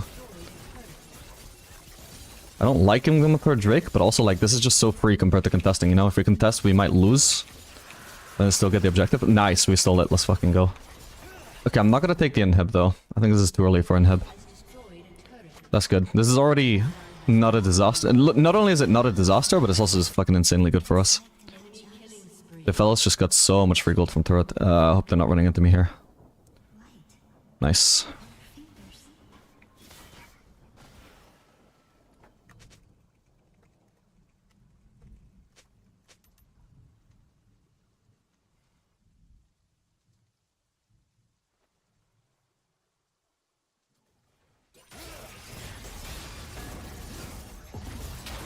Okay, I'll just ult and finish him. I don't know if I even needed ult, but I'll certainly come out healthier if I do it. Just to be absolutely sure. Once he missed a Z, 100% he needed to focus on running away. I was chasing him down, but like I couldn't actually chase him down for the kill. He would just lose a trade is all.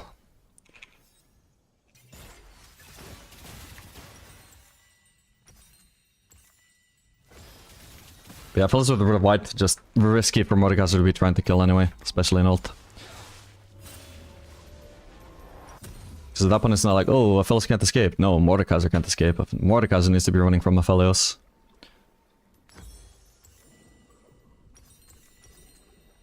Yeah, I can sell my Durance Blade to finish Collector.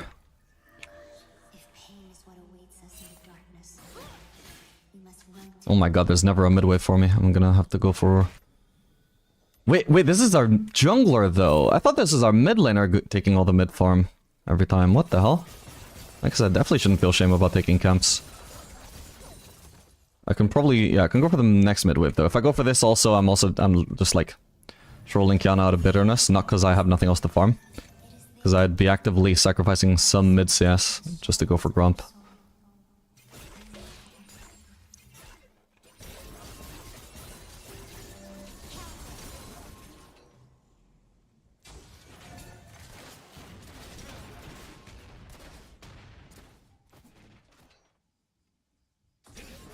Just gonna place that just to get some vision for 20 seconds. Now please don't farm another wave. Thank you.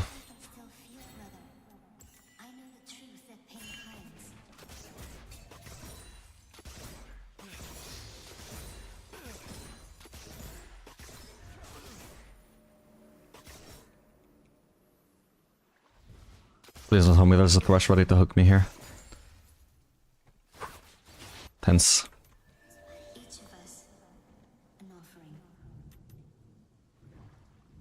I should be hovering topside between waves actually. That's where all my teammates are.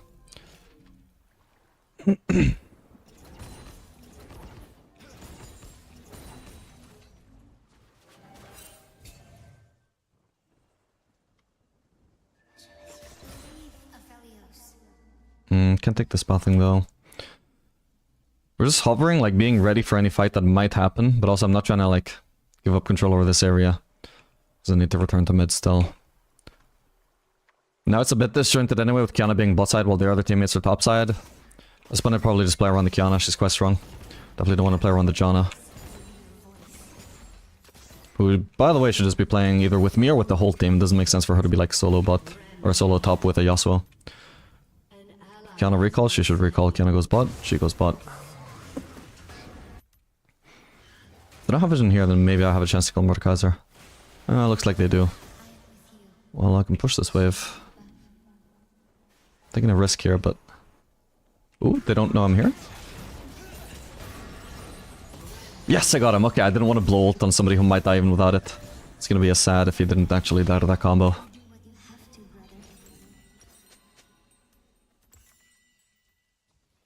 Enemy killing spree.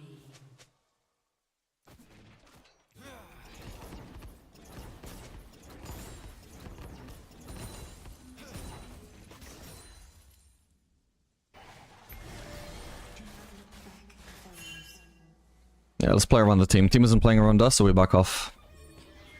Good base for a Nunk River, which would be a decent base. I know they don't have vision here because they choose Mordekaiser. They could still try and choose me, but... yeah, I'm just gonna base. I got Nunk River, it's pretty big. Or... oh, I'll do this instead, actually. It's also even bigger.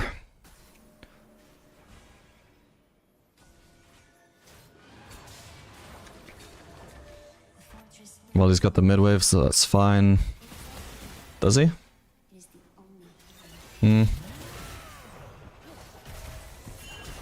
Whoa.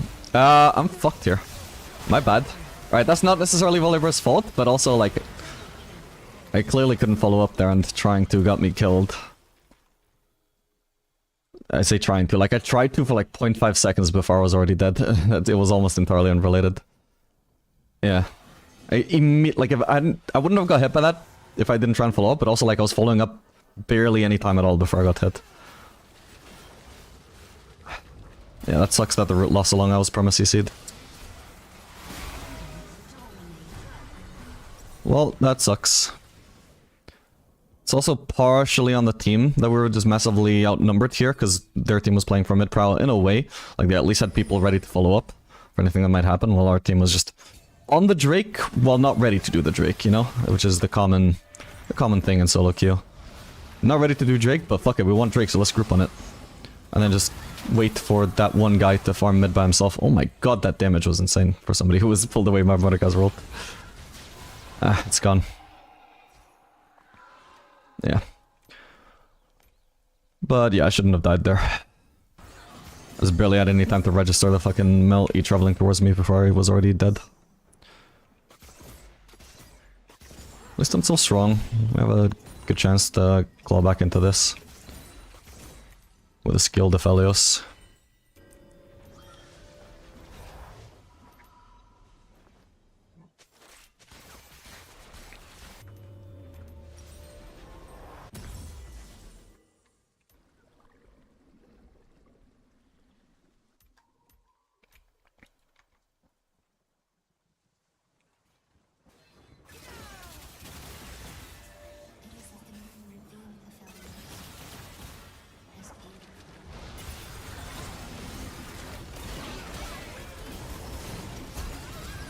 I mean, yeah, but she would have been fucking dead if I didn't get finished off by Mellow. Fuck. No. Oh, it's fucking tragic. It was at least a 1-for-1 if I just got the animation up in time. Oh my god. Oh wow, Mellow was like the only damage she did as well. Fuck's sake. Did so much damage in one hit, man. Absolutely tragic. Because I had a huge AoE ult, well, decent AoE at least, and almost a one-shot on the ADC. Like, it would have been a fine use of my flash if she just fucking got around to dying. Ugh. Why do Hellborn Mark animations have to be so goddamn long, man? She recalls, I guess they maybe don't end. I think she should have stayed. They could try and end with her.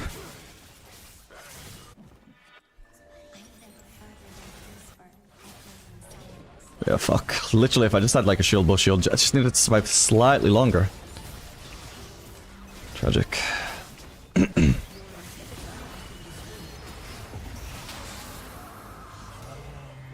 don't know if J4 is ult or not.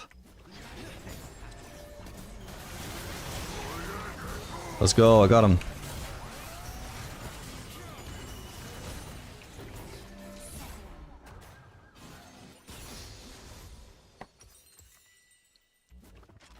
Surely they're not staying, right? Surely not.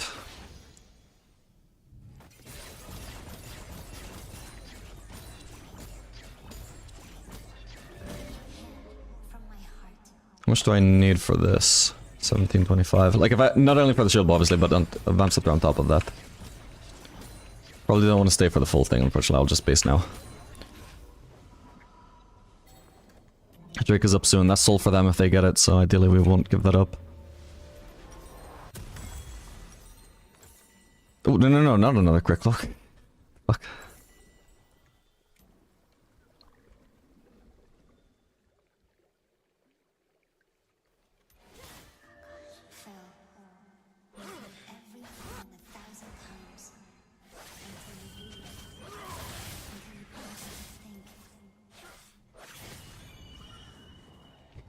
Maybe we collapse on these guys? No, they're probably just leaving now.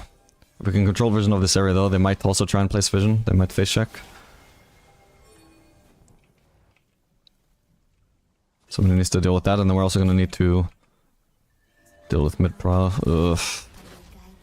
Fuck. Ah, this sucks. We're going to have to recall. There's no way to actually get here. Or do I want to go for a one-shot? If I could have just seen Jinx, like I could easily trade 1-for-1 with her right now. But yeah, she wasn't around, so...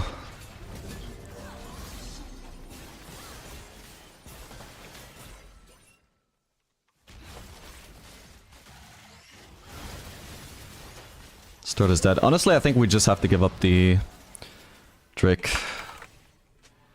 Soul is unideal, but... we're not in a position to do anything right now. We still have a chance of winning even if they have soul.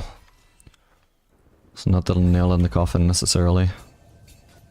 Gonna mute whoever's pinging Yasuo.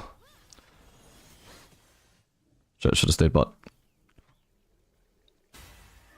It's gonna go for red because they weren't pushing, but this is the one lane they could push, so I need to be prepared for that. What the? Oh, I'm dead here. I'm trying to use barrier and everything, but I'm not doing damage to that J4, by the way. What is his armor? Only 200. Oh, no, 300, 300. I don't know who I was looking at, but it's 300. Jeez, a 300 armor. What the fuck? Are we full AD? Sort of, yeah. Our only AP is Volibear. Well, that blows.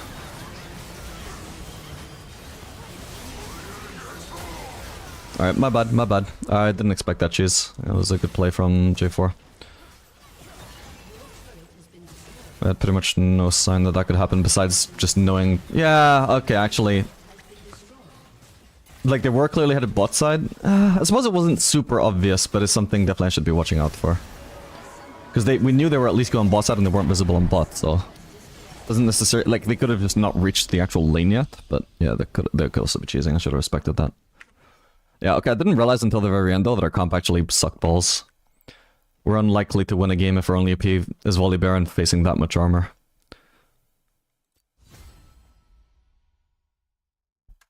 Definitely was winnable if we played good, though. Like, actually perfect. A little bit of bad luck, though. Especially in the early game. A lot of small things just went so wrong for me this game. That was actually kind of crazy.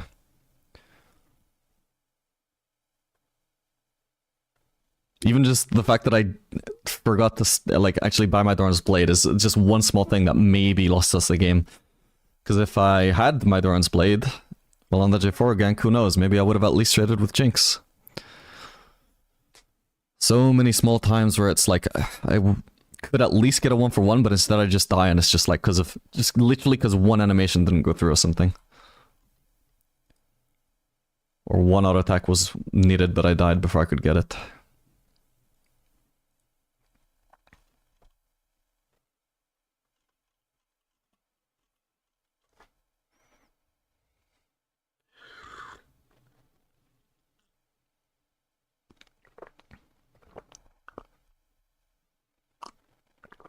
What is that called? Replay system? Yeah, Replay HUD.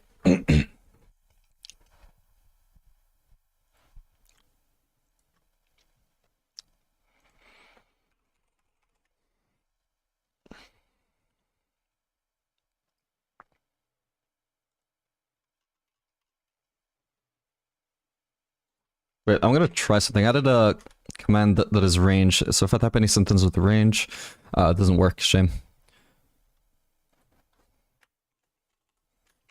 I was hoping that would proc this command, but it doesn't. Because if that would work, then I would also add a command for the replays. Just the moment anybody mentions the word replay, I could probably... It's usually going to be asking about the replay system.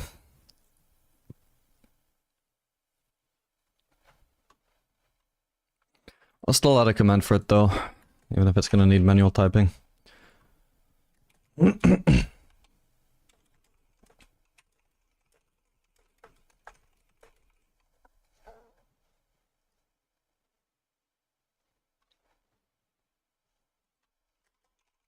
There we go. This is why I hate playing ADC, it's cancer. I don't think this game was necessarily like... Well, I mean, I guess the very ending, sort of, but I mean... Yeah, you also don't have to be an ADC to get caught in that scenario either. All I tried to do was approach the minions, and then I got hit by a CC, and it's not like I even got one shot. I actually survived quite a long time. The only downside, the thing that was a problem there was the fact that they had 300 armor J4. Well, if anything. I mean, he also, I assume, give up a lot of damage to go 300 armor. So he probably would have one-shot me if he didn't go 300 armor. So, I mean, either way, the problem was... I walk up top to a wave without any of my teammates also trying to protect that wave. And I got 5-man gangbanged. And I died, which most roles would have done that if they were trying to protect the wave there. You would need to be a tank to survive in that scenario. Or a champion with a dash, but I mean, like Lucian would have survived, for example. Again, not really an ADC issue.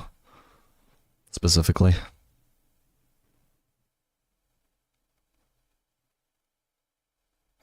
Yeah, especially like talking about the whole game as a whole. Yeah, there was just like a crazy amount of times in lane where we should have either killed Jinx or traded 1-for-1 with her, and we did neither and just died. Then there was that one play where I devoted my flash to going 1-for-1 and dealing a lot of damage, but I got one shot right as my caliber mark was about to finish Jinx. That's not really ADC specific stuff. That's just being unlucky. Can happen to anybody. Any role.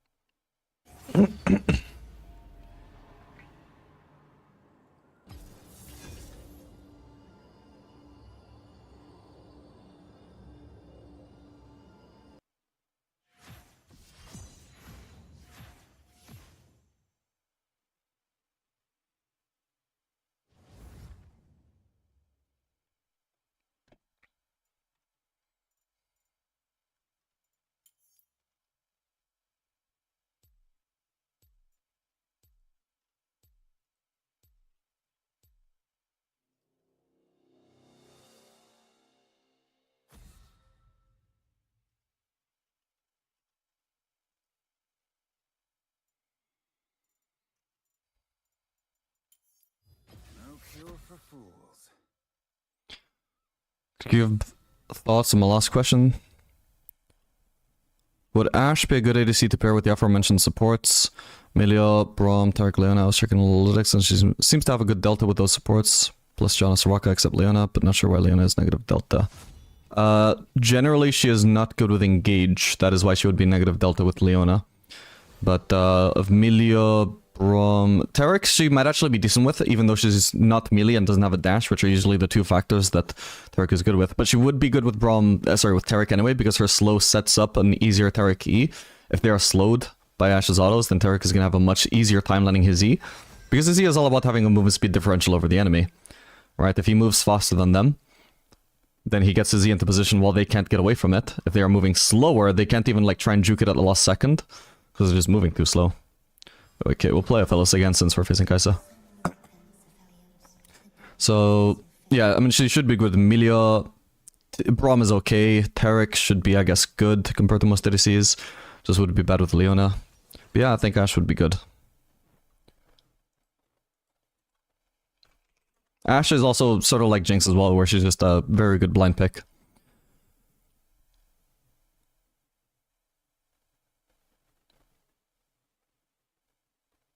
I don't like her with engage as much as I like Jinx with engage, but I mean she works with enchanters, works with mages, works with most stuff.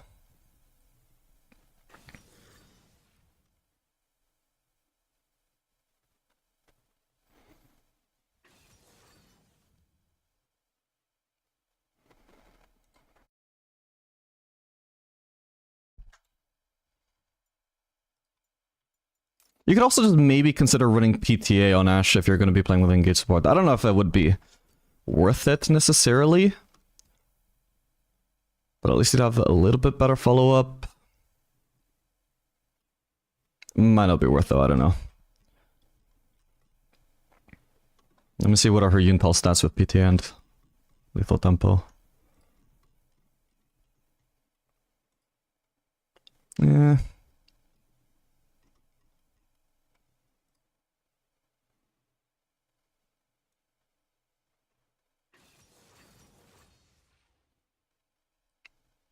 It could be something to try out. I don't necessarily recommend it. But I mean, again, your friend is your premade, he can just not pick engage supports when you play Ashe. Either way, you would still want to avoid them, even if PTA did turn out to be okay, like slightly better with them.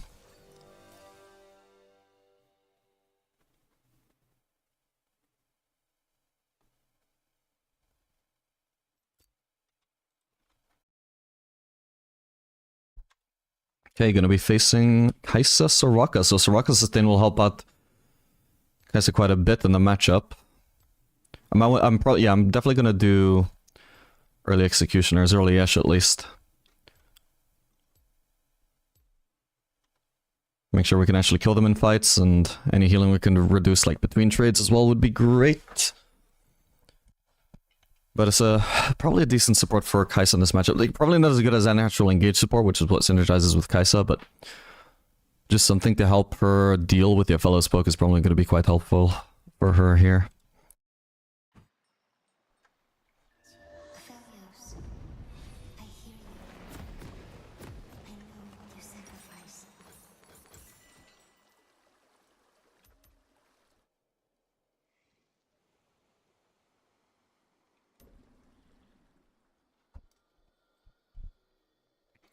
So Ashe plus MF would be a good 2 champs to main. One for engage supports and one for everything else. Exactly, yes, that would be great. That would pretty much have no weaknesses. Farther through the celestial veil.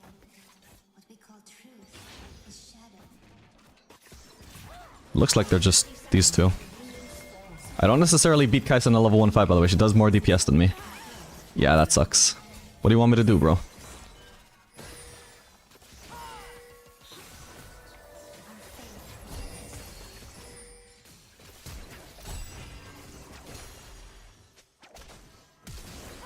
Oh, she had Q back up. At least I got the kill, but what the fuck? She survived on 5 HP. Something like 5 HP. To make sure she could finish me off, like, holy shit. That is sad. Very sad. Maybe I could have dodged this rocket Q, maybe I wouldn't have died. Nah, I still died to auto Q is the thing. Yeah, like 9 HP. That's crazy. We cannot touch the moon. Oh, and then he died without using Ignite either. Touch us. So she just didn't flash, didn't ignite, didn't do nothing, then spam pings for ADC for what? For not doing as much level 1 damage as Kai'Sa? Don't fucking take the fight then.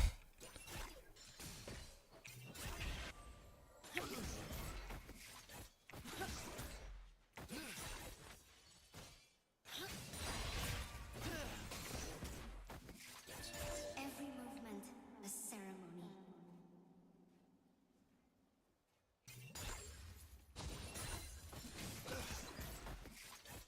Yeah, this is how the matchup goes when we're not just in a straight up fight level 1 when she actually has to worry about minions. Hook the hell out of her, she can't fight back. Again and again, I see much.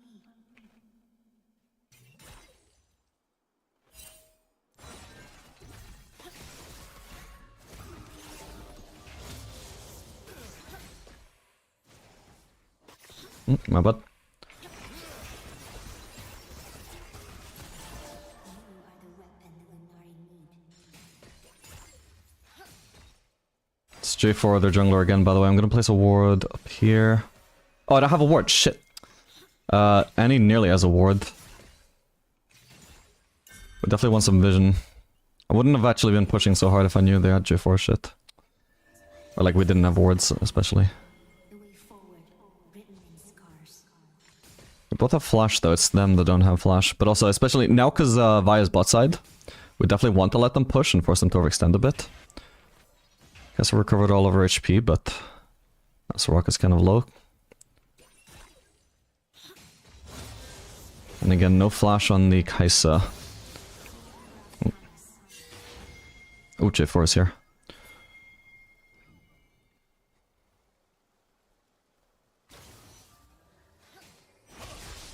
Hmm.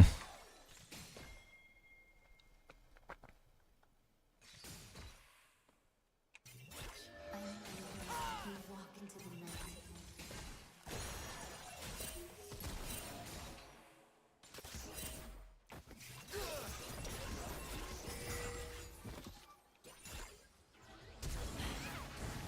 Wait, what?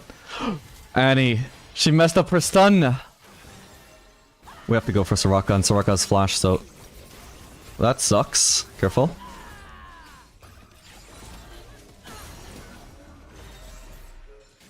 That was fucking unhinged, bro.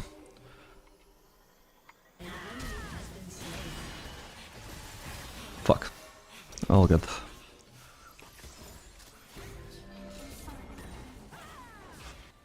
Well, that sucks. Probably should have been a free kill.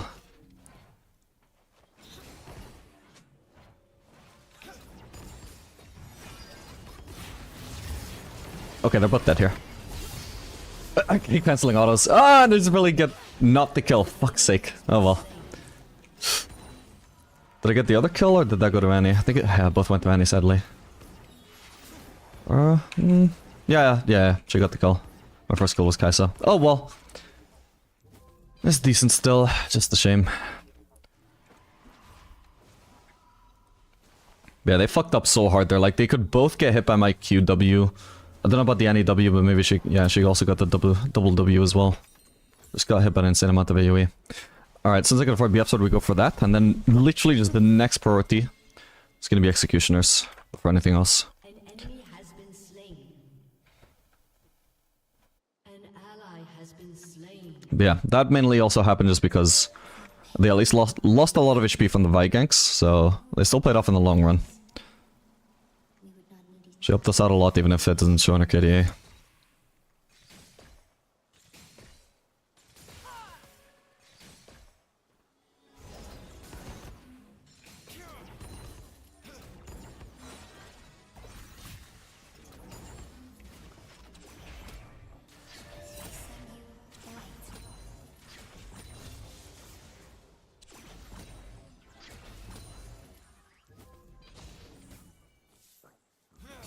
Okay, we siege her for top side.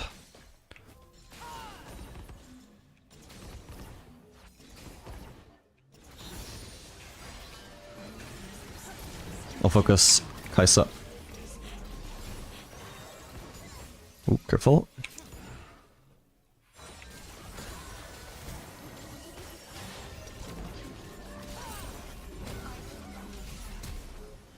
Ooh, man, that was a close one.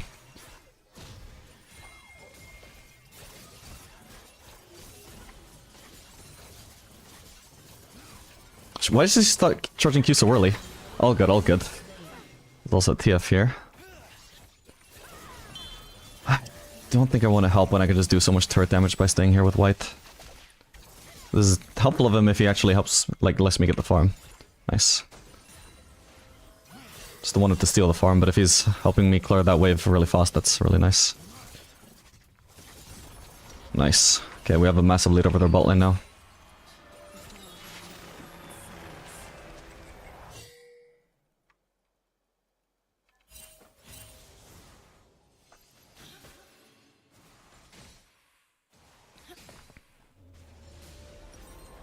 Cool.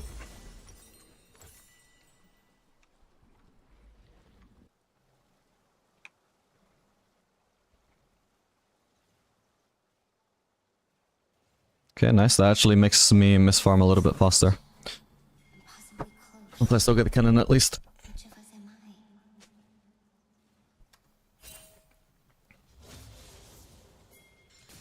I? Yeah, it's fine. I was probably gonna miss 3 melees anyway. But I definitely get the cannon. So nice try from her, but didn't lead to anything. Each of us.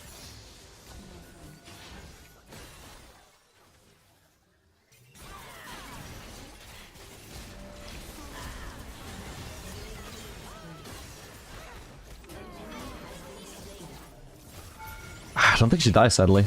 Yeah, I was really close, but oh well.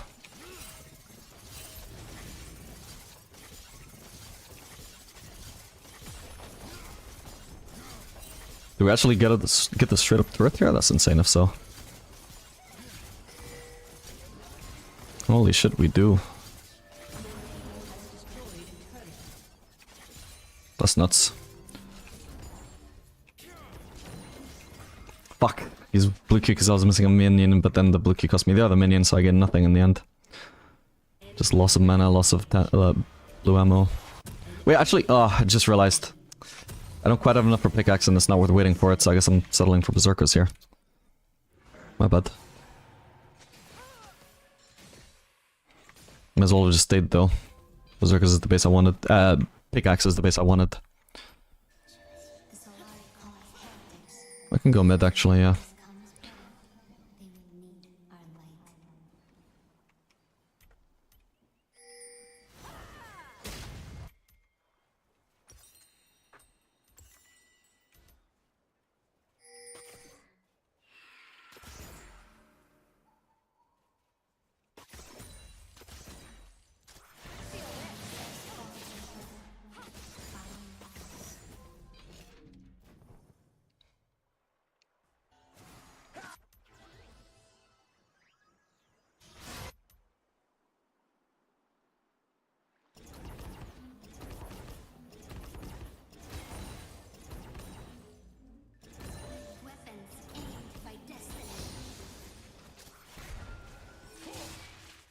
Ooh, we can try and help out TF here.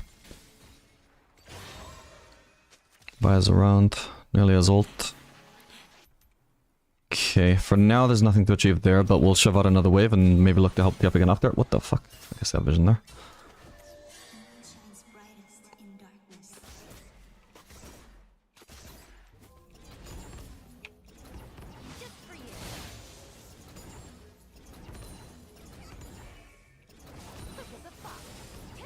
Ooh, okay. Can just potentially look for like a scuttle crab here. Yeah, just to boost my CS a little bit, get some vision.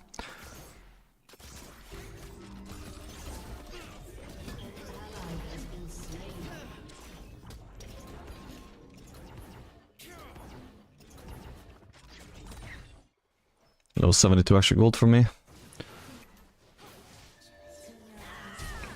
Ooh. Damn. Unfortunately, we can't help. Wow, that was so insanely close as well. What the fuck? That is crazy. I think it was like a bit too forced, but damn, it almost actually worked out. Unfortunately, like Ari reacted exactly how she should with the insta flash and ult away, so we couldn't follow up. She also got a little bit unlucky that I think Ari must have fucked up to end up on 5 HP, but then even though she fucked up, she survives on 5 HP. That's the part that's unfortunate for Vi. Hey, now he's chunked, and we know Ari doesn't have ult to follow up. J4 might be looping around to go again. Okay, Shen is around, kind of low though. But he would block my autos to not insta-die if he engages on us.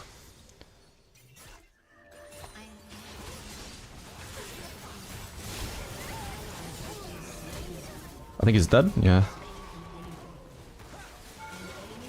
Oh shit. Okay, nice. Okay, not too bad.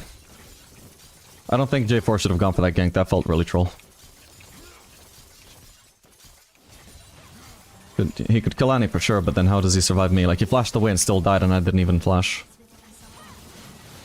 If he'd flashed a little bit sooner, he at least would have forced me to flash to kill him, but like, it was always a 1-for-1 at best.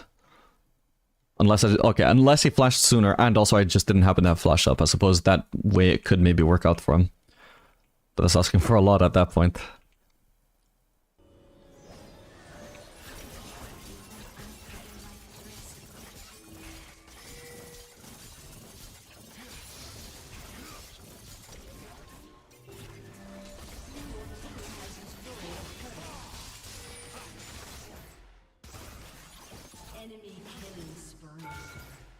Nah, I can't tank all of this, fuck. I was hoping that turret would start losing HP faster, but it wasn't losing HP fast enough to want to tank that.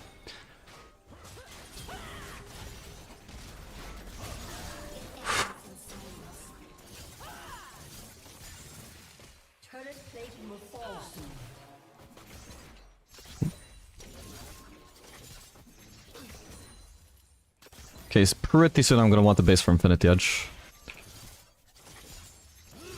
Literally ASAP, Drake is spawning. I would go for the plating, but this is my priority right now. Or... nah, fuck it. I don't think the enemies are contesting if they're all top right. I should shove another wave. If they're contesting, whoops, well, we need mid power anyway, and nobody else is getting it.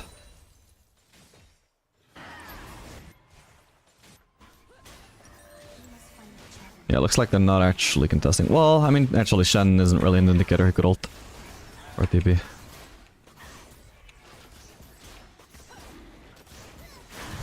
Okay, looks like we're fine. Now, I still need to look for that base, but... for not, like, imminently contesting an objective, I have time to wait one wave at least. And I guess for now I'm being forced to stay, because they're, like, pressuring top and nobody's defending mid, so I need to keep pushing mid. Pushing bot as well. There's Kaisa here, she would probably beat me in a 1v1 right now with my HP and my items. And my mana especially. Ooh, my bad, I didn't notice this though. Damn. Don't want to devote flash for killing her. Just for a chance at killing her. I'm really dependent on flash when I'm facing J4. My mistake was just that I wasn't already closer when Annie was setting up that flank because I didn't notice her. Fuck. Okay, nice. Ow.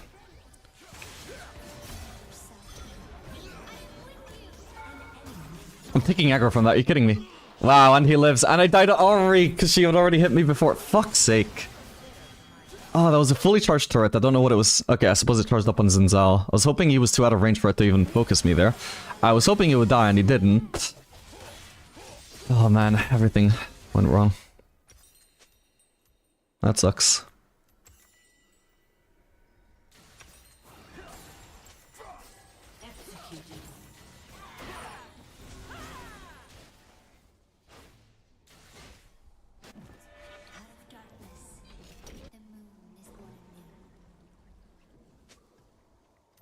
Why not collect it first? Because the scale's a lot better. And our build path also gave us more damage. Like anytime you can afford a BF sword, you're just getting more damage than you are with like Serrated Dirk.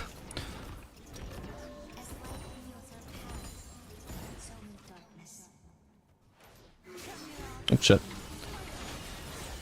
Wait, I didn't even mean to proc that, what the fuck? I was gonna do purple mark to Rooter, what? Weird, I was right clicking only, right? I don't think I was attack moving, I don't know why my green mark went off. Unless I clicked her by accident. When I hit the wave, but it's walking away from me.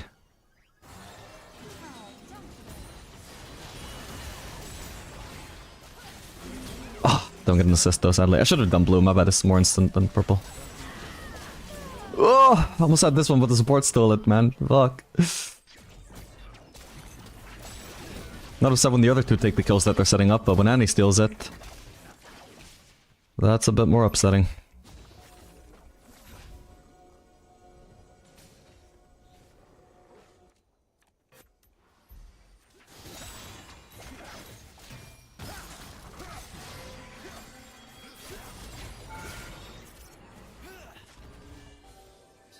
Either I stay top here or I go back mid. I think I can stay top.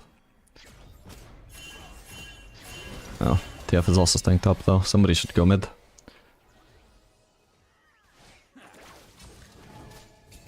Your turret has been destroyed.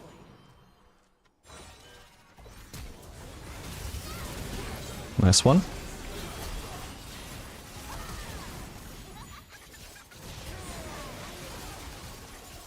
Did my ult not hit Kai'Sa or what? Fuck, fuck. No! Holy fuck, man. Yeah, my ult didn't hit Kai'Sa, what the fuck? I've ulted her because she seemed like the freest one who wouldn't try and juke. What the hell? I can finish this turret. Maybe kill G4 after as well. Oh man. He just used his Q, but I don't want to be in melee range of him before I've even stacked up chakrams. Yeah, I had to risk it though. No, fuck. Sad, man. Oh, and it was getting the channel. Yeah, still, even if... As long as I didn't have to face check onto him before my chakrams were set up, I would still win even without the Shen ult. If I juked the EQ, I'd probably still win without the Shen, even with the Shen ult. But unfortunately, both of those factors went wrong for me, where I just happened to get vision of him the exact moment he was already in melee range, before I stacked chakrams, then I try and juke the EQ, and I failed to juke the EQ. Those are the two factors that I needed in my favor for that to be a clear 1v1 win.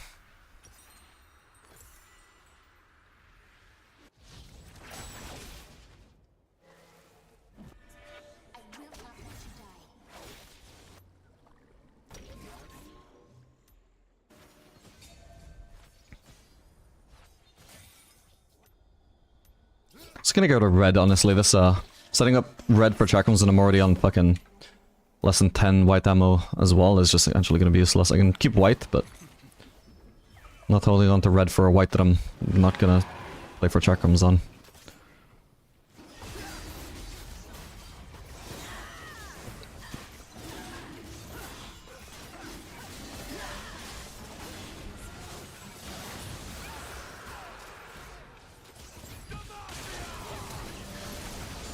Wait, is he actually still gonna kill me? Probably. At least we get a kill back, but yeah, I fucking died for free. My bad. Even though I flashed out. He had too much gap closing. One EQ and an ult, another EQ. Or wait, did he EQ at the start or did he just ult?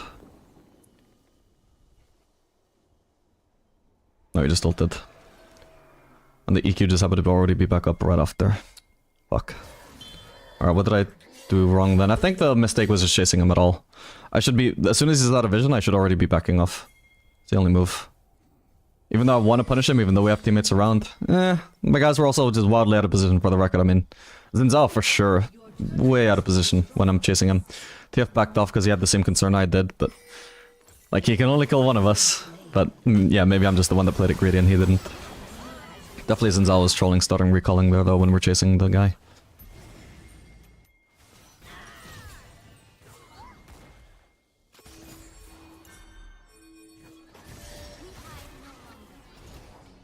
Oh!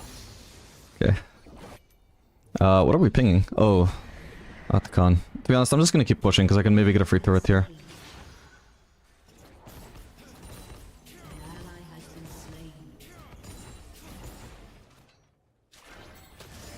Until night is everything.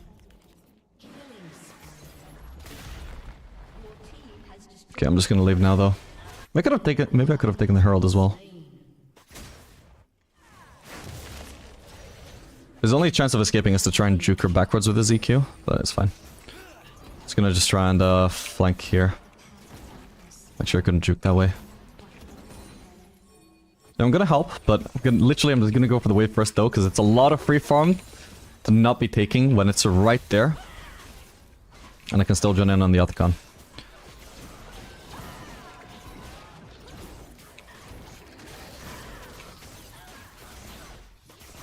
Like, when this is just so instantly free anyway, why the fuck would I not take, like, 11 free CS, you know?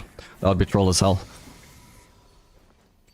Yes, the objective is more important, but it's not an either-or situation. It's, and. Well, you know, it's actually just one and. Wave and Atacon.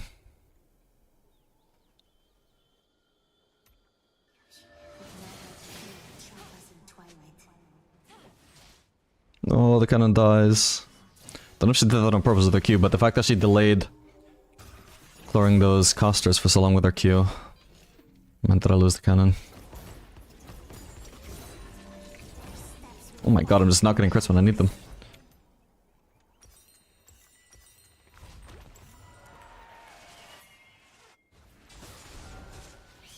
I was gonna try and maybe go for the Raptors if it seemed safe. I'm sitting on a ward here, by the way.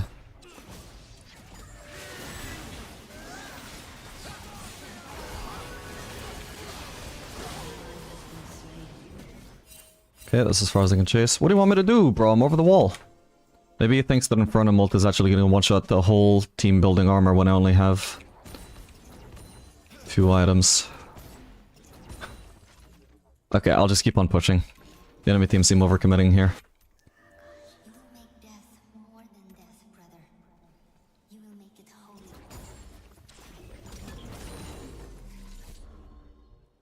Shut down. Okay, who's TPing? Can't fucking tell. If it's Shen, I have to be afraid. If it was Ari, I could probably outplay. But yeah, Shen. I'll get out then. Why is he gonna chase me? Does he have help? Because I think I 1v1 him so long as... Okay. Okay, he's wasted the auto-blocking? Oh, he's just gonna waste my time, what the fuck? Well, I need to get out now. If I can't just start recalling, otherwise he'll cancel me again and then just keep waiting until his team are around to kill me. Okay, that was weird. I don't know what he was cancelling me for then, because he didn't have any teammates around. Strange. Alright, I can soak up this wave. Definitely want to base before that Drake though, actually. If I can. Let's try and base now. Do I have time though? No, I don't think I do. I need to pressure mid. They're also not playing for mid power for whatever reason, so... Drag the wave away.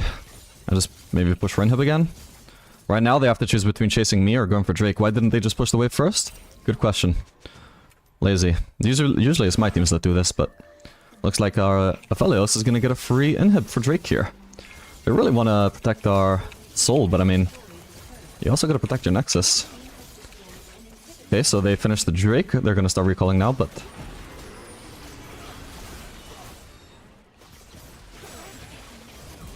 Nice. No. No. My bad. Okay, well we get 2 inhibs. Cool. Hope that was worth preventing our soul.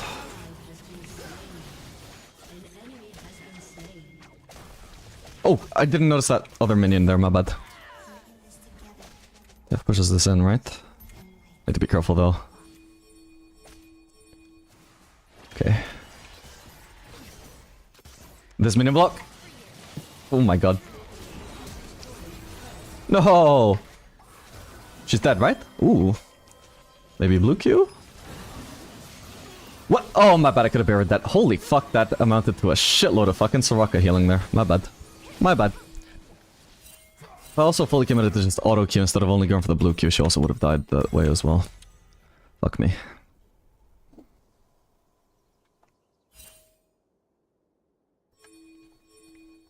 But anyway, at least drag them to the opposite side of the map. But we also don't have a first Baron without me. I think they need to get out. I think they're about to throw hard. Get out, get out, get out. Thank god the Vi actually disengaged immediately. Because we need the Baron to regain HP as well, otherwise they're just gonna fucking... flash it? Wow. Well, he's surviving a while, but, like, he is gonna die. He refused to flash.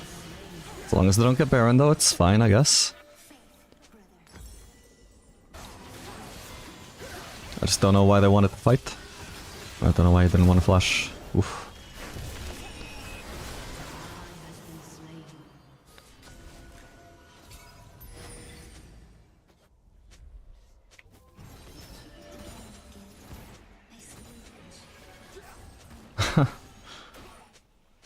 Does Ari have ult though? Oop, shit. Okay. Well, now if she does have ult, she can definitely ult me and finish me off. Head barrier there says you can kill me on that burst, but I also had no way to finish her, so if she backs off and waits for cooldowns, then she'll kill me. But it looks like she probably doesn't have it.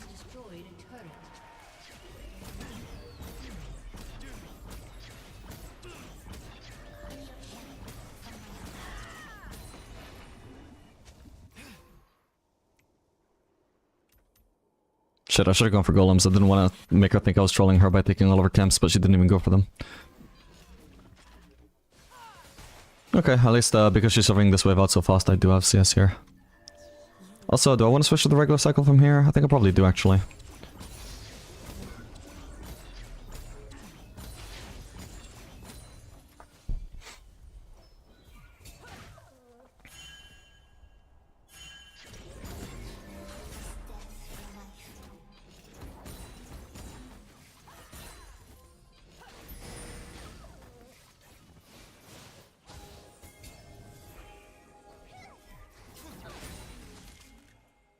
This could be a free kill on Kaisa.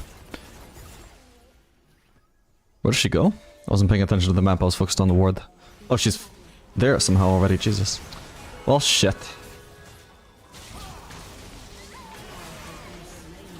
If I just... Oh my god. Oh, what? I'm holding the wrong weapon as well. Oh, did I just red ult them then? Wait, what? I was supposed to blue ult them there. And I was gonna say, if only I had flash, I could flash auto Q as well. Yeah, I red ulted them, what the fuck? Alright, my bad. Yeah, this was supposed to be a red Q backwards, obviously, not a fucking blue Q. Okay, at least we win the game, whatever, GG. Basically indirectly me.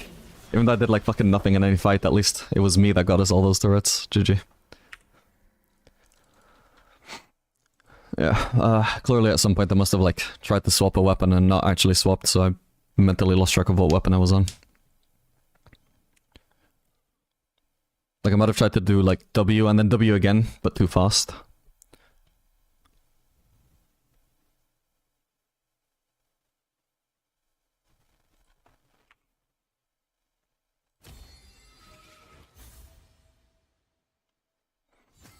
Here's Urki.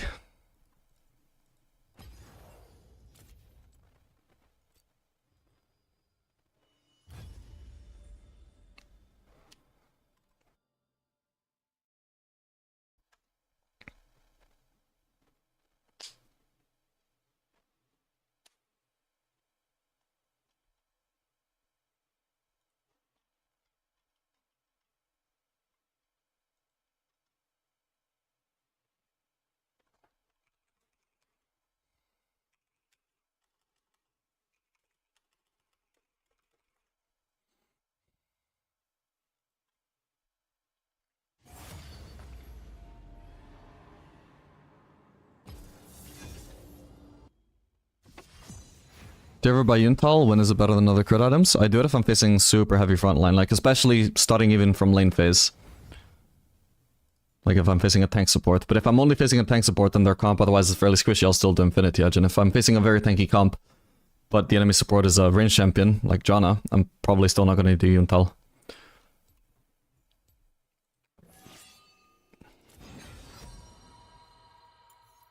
No cure for fools.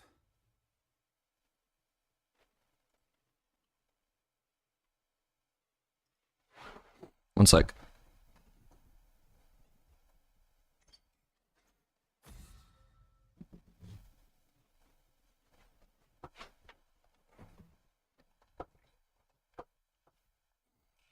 What do you think about Kai'Sa? Decent champ.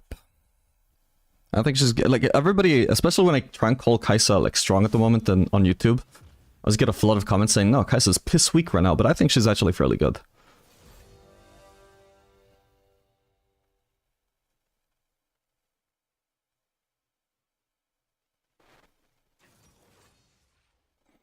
I think she has a 17% pick rate because she's the worst ADC in the game.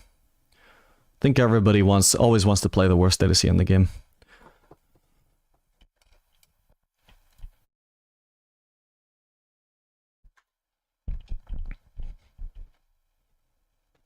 Think if Ellis is stronger this year, you just like to play with it? He's my main champion, I just like playing him, he's very fun.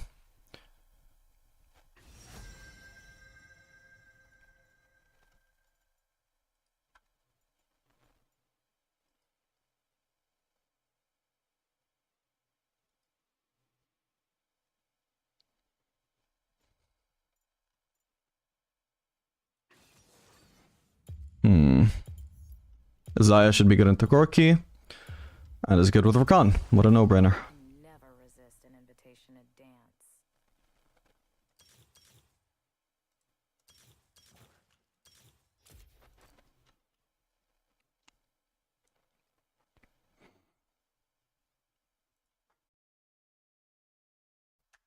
What do you think is the best ADC to carry now?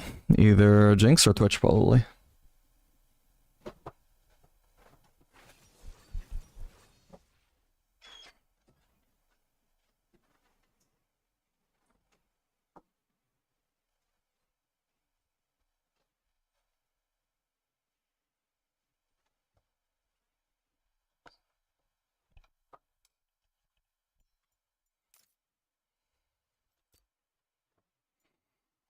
Definitely looking like a PTA lane over a Conqueror lane, I think.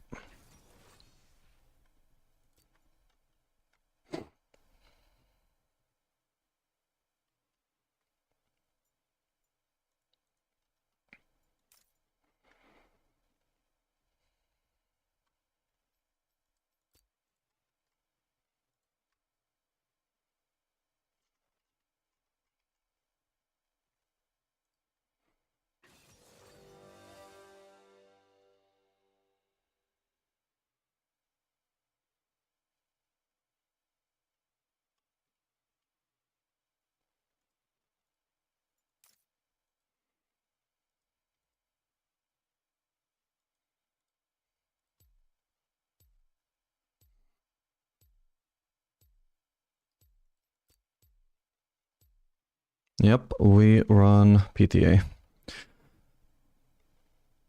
Would be good against Zen'Zhao and Renekton having Conqueror late, but...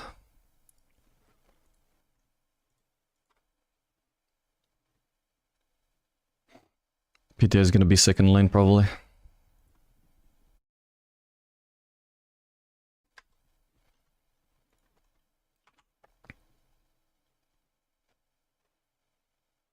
Oh, actually I'm 48 LP. Yeah, I guess I am. Thought I might be on slightly more.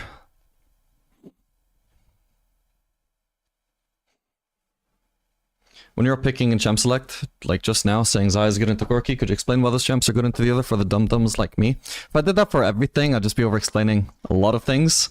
Like, especially if I do it every fucking time. It's like, okay, Vapor, we get it. But you can ask, and I will answer if I can, which I can. So, Zaya is good into Gorky because she's good into stuff that wants to, like, dive into melee range. Gorky is one of the few ADCs that actually generally, you know, does want to, like, W forwards aggressively. Wants to be in like melee range to hit the rockets easily. Wants to try and like melt the other opposing ADC with his W, and also like he's just so strong early game. Like he wants to dash forwards just for the sake of like, you know, forcing a fight. So for him, it's going to be very limiting if he can't dive in, because if he dives in, he's going to get hit by my E. So instead, he's going to have to play with some restraint. He can't abuse his early game against Zaya like he otherwise should be able to. Whistle. You know how to whistle, don't you? Hubba hubba. No, that's not whistling. They can walk up. Don't be a pussy. Minions have spawned.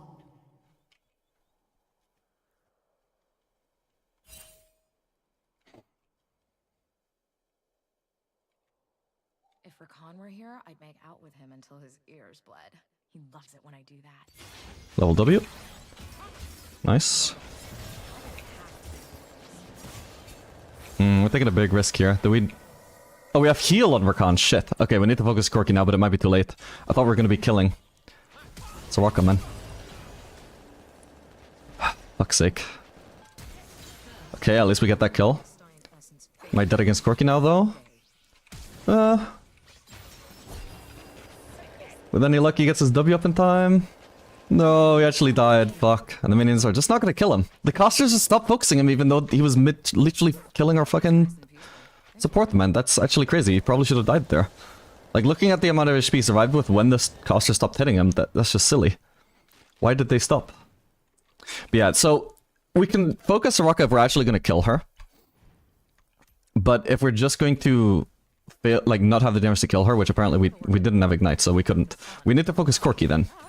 Focusing the ADC there only works if you just like one-shot the support incredibly hard, which I was hoping would be the case, at least somewhat. So my bad, I did not realize he was running heal. But also, like, he also is the one who engaged on Soraka, committed our cooldowns onto Soraka. And then he had, you know, made no signs of wanting to back off either. So I was confident he was sitting on Ignite. That sucks. Victors are the sole authors of history. Time to write our chapter. At least we get something, but it's a double for Corki versus an assist for me.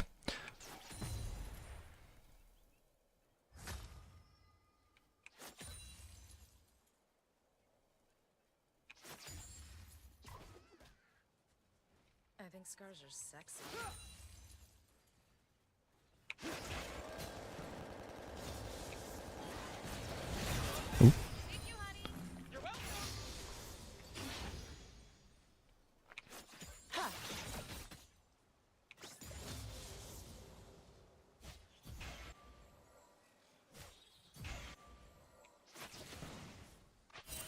Dance like your life depends.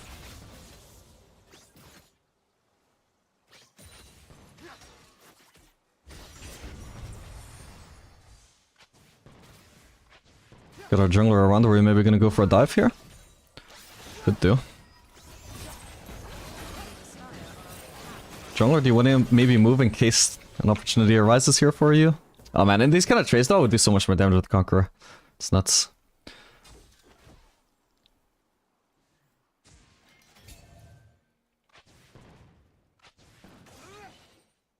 I need you.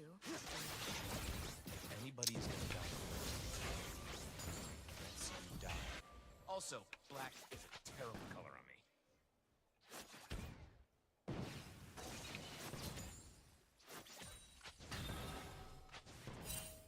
I'm so tired. You gotta rest. Everyone is depending on me. Everyone can wait. Good henchmen are hard to find.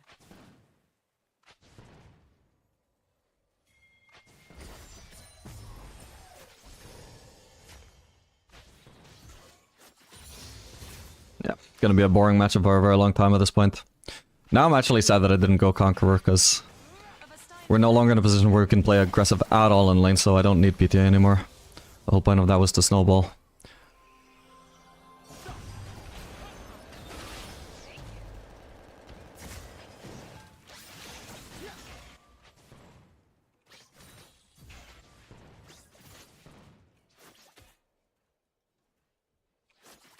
That was too easy.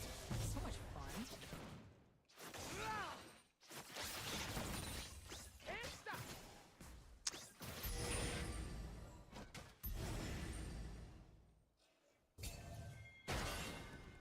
Okay, at least when I recall I've got BF sword.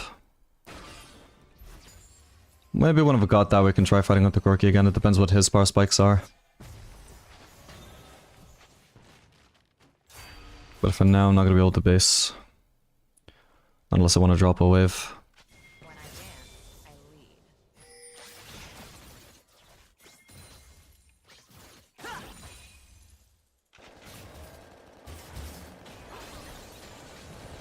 lead. Okay.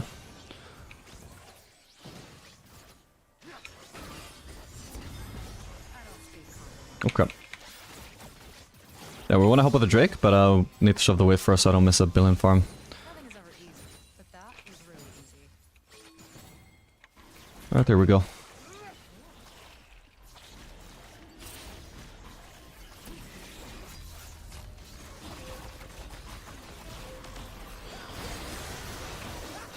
Come on. What the? Oh, we got it, thank god. How the fuck does she live as well, at least for now?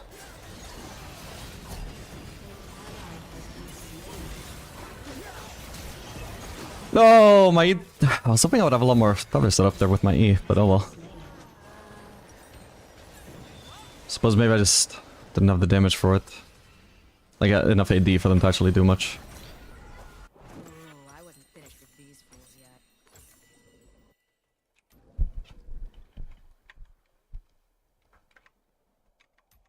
Another kill for the Corki. I should be competitive with these items at least though. Oh, actually, do I maybe just want to do anti-heal as well this lane? I think I do, yeah. If we're gonna have any chance at all of actually killing, like fighting this lane and getting kills, it's gonna be with anti-heal. And even if we don't want to try and fight, just limiting how much they can heal with Executioners will also be very smart. So they get away with less if they're the ones that are playing aggressive. Strategic viewpoint. We'll just do Infinity Edge into Lord Doms instead of doing my usual collector.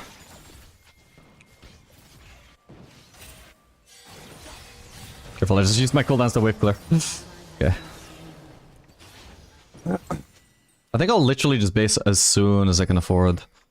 Well, when I find the base, I will base the moment I can get Executioners, but I can get it on the next wave, like after the next wave, but it's not worth actually like going out of my way to base for. If it's gonna cost me a wave. Oops, you're bad. Nice, decent trade onto Soraka.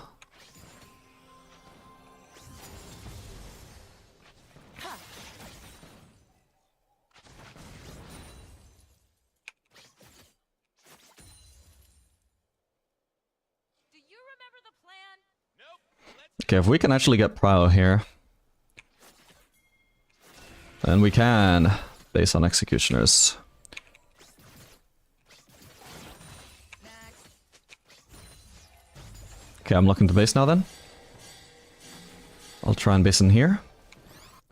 And he's basing on a cannon wave, what the hell? Good, Rakan protecting my base, he can recall an instant anyway by joining me. Nice. Awesome. I'm just gonna ping that from our Rakan so he knows we're actually suddenly just extremely strong against Soraka compared to before. Not that we necessarily win fights now, but we have much better chances now. All of a sudden.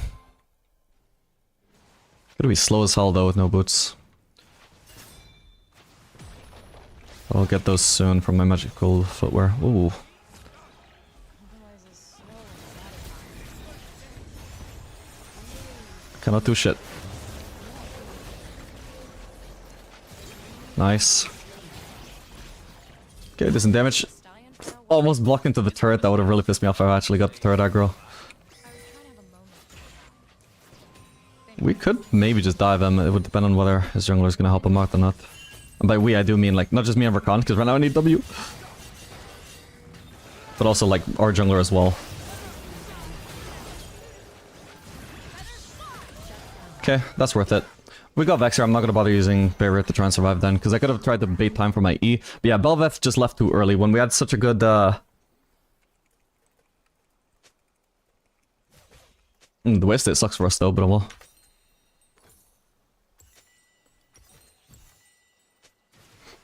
More kills for Xin? Oh yeah, because you care about the enemy jungler. but Ooh, enemy jungler is getting ahead of you. Oh no, he's gonna out jungle you. Who the fuck cares? Didn't even know that since I was bot side, it was a high percent play.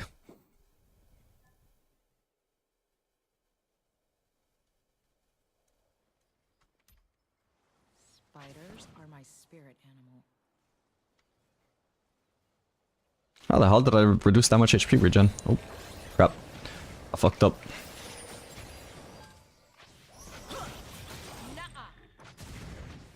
That would have killed me if it landed, by the way.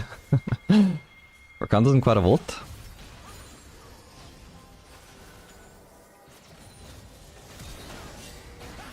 Man.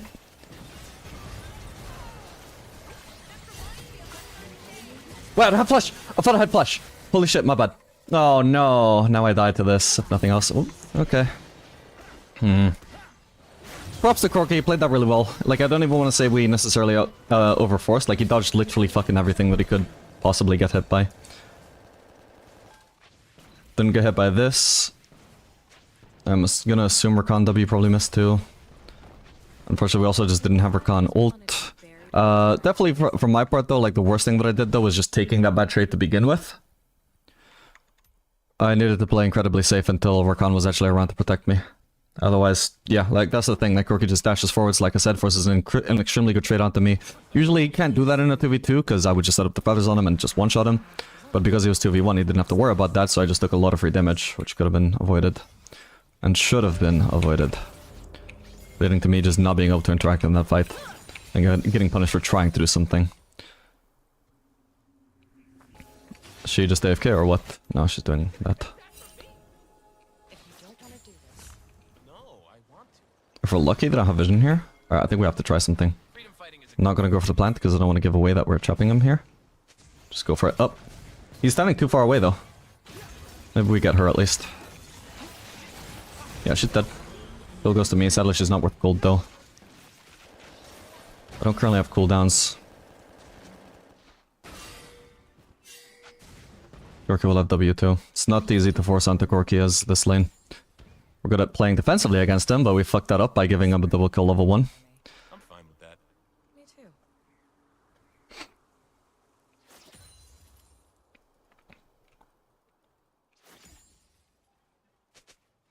An enemy is unstoppable.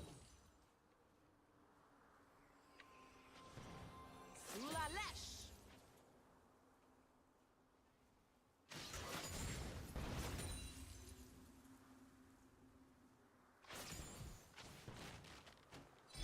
Turret plating will fall soon.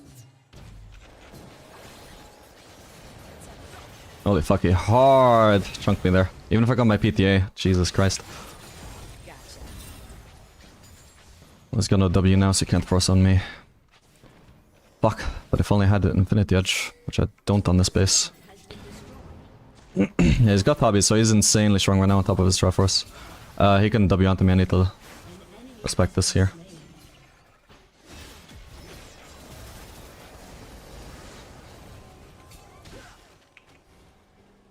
Ionians never learn.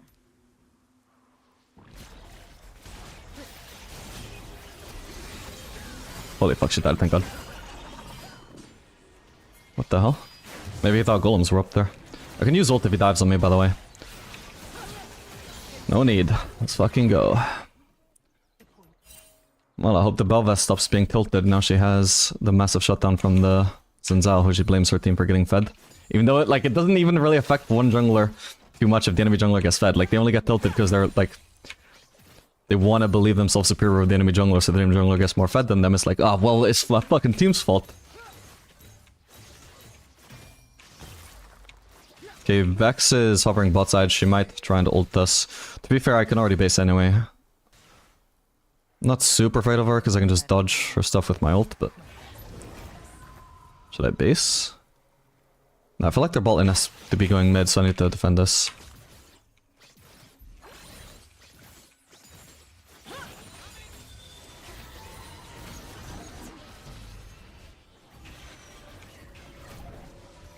Almost got cancelled, but we're good. Anywhere not here. That's where. Shame that I cannot afford the crit cloak, but it will. Vex is a girl, yeah. A real gamer girl.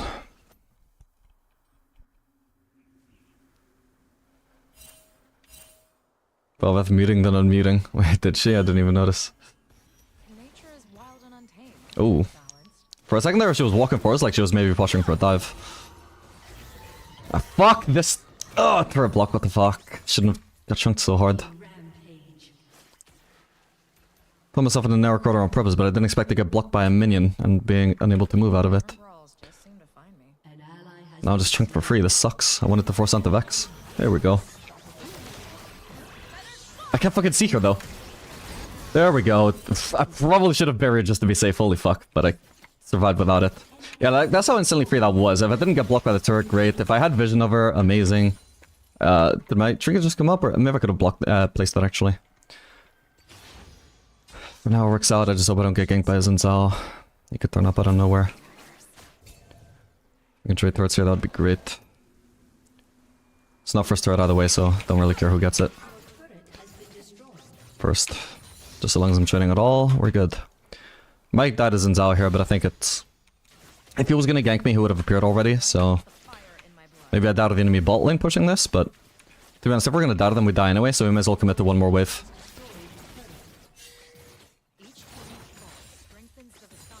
Okay, now I might die to this guy. But we'll see.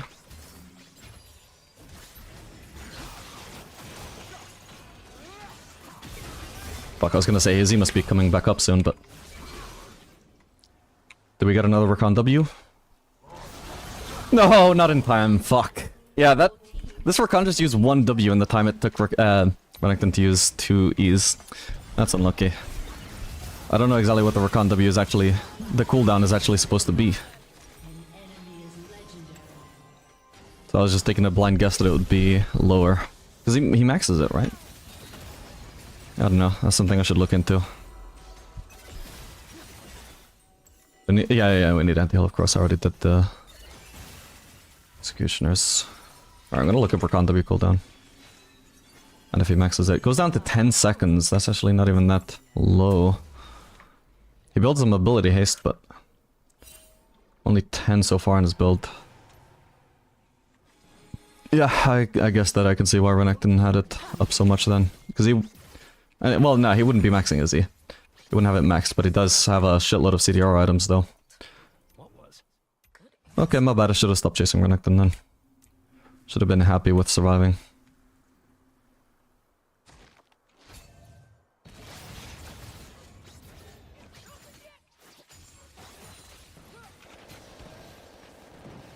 I'm gonna let the caster die, to be fair. Yes. I wasn't. I never think. Ugh, thinking. Actually, I've already got Mortal, but maybe we should path towards Aurelia. Maybe there's something we can do to help. Damn, worst moment to get knocked up. Unlucky for her. Rex is gonna be walking into here.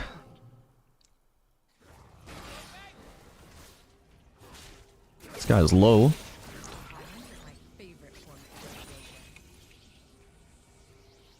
Just be careful about the... Yep, Vex. I'm placing feathers behind them. I don't think they want to be going in here. What? What happened to my E? Wait, did it just not do anything? That Renekton didn't lose HP, bro. What the fuck?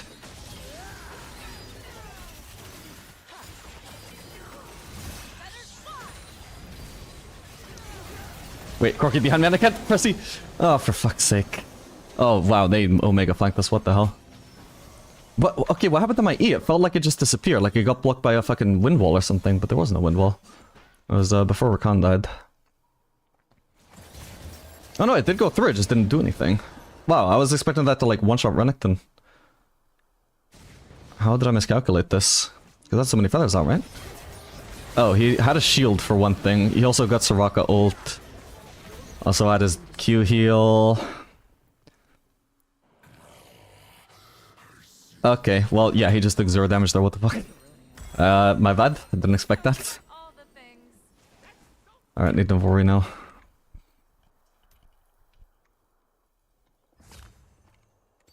Yeah, he had Eclipse, shield, that came back up. Yeah, so many stuff fucking there actually meant he took 0 damage. Yeah, he took so little damage, I generally thought my E just got like wind walled or something, but I was confused because they don't have a wind wall. Like Xin Zhao ult? Did Xin Zhao ult like bug out and block it or something? Yeah, she's not on it.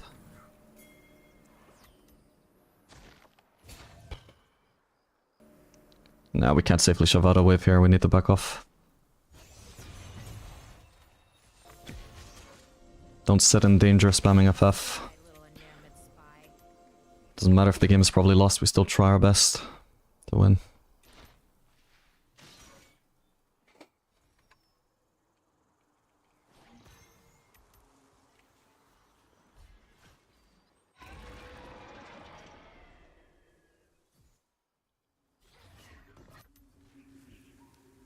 We'll just sit here a little bit and just see if anybody's gonna greed for another wave. If we pretend that we're not bot lane. Oh, he gave it away. Actually, this could work out. Because they assume we're kind of just freezing for somebody else, right? They don't realize the person is already here, but nah, nobody's taking the bait, so...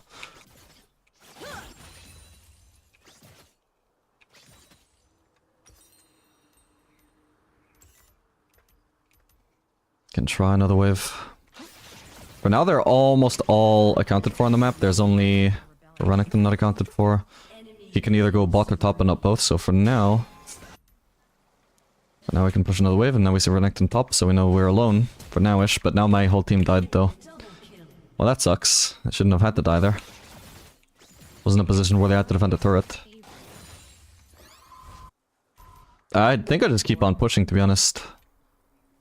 Like, they're gonna take the inhib, but they're gonna do that whether I recall or not, right? So... Let them take the inhib. We can clear the super minion waves. The only thing I need to make sure is they don't take our fucking, like, nexus. Sadly, I can't actually take the full... Alright, but now I definitely need to start basing. I maybe even stayed too long already. See what we can do with Bel'Veth. Whole team is spawning. Oh, that sucked. I think they're just gonna end now.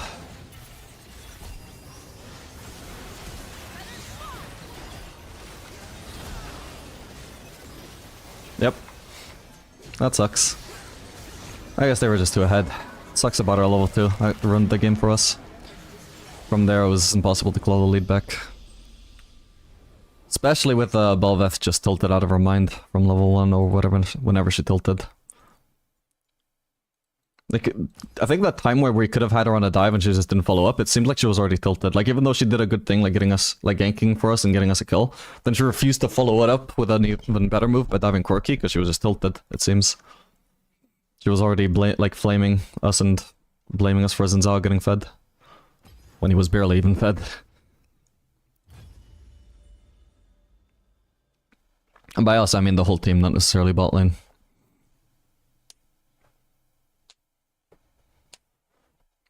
Why do you sometimes go Infinity Edge and LDR first instead of Yuntal? I was going for a burst build this game because they didn't have, especially in lane, they didn't really have any front line.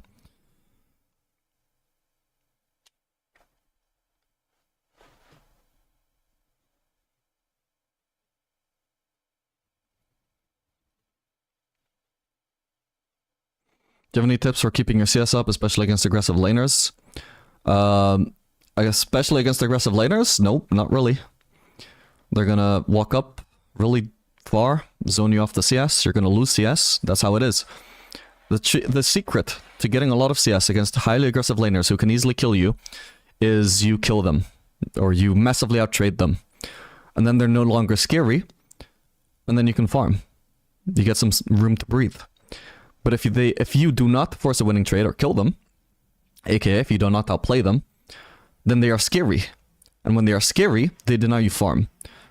If you're asking, how can I just avoid being denied farm? You can't. You will be denied farm.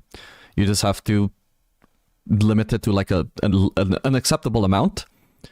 And also not fucking get denied farm and then also die on top of that. No, you squeeze out whatever CS you can get. If it's really a matchup where it's really tough and you can barely walk up to the wave and farm. And you just focus on not scaling, because you almost certainly will outscale if the matchup is that hard. It's not every single lane that you can just get like 8 CS by 8 minutes, you know?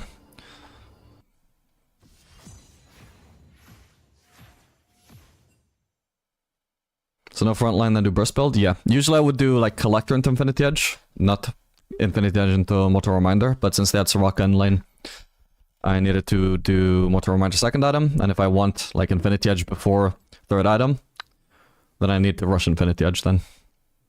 And that's for Zaya anyway. For most other ADCs, I do just do Infinity Edge or Doms or whatever, because I think that's better. But for Zaya, I would have liked Collector.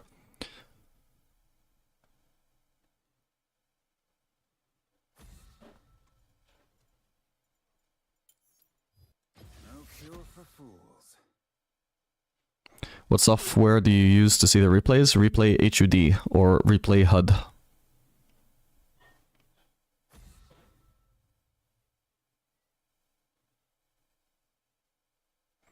Dunkin' or Starbucks while I watch your stream? I don't think I've ever been to a Dunkin'. But I know Starbucks is good.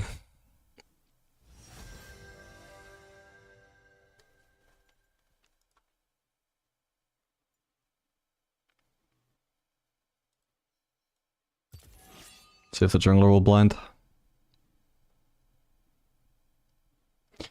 Yeah, I wish we could have a redo of that game and just see what happens when we don't grief at level 2. Or level 1, sorry. Oh, gonna have to blind. I'm on the case.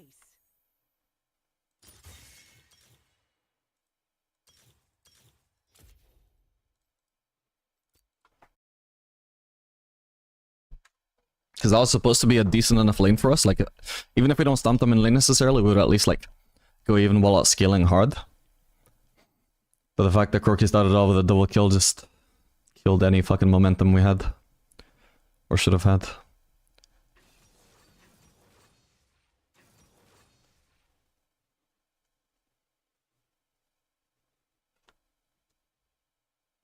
Isn't Tristana better blind? I wouldn't say so. As Tristana, I actively really want to avoid facing like hard CC. Or a Braum.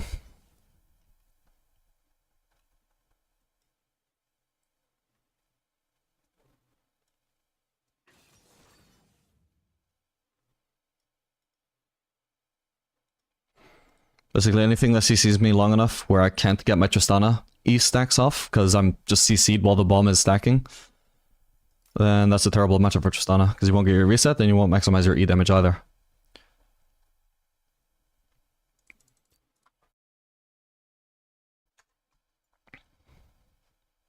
I used to blind Vayne, am I trolling? It's not ideal, but might not be the worst.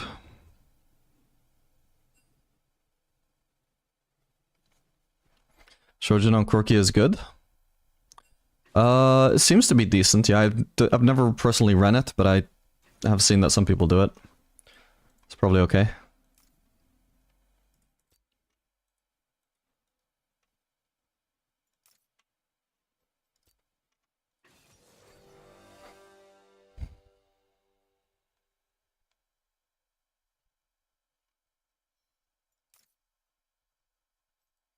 Oh wow, we're facing a mage bot lane. It's either Mel bot or it's Seraphine bot. Probably Seraphine bot, you would imagine. Either way, I'll need cleanse.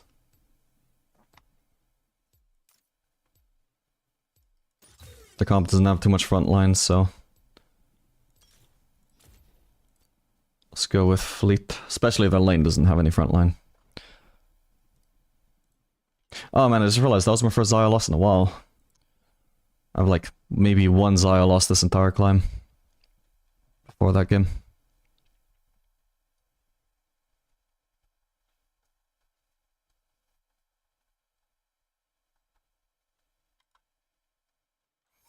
My duty is to protect the citizens of Piltover, and I will see that through.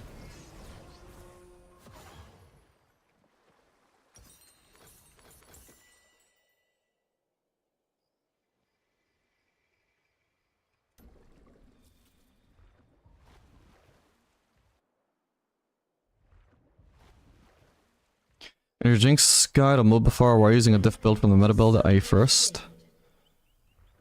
Hot on the trail. I think my Jinx build on Mobafar should be running, like at least, it should have at least Yuntal as an option. As far as I remember. Let me check that. Against the same Belveth.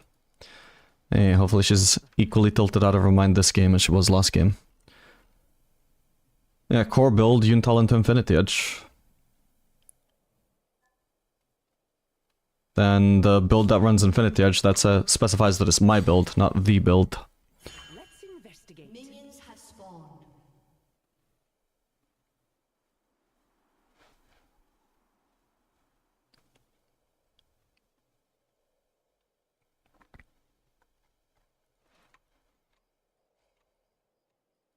A true professional is always aware of her surroundings.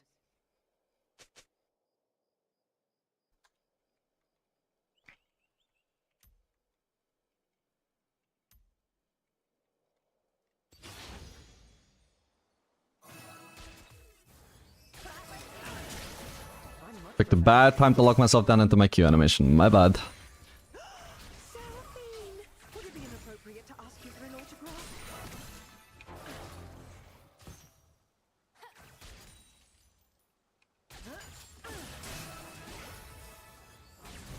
I got a headshot coming, so I'm just walking forwards. Knowing that I hard win that extended trade with a headshot.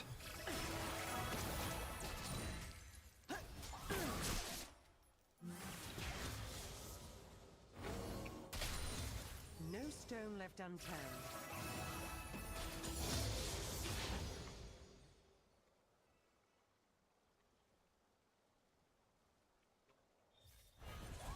Much appreciated.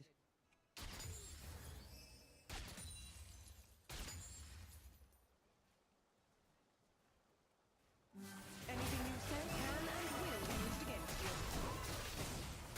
Oh wow, that was nearly a hit.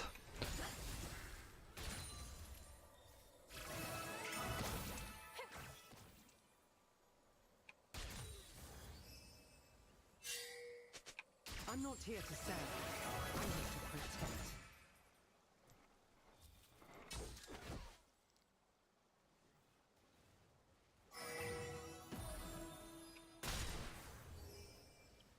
Where's Bard? There he is. I was wondering whether maybe he was like looking to portal Belveth in. What is Seraphine doing? She's missing a cannon, bro. Interesting.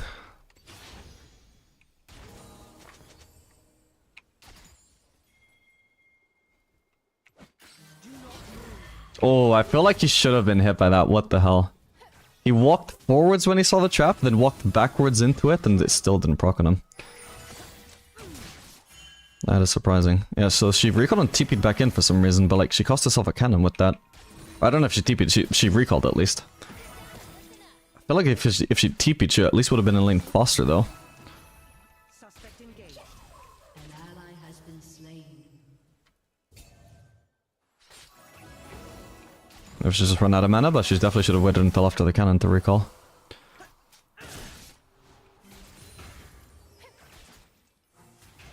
Anyway, we're just AFK farming and then hopefully like him will outskill Seraphine. There's not really much I can do to interact here. So just that wave clears me, outranges me.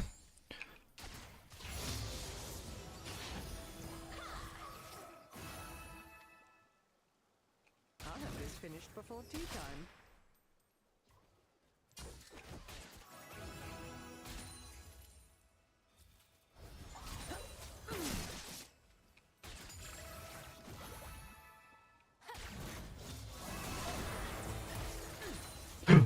No, I missed the cannon, fuck! Thought I could greed for that one caster and still get the cannon, but I shouldn't have risked it. That wasn't even worth all the fucking skill shots, I think. Should have at least Q headshot. The law bends for no one. Okay, if I shove this wave, I can base on a BF sword. Fuck. Is next wave a cannon wave? No, so maybe I'll stick around for yet another wave, actually. But we definitely do look to base pretty much nowish. An ally has been slain.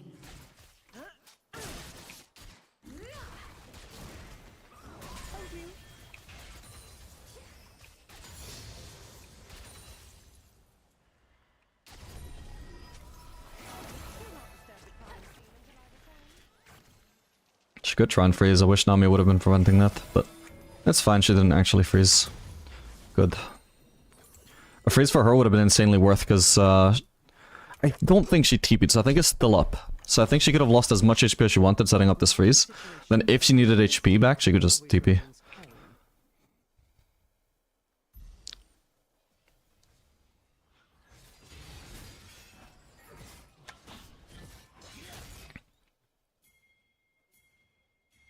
Oh man, I'm gonna miss the cannon.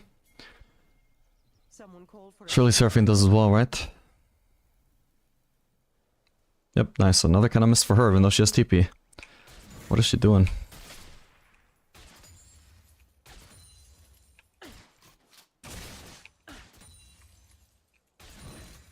in position.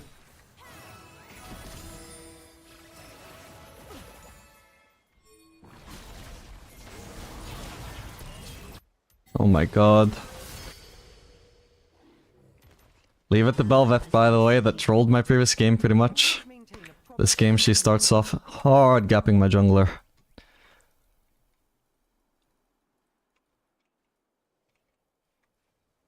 Still doesn't gank bot though. That seems somewhat consistent. surrender now. Holy fuck, that range always shocks me. Much appreciated.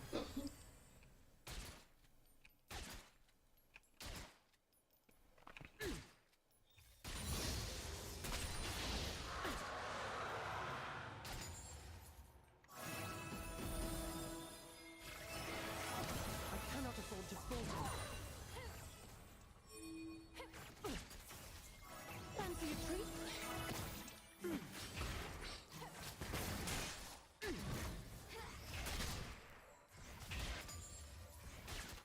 No, we're farming cleanly. Seraphine is not farming so cleanly. She's doing terrible actually in farm. That's pretty much all we can do. This matchup is completely uninteractive, kind of boring. What the hell? Nice cheese. Doesn't land anything because the matchup is boring as hell, but literally she had a nice cheese and it does no fucking damage. Nothing actually happens.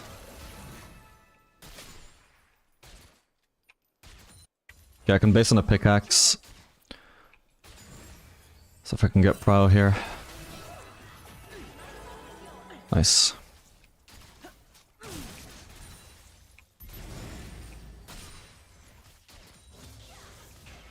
Oh, Crime is common. there we go. Now I'll want to base if I can. Because we know the next wave is going to be a cannon wave if this one wasn't. So again, she has the option of freezing, but she's going to tank it also. Just get the last hit still, but without letting it go under turret.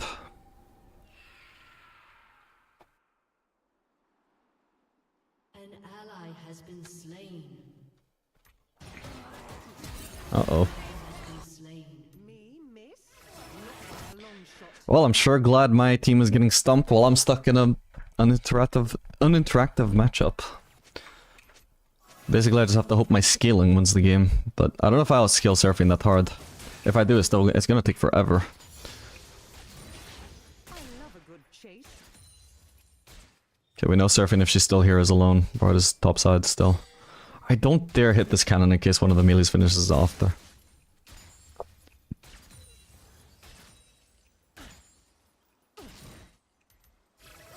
Okay, I think this time she TP'd, maybe. Maybe not though, actually.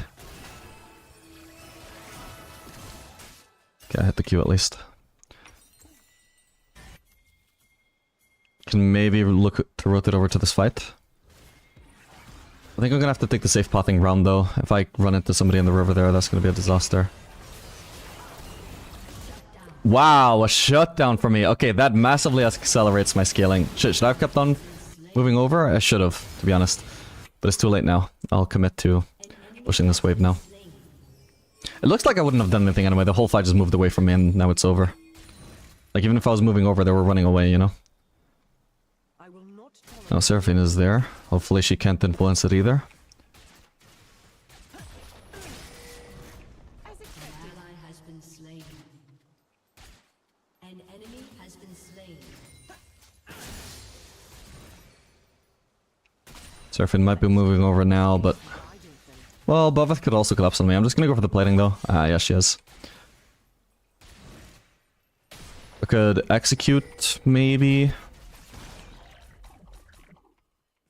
Even if I don't, I mean, at least I can take down... Yeah, I can't execute. We can either try and outplay her, or at least try and take down... Whoa.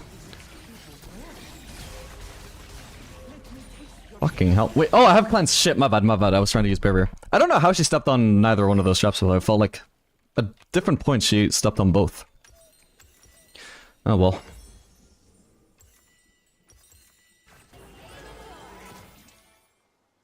Definitely looking for Lord Dom. Well, maybe not Lord Doms, but like at least armor pen. I guess we'll do anti-heal.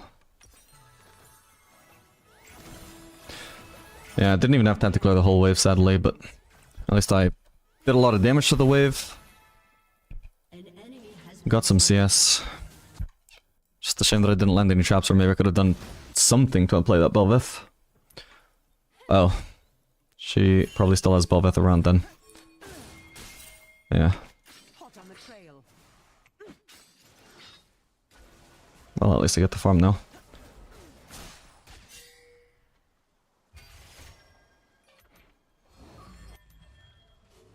Just a bit sad I wasted my cleanse all. That was the first time... Like, I actually haven't had to use cleanse all game, but at any point there could be a Seraphine ult or something that I need to cleanse. It's very awkward that I just wasted it on nothing. Completely forgot I had it. I was trying to barrier. We could do some vision. Oh. Never mind then, that was our last bit of vision.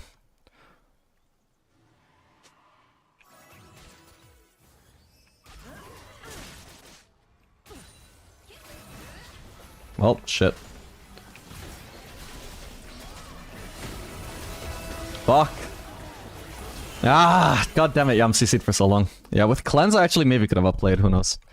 Alright, well that sucks. This is why I wanted vision. We actually had no sign of this. How annoying is that? I wanted her to place a ward here. I don't care about the Drake. I want to be safe. That sucks. There's just no counterplay to that Bard play if we don't have vision. At least if we see them in the area, we know he can do it, but I had no fucking idea where he was. Really sad. Oh no. Well, that sucks.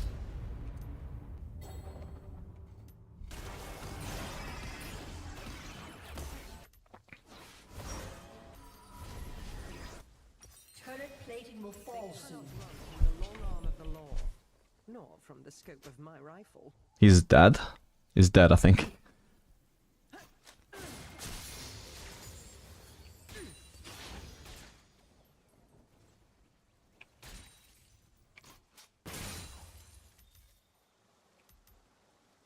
Gonna risk another potential death, but at least the plating should be almost guaranteed. Yep, nice. At least I'm not getting, like, nothing for my deaths. Alright, at least we're getting something back every time, but... Definitely hasn't been worth it. Ugh. Not getting as many autos there as I'd like. No stone left unturned.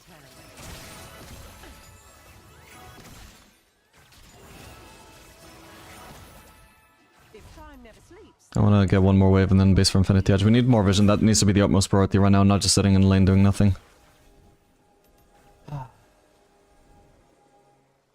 How will we know if Bard is ganking, bro?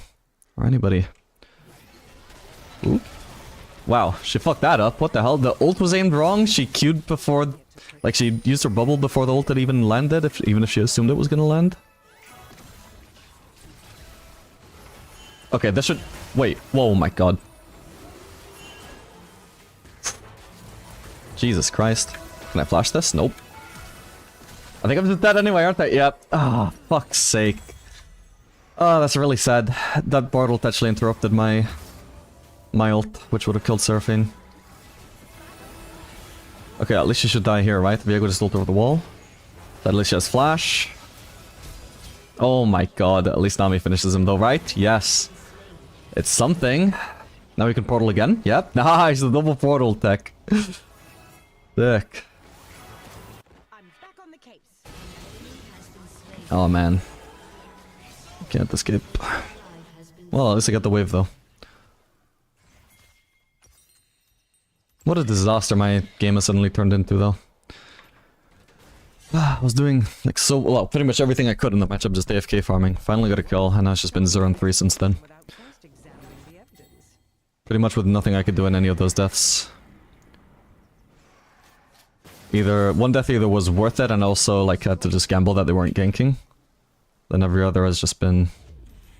Well, I mean, I guess that death was avoidable, but it definitely should have been like a free call on Seraphine that Nami just messed up. Oop, might die here though. Why is my auto reset not going through, bro? Yeah, can't outplay. I was just alone, my bad. It was worth it to shove in a wave, but I shouldn't have been trying to kill the turret by myself with no information on Bard and knowing that my support was mid. God, everybody that he could kill just flashes away, man. This is tilting to watch from his POV.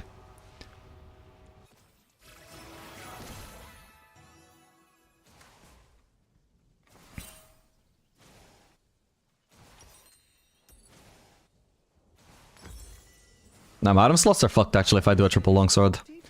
I want to leave room for a quick look. Your team has destroyed a turret. Never follow that support. I mean, it was a good play. She just missed her ult. I can't just like not follow up on plays that are observably supposed to be very good just because I trust her to fuck it up. I have to give her some credit, otherwise what the fuck do I do in the game? She's gonna reflect it, but fine, at least now it's on cooldown.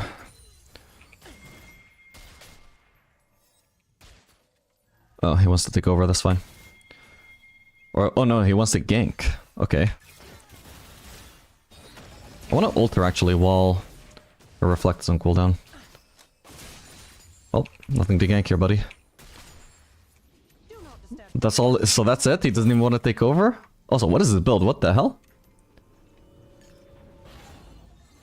Okay, maybe we can get her here. Nope, we can't. Oh my god, I'm gonna... Oh, I don't have flash. I was gonna say I'm gonna flash out, but I don't have it, so I'm just fucked.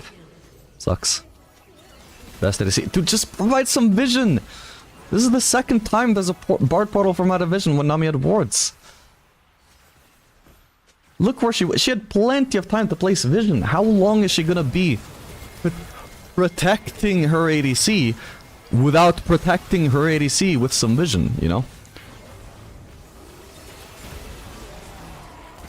I need to have some fucking idea that they're coming for me, bro. You are the guy that can take care of that for me. But you are failing. Shut down. I should have probably gone for another longsword.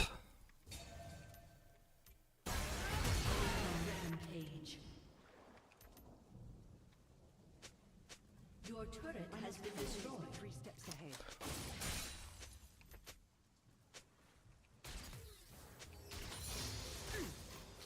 Why are the tilted junglers always on my team, man? Velvet loses her mind on my team, goes next game, goes 5-2, and my jungler starts losing his mind. All bins for no one.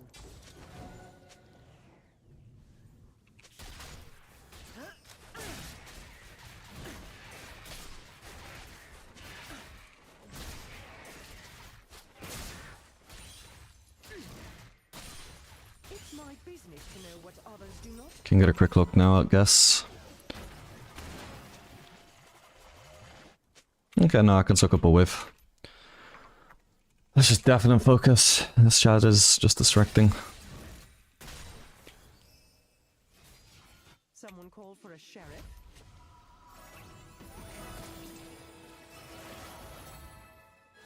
Oop.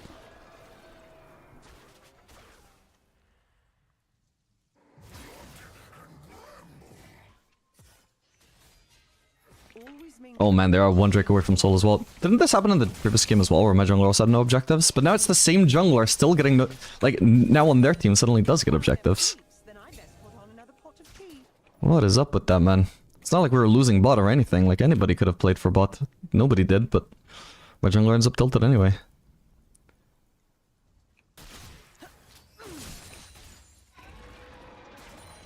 Okay, I can probably trade my life for this turret. That would be worth. Okay, my team are also forcing a fight at the same time, so that's actually pretty good. So if they're trying to collapse on me at all, would be lucky for them if it's only Bard that's coming for me. Yeah, because now that we see they're all of them, now my team are just getting a free play. Now this is me dying for the turret that I already had. This is great. Like, they came too late to defend that turret. They can kill me afterwards, but I already got, like, more gold from this kill. than they got for killing me. For this turret, I mean. Unfortunately, I'm probably gonna have to drop a wave. My death timer is so long. Like, I probably don't get this wave, but... yeah, hopefully... like, if this also leads to my team getting another turret, again, this is just amazing. Beautiful.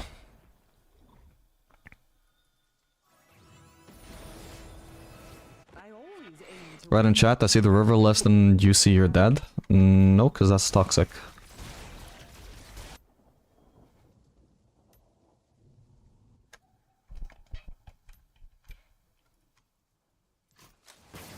Damn. Ah, I needed to do that faster, my bad. I was basically banking on a crit to kill that cannon. I didn't like it. Should have used my E sooner to get the guaranteed headshot. Okay, I couldn't base and get more throw on there, I guess.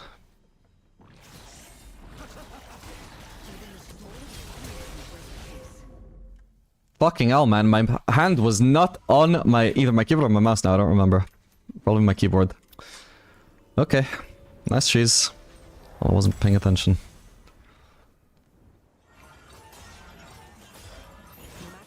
Because it literally just muted to clear my throat. It was actually the worst timing.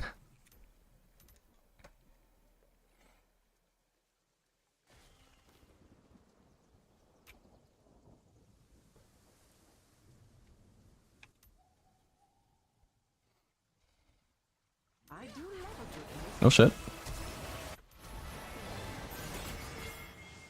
Nice, I'm gonna...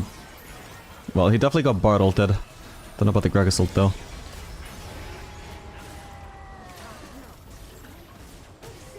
Big chunk, she didn't do the damage deflect in time.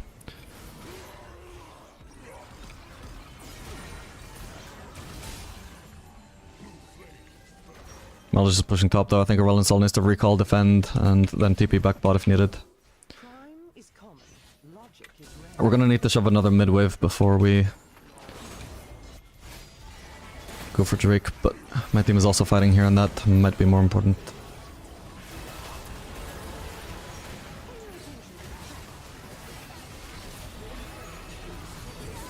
Oh yeah, come on! No, I needed one more auto!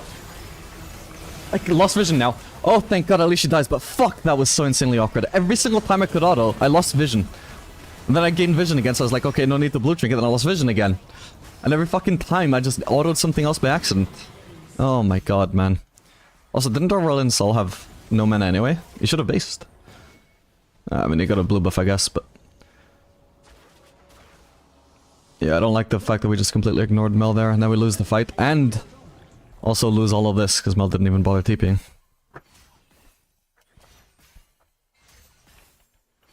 Do people still see your pings after Deafen? I think so, yeah. Oh man.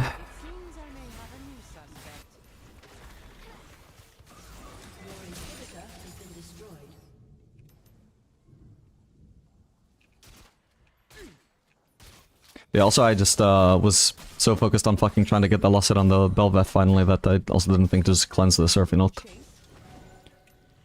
I'd cleansed that, that would have been a lot cleaner as well.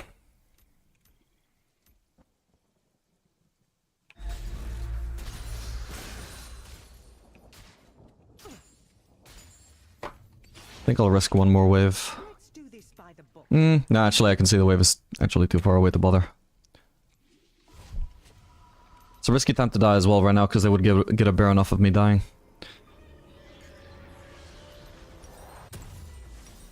Just gonna get as strong as possible with this double crit cloak, honestly. I need whatever's gonna give me the most power right now, because this game is actually possible to lose within like the next 2 minutes. Can't go for big power spikes. We can also just like make a desperation play on Mel here and just gank her. Oh. I can ult her and that's gonna force her W, or she's gonna have to tank it. Yep, there we go, that's fine.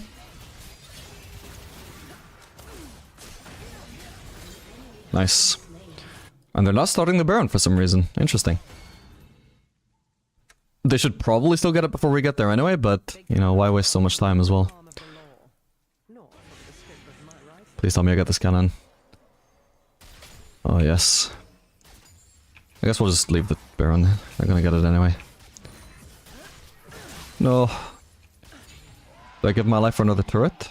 Thing is, it's not even a guaranteed turret. It's too healthy. Careful, buddy. Oh my god, he's probably dead. Oh my god. Oh, at least it takes a shitload of damage. People keep like walking through traps. I don't even think they can walk through. They just take the risk and it pays off.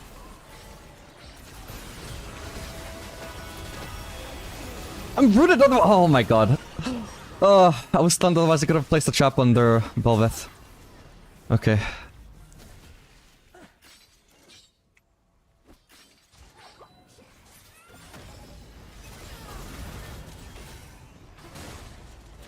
Can't really walk up to Gragas.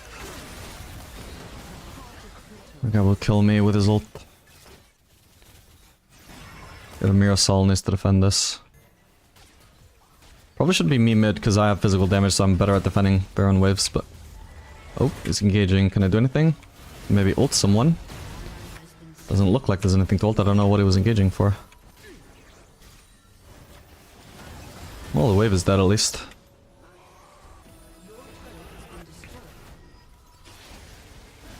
Yeah, this is rough. I don't see how I'm gonna defend here. Ow, ow, ow.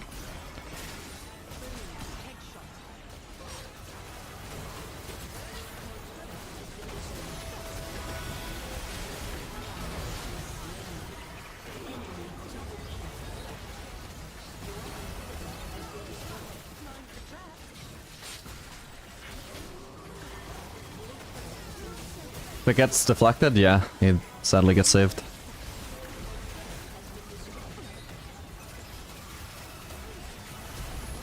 Alright, GG. Did our best, but unfortunately, literally just this entire game was decided completely outside of bot lane. I did have like so many deaths on bot lane, obviously, like mainly much later on into the lane, but they were kind of like meaningless in the sense that we didn't lose any objectives. Nobody relevant got fed. It's not like Seraphine got a massive lead or anything. It's just that Belveth was already insanely fed. Top lane got stomped. Unfortunately, just not a game that could be decided on bot lane at all. Lane was just way too passive. Because if I had a big lead, then, you know, maybe I could do something to match the fact that they had a big lead. Like, Relent Sol was pretty ahead, right? They didn't have to be completely doomed. It's the fact that our matchup was just completely impossible to actually do anything in. Like, it's just, I farm, Seraphine farms, either one of us walks up to the other, that person loses. So, neither person tries to walk up to the other. Means nothing happens. How can I get a lead in a lane where nothing happens?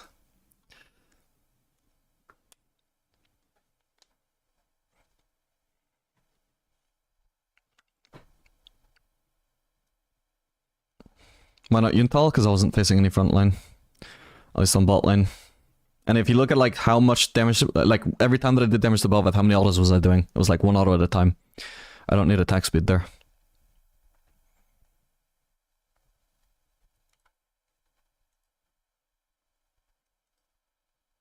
Alright, I think maybe this last game should be the last one. Do you play Jhin? Sometimes, yeah. He's one of my go-to ADCs for playing with mages, but mages aren't super popular in Diamond. So I play him a lot more in low elo.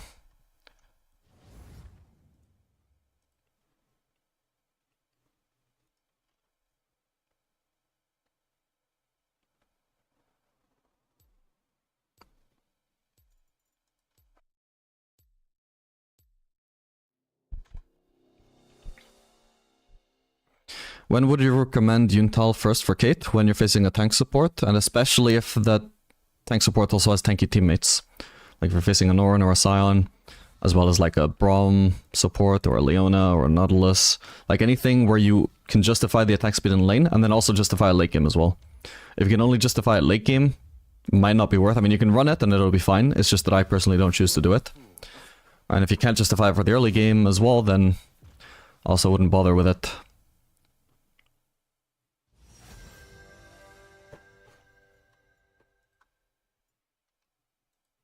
And mostly I find that either I face a tanky team or a tanky support, but not both.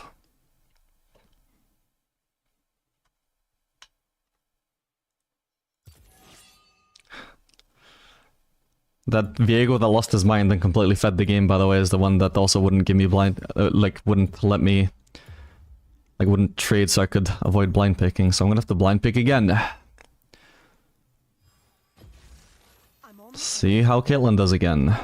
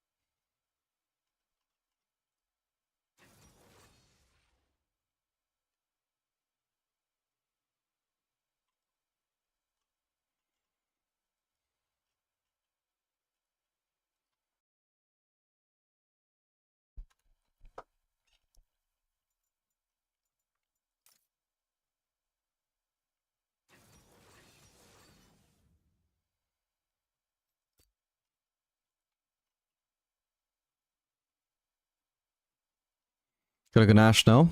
Yeah, but I don't wanna... Like, if I was just truly tryharding, I would just blind Jinx, but also I just want to play Caitlyn anyway. This matchup doesn't look great, though. Yeah, it could be okay.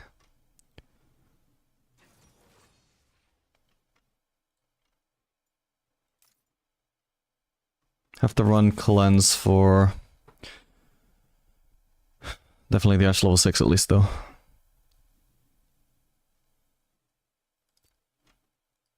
But like this game, for example, I could build Yuntal for Rel in lane, for example, but then later on, there's literally just, so far at least, only the one front line, which is J4, and that guy half the time will just build full AD items. How much do I really need full attack speed? Like, who actually needs that much DPS for me to kill them? If no matter who I hit, they're all just like burstable, then why would I not go for a burst build? They're gonna die about the same anyway, and also have like stronger like play potential if I go for burst.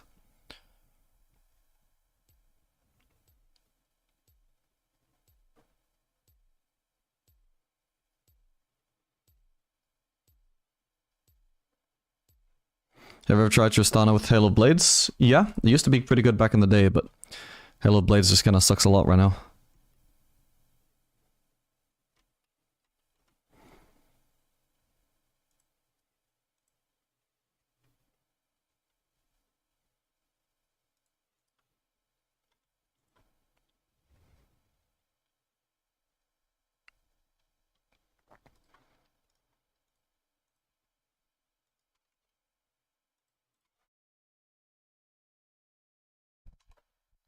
Is it always lethal tempo and Kate? No, last game I ran fleet, it depends on the lane matchup mainly. We're facing a tank support here, something we can hit a lot, so we definitely want to run lethal tempo.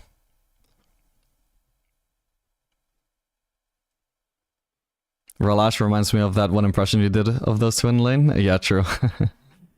Yeah, at least their vault lane isn't great. That's true.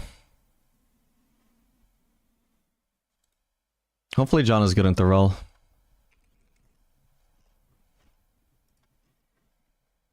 Oh yeah, apparently she's one of Rel's hardest counters. Good. I was hoping so.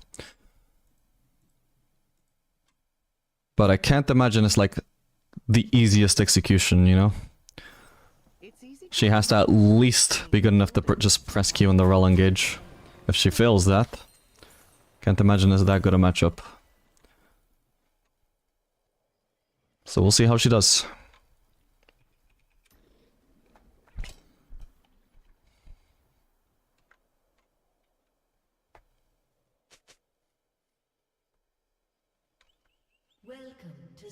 Ghost and Ash as well. Someone called for a sheriff. Could make sense here, maybe, I suppose, actually, because I can't really effectively fight back onto Ash. Like, if she's ever gonna fight me, it's gonna be mainly following up Rel engage, and I can't exactly snipe Ash with an EQ auto through the Rel, who's gonna be frontlining for her. So she won't take too much damage, so... And even in fights where I do somehow manage to hit her, I mean, I also don't have barrier, so she's not at a disadvantage in that regard. Why no skin? Because I don't want to waste money on skins. Minions have spawned.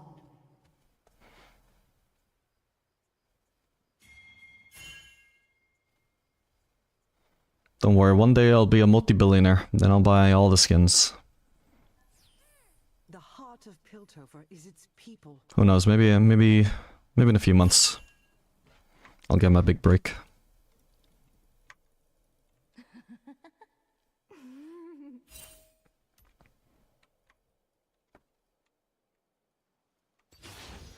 I'm on the job.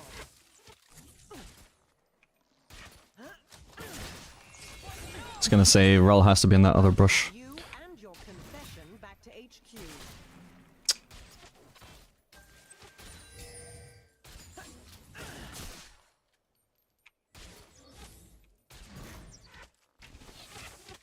Oh, I even missed that caster. That sucks. Get hit by the Ash W trying to hit my headshot, and I don't hit the headshot. I'm here to protect. I have to get rid of the headshot.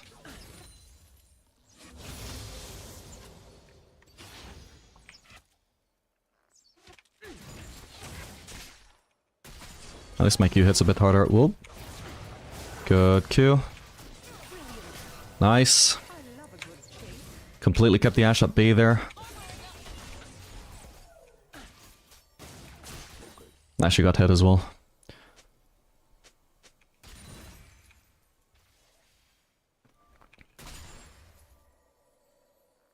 Yeah, nice try on the Ashe. I mean, that was a... Yeah, the Ghost was... Would have been pretty good there if I didn't just, like, keep fucking stopping her from reaching Janna. Should have had better ability to follow up. We need a ward, but I don't have one. Never a dull She doesn't have one either, then we're just raw dogging it. No protection.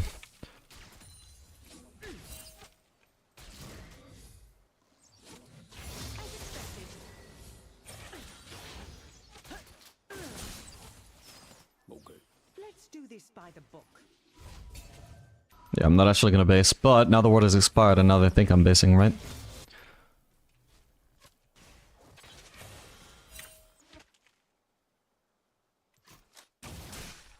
I could have walked up for another auto, my bad. Always maintain An auto, I should say. Yeah, pretty much me just fake recalling there because I knew the ward was expiring, just give me a free Q on Ashe.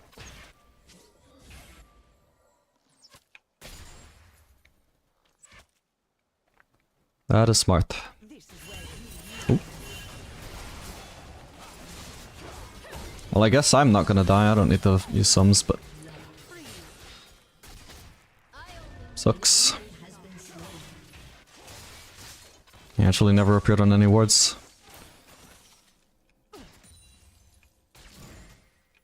I went through a jungle. I'll have this finished before tea time. Boom. Headshot.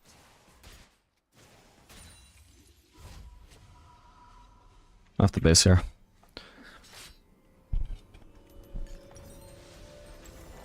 No stone left unturned. Yeah, like this game for example, like I'm just not gonna grief my build path trying to go for Yuntal when I can't afford a BF sword. If I went for BF sword first base, if I could afford it, could maybe consider it, but when it's not gonna be that good in this lane to maximize my DPS, or not that good in this game, I should say, like I don't want to fucking grief my lane phase going for shit components.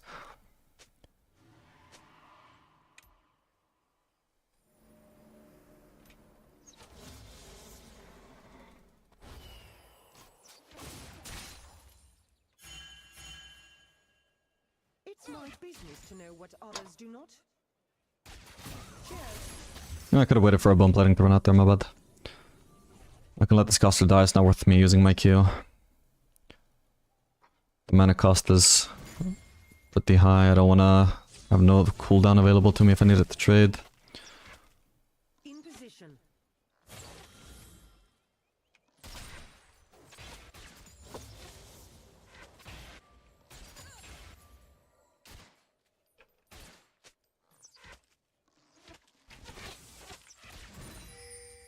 A true professional is always aware of her surroundings.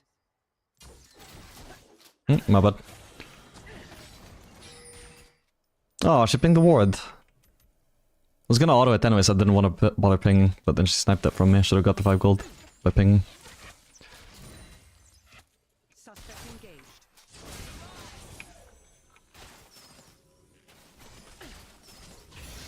She's only got berserkers by the way. She's full movement speed. She does not have very good trading power. I must always be 3 steps ahead. 5 GKS, yep.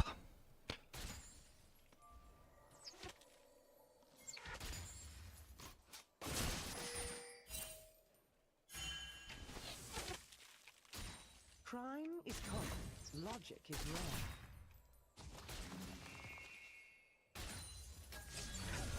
Careful.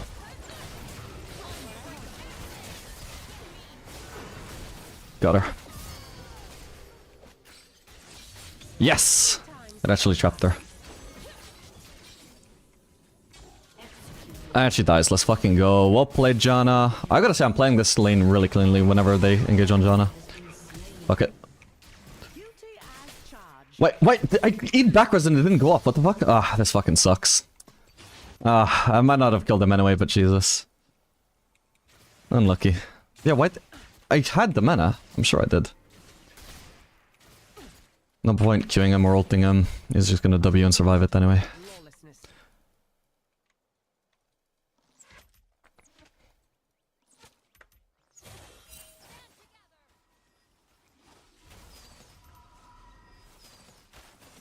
Guess she has no vision. I much prefer this to desk duty.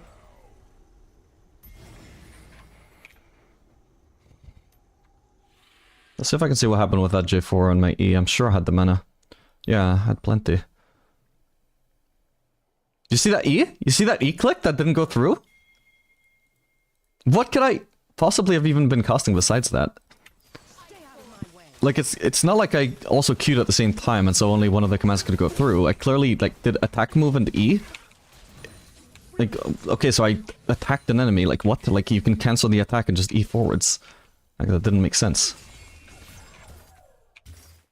Like, use D, I had mana, why wouldn't it cost? Again, it didn't cost me the kill, I don't think. I think he was gonna survive anyway, but I'm a bit confused.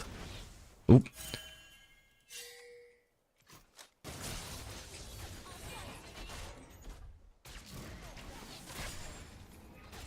Let's crack An this. enemy has been slain.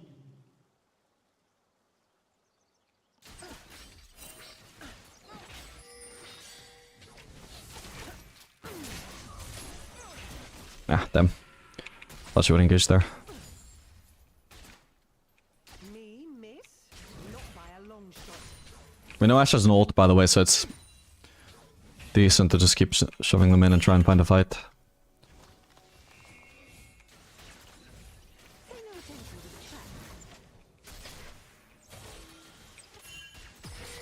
trap. KJ4 on the way. Shit, and he jumped the wall. I'm probably just dead, we'll see. Okay, maybe not then. Maybe not. Okay.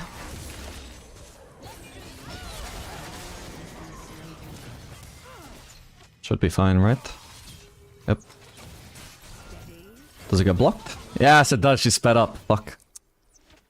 That sucks. And we're entirely abandoned by the team, unfortunately, so... Oh, there's a TP, but... Still.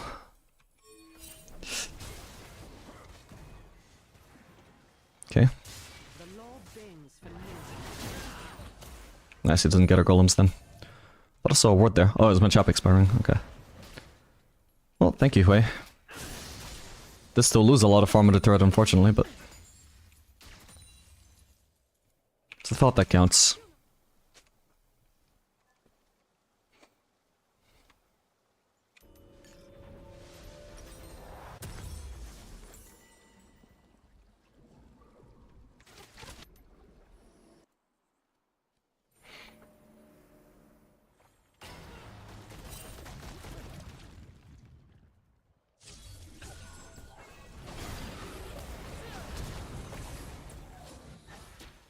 No matter the situation, a good investigator always remains calm.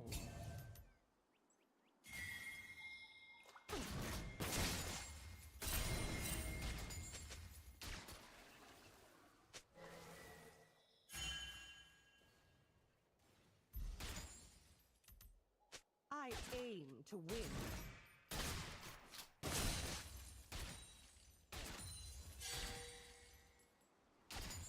Okay, Rel is currently mid.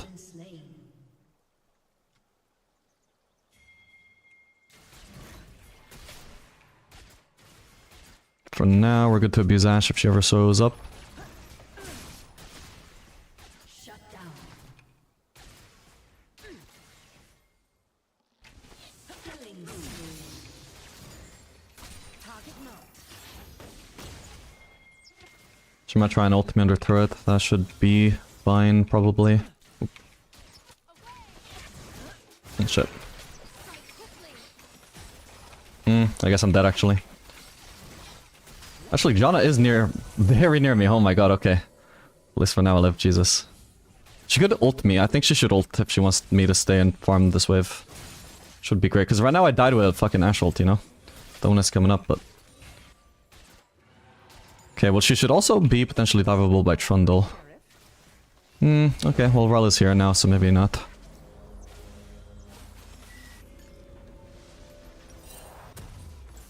I ignore whatever fight is going on there, because I cannot join.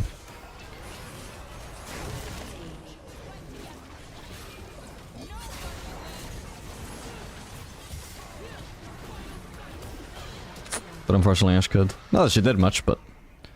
She got an assist. Oh, she got a kill? No, she got an assist. She was out of vision when she got the assist. That's why it didn't appear at first.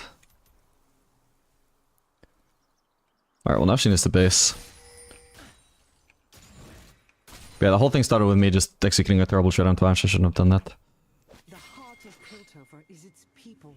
No sign of her. Maybe she already finished her base.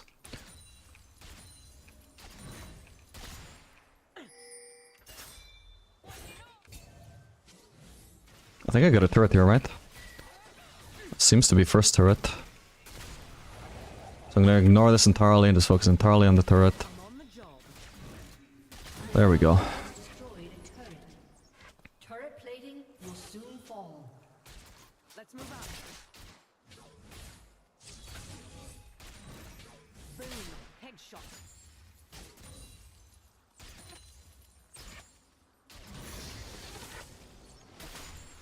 Careful. So Ashe plays super aggressive, by the way. She's either a smurf or just a psychopath. To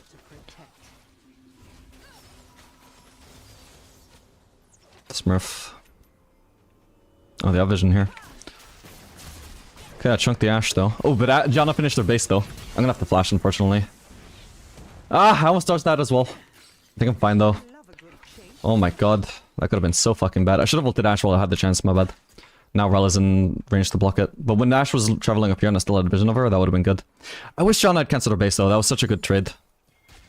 Sad.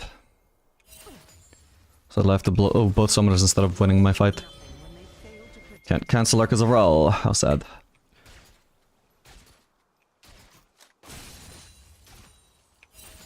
Well, I got a big CS lead over Ashe at least, but...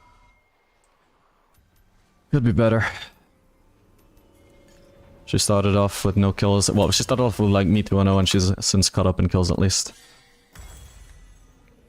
Your team has destroyed a turret. One must never start An enemy has been slain. examining the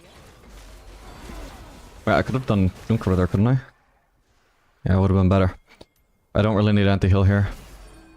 Double kill.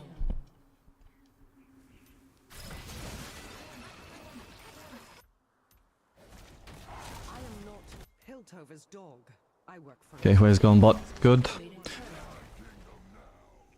I want to be unlocked on the map if I can, but for now I need to shove another wave, and then we can rotate top and see if we can do anything with the team. Killing spree. Okay, for now I'll just keep on trying to push then. Okay, I'm gonna back off and assume that Rel probably has somebody else coming to help her the way she was positioning. Maybe she was just going towards my team, but for all I knew she had a team and I knew that I didn't, so... Nice juke, but... Oh, come on! That sucks.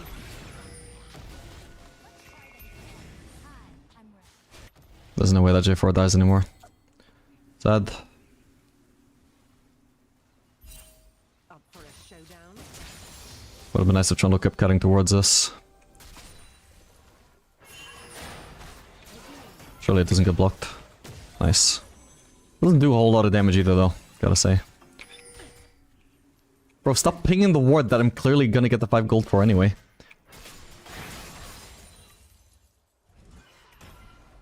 Okay, I can base on a Lost Whisper. So I guess in the end maybe going for that Noon Quiver will pay off. Sorry, not going for the Noon Quiver will pay off. Because build-wise this is better than having Noon Quiver.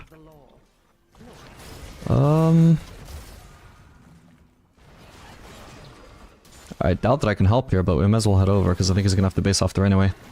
And if they like overdive here... Yeah... Well, okay, sadly he's dead anyway. Oh well. No matter the situation, a good investigator always remains calm. Damn, but I actually should have had just had more farm if I stayed mid though.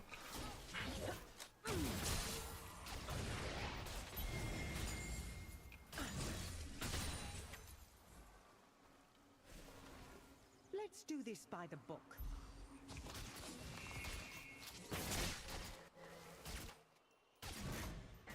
Oh, come on. Oh, he's not stolen it. Let's go! What the hell? Maybe he didn't have smite up. Always maintain a proper chain of command. Got them all. Bear is not even contesting the Drake.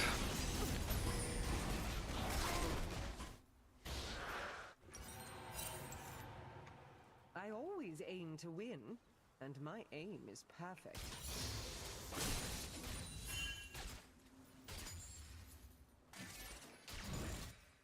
An enemy has been slain.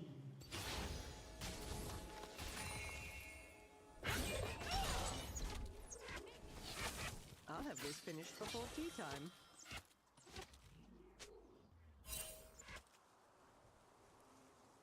Okay. You can cleanse if needed.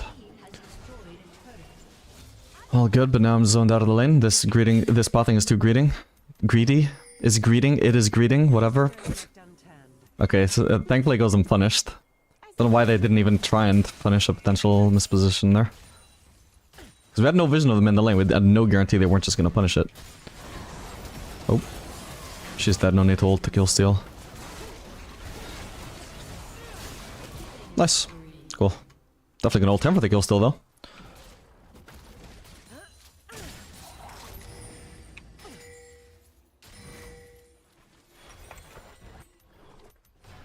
And yeah, look, it turns out to be like a full lethality J4, so what do I need Yuntal for this game?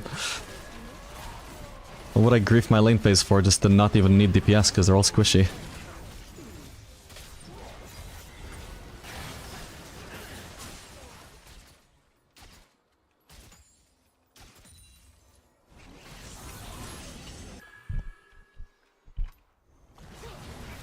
Would be a different matter entirely if they had a Scion or an Ornn, because then I would know that they have a tanky support, and I would know they have a tanky frontliner for team fights as well. And the tanky guy would be very tanky. Instead, because I don't need to hit many autos, I just want the few autos that I do to hit hard. I must always be 3 steps ahead. Should maybe try and ult me. Why did this not kill the rest of the minions? Alright, I'm gonna base if I can. I'm sitting on a lot of gold.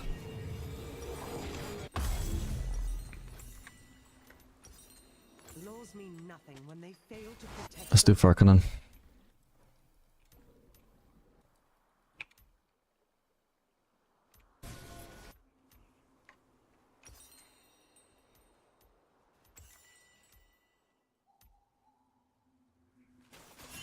Crime is common. Logic is rare. I was meant to wipe out the whole casters. Alright, all good.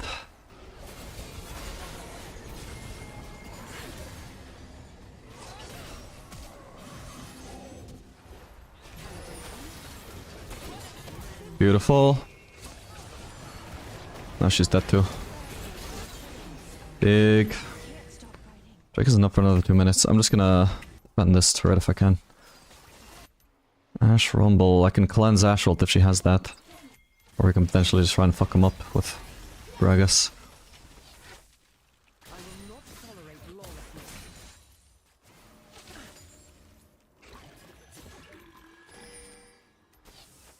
Okay, nothing to do. Either way, we saved the turret, so we're good. I much prefer this to desk duty.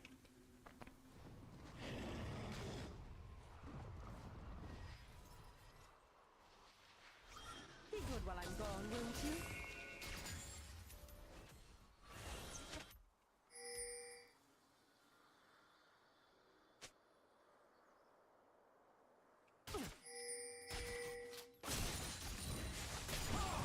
She's dead. What? One of my right clicks didn't actually move me. I know I'm not getting hit by the Ash ult, but I still need the flash overall anyway, so... Okay. Thank you for letting me have the kill. He probably should have even stopped chasing even sooner. Just because, hang on. Need to focus Ash if I can now. Got her. Beautiful. Well played, team. What the fuck? I'm pretty badly played from them.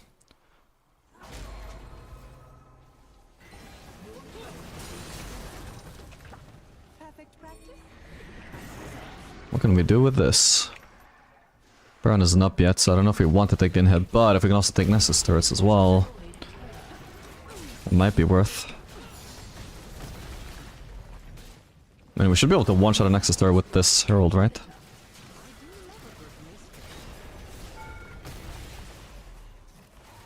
Yep, one Nexus turret I think makes taking the in-hit worth, especially if we can get to...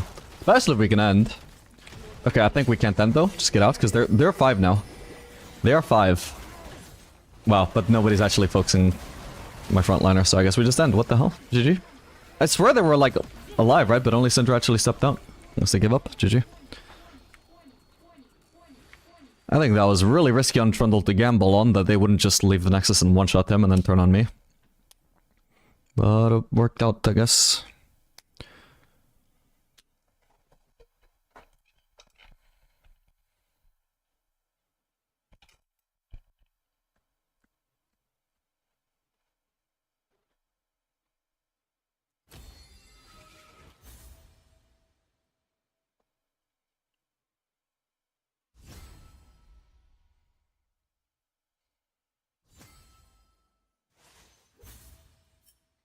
Would building Bork, even if not the build item, versus tanky comp would be better? I don't know what you mean by the build item. Do you mean like building Bork on Caitlyn? Could that be worth? No. Bork against really tanky comps can be viable on some champs. Especially if the comp is really tanky. Like if you're facing like Sion and Cho'Gath both on the same team, and you especially if you know that it's tank Cho'Gath and not AP Cho'Gath, and you also like happen to be facing some kind of tanky support in lane as well. Like I think there is actually an argument for Bork on some champions who usually wouldn't build it. Like I've done it on Aphelios when I was laning against like a Sion Senna, and the Sion got instantly tanky, and I think that was fully worth in that game. I did visibly a lot more damage with Bork than most other items, well, any other item would have done.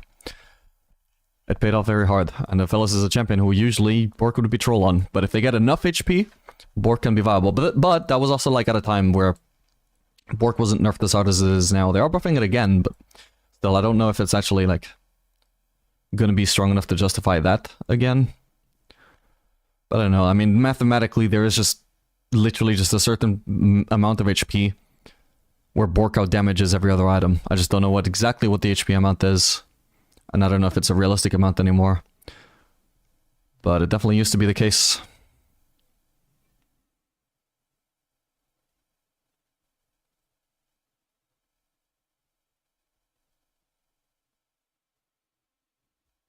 If you got gifted a skin, would you use them? Sure, like, I mean, if I actually have skins from, like, Hextech, I might consider using them, but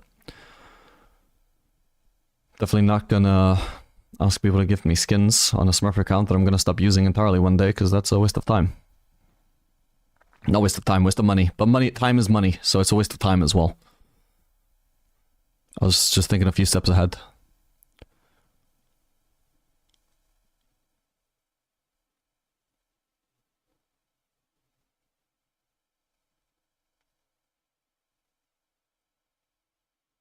Did you rush Infinity Edge this game? Yes. I mean, there's nothing else I could have rushed. It's not like I would have rushed Lord Doms. Alright, anyway, I think that's good enough to end the stream here, by the way. Been streaming for like 6 hours already. I'm gonna start working on some videos. Thank you all for watching. Make sure to join the Discord server if you're not already in that. And follow the Twitch channel if you're not following there as well, so you can catch my future streams, and I'll see you guys tomorrow. Bye bye.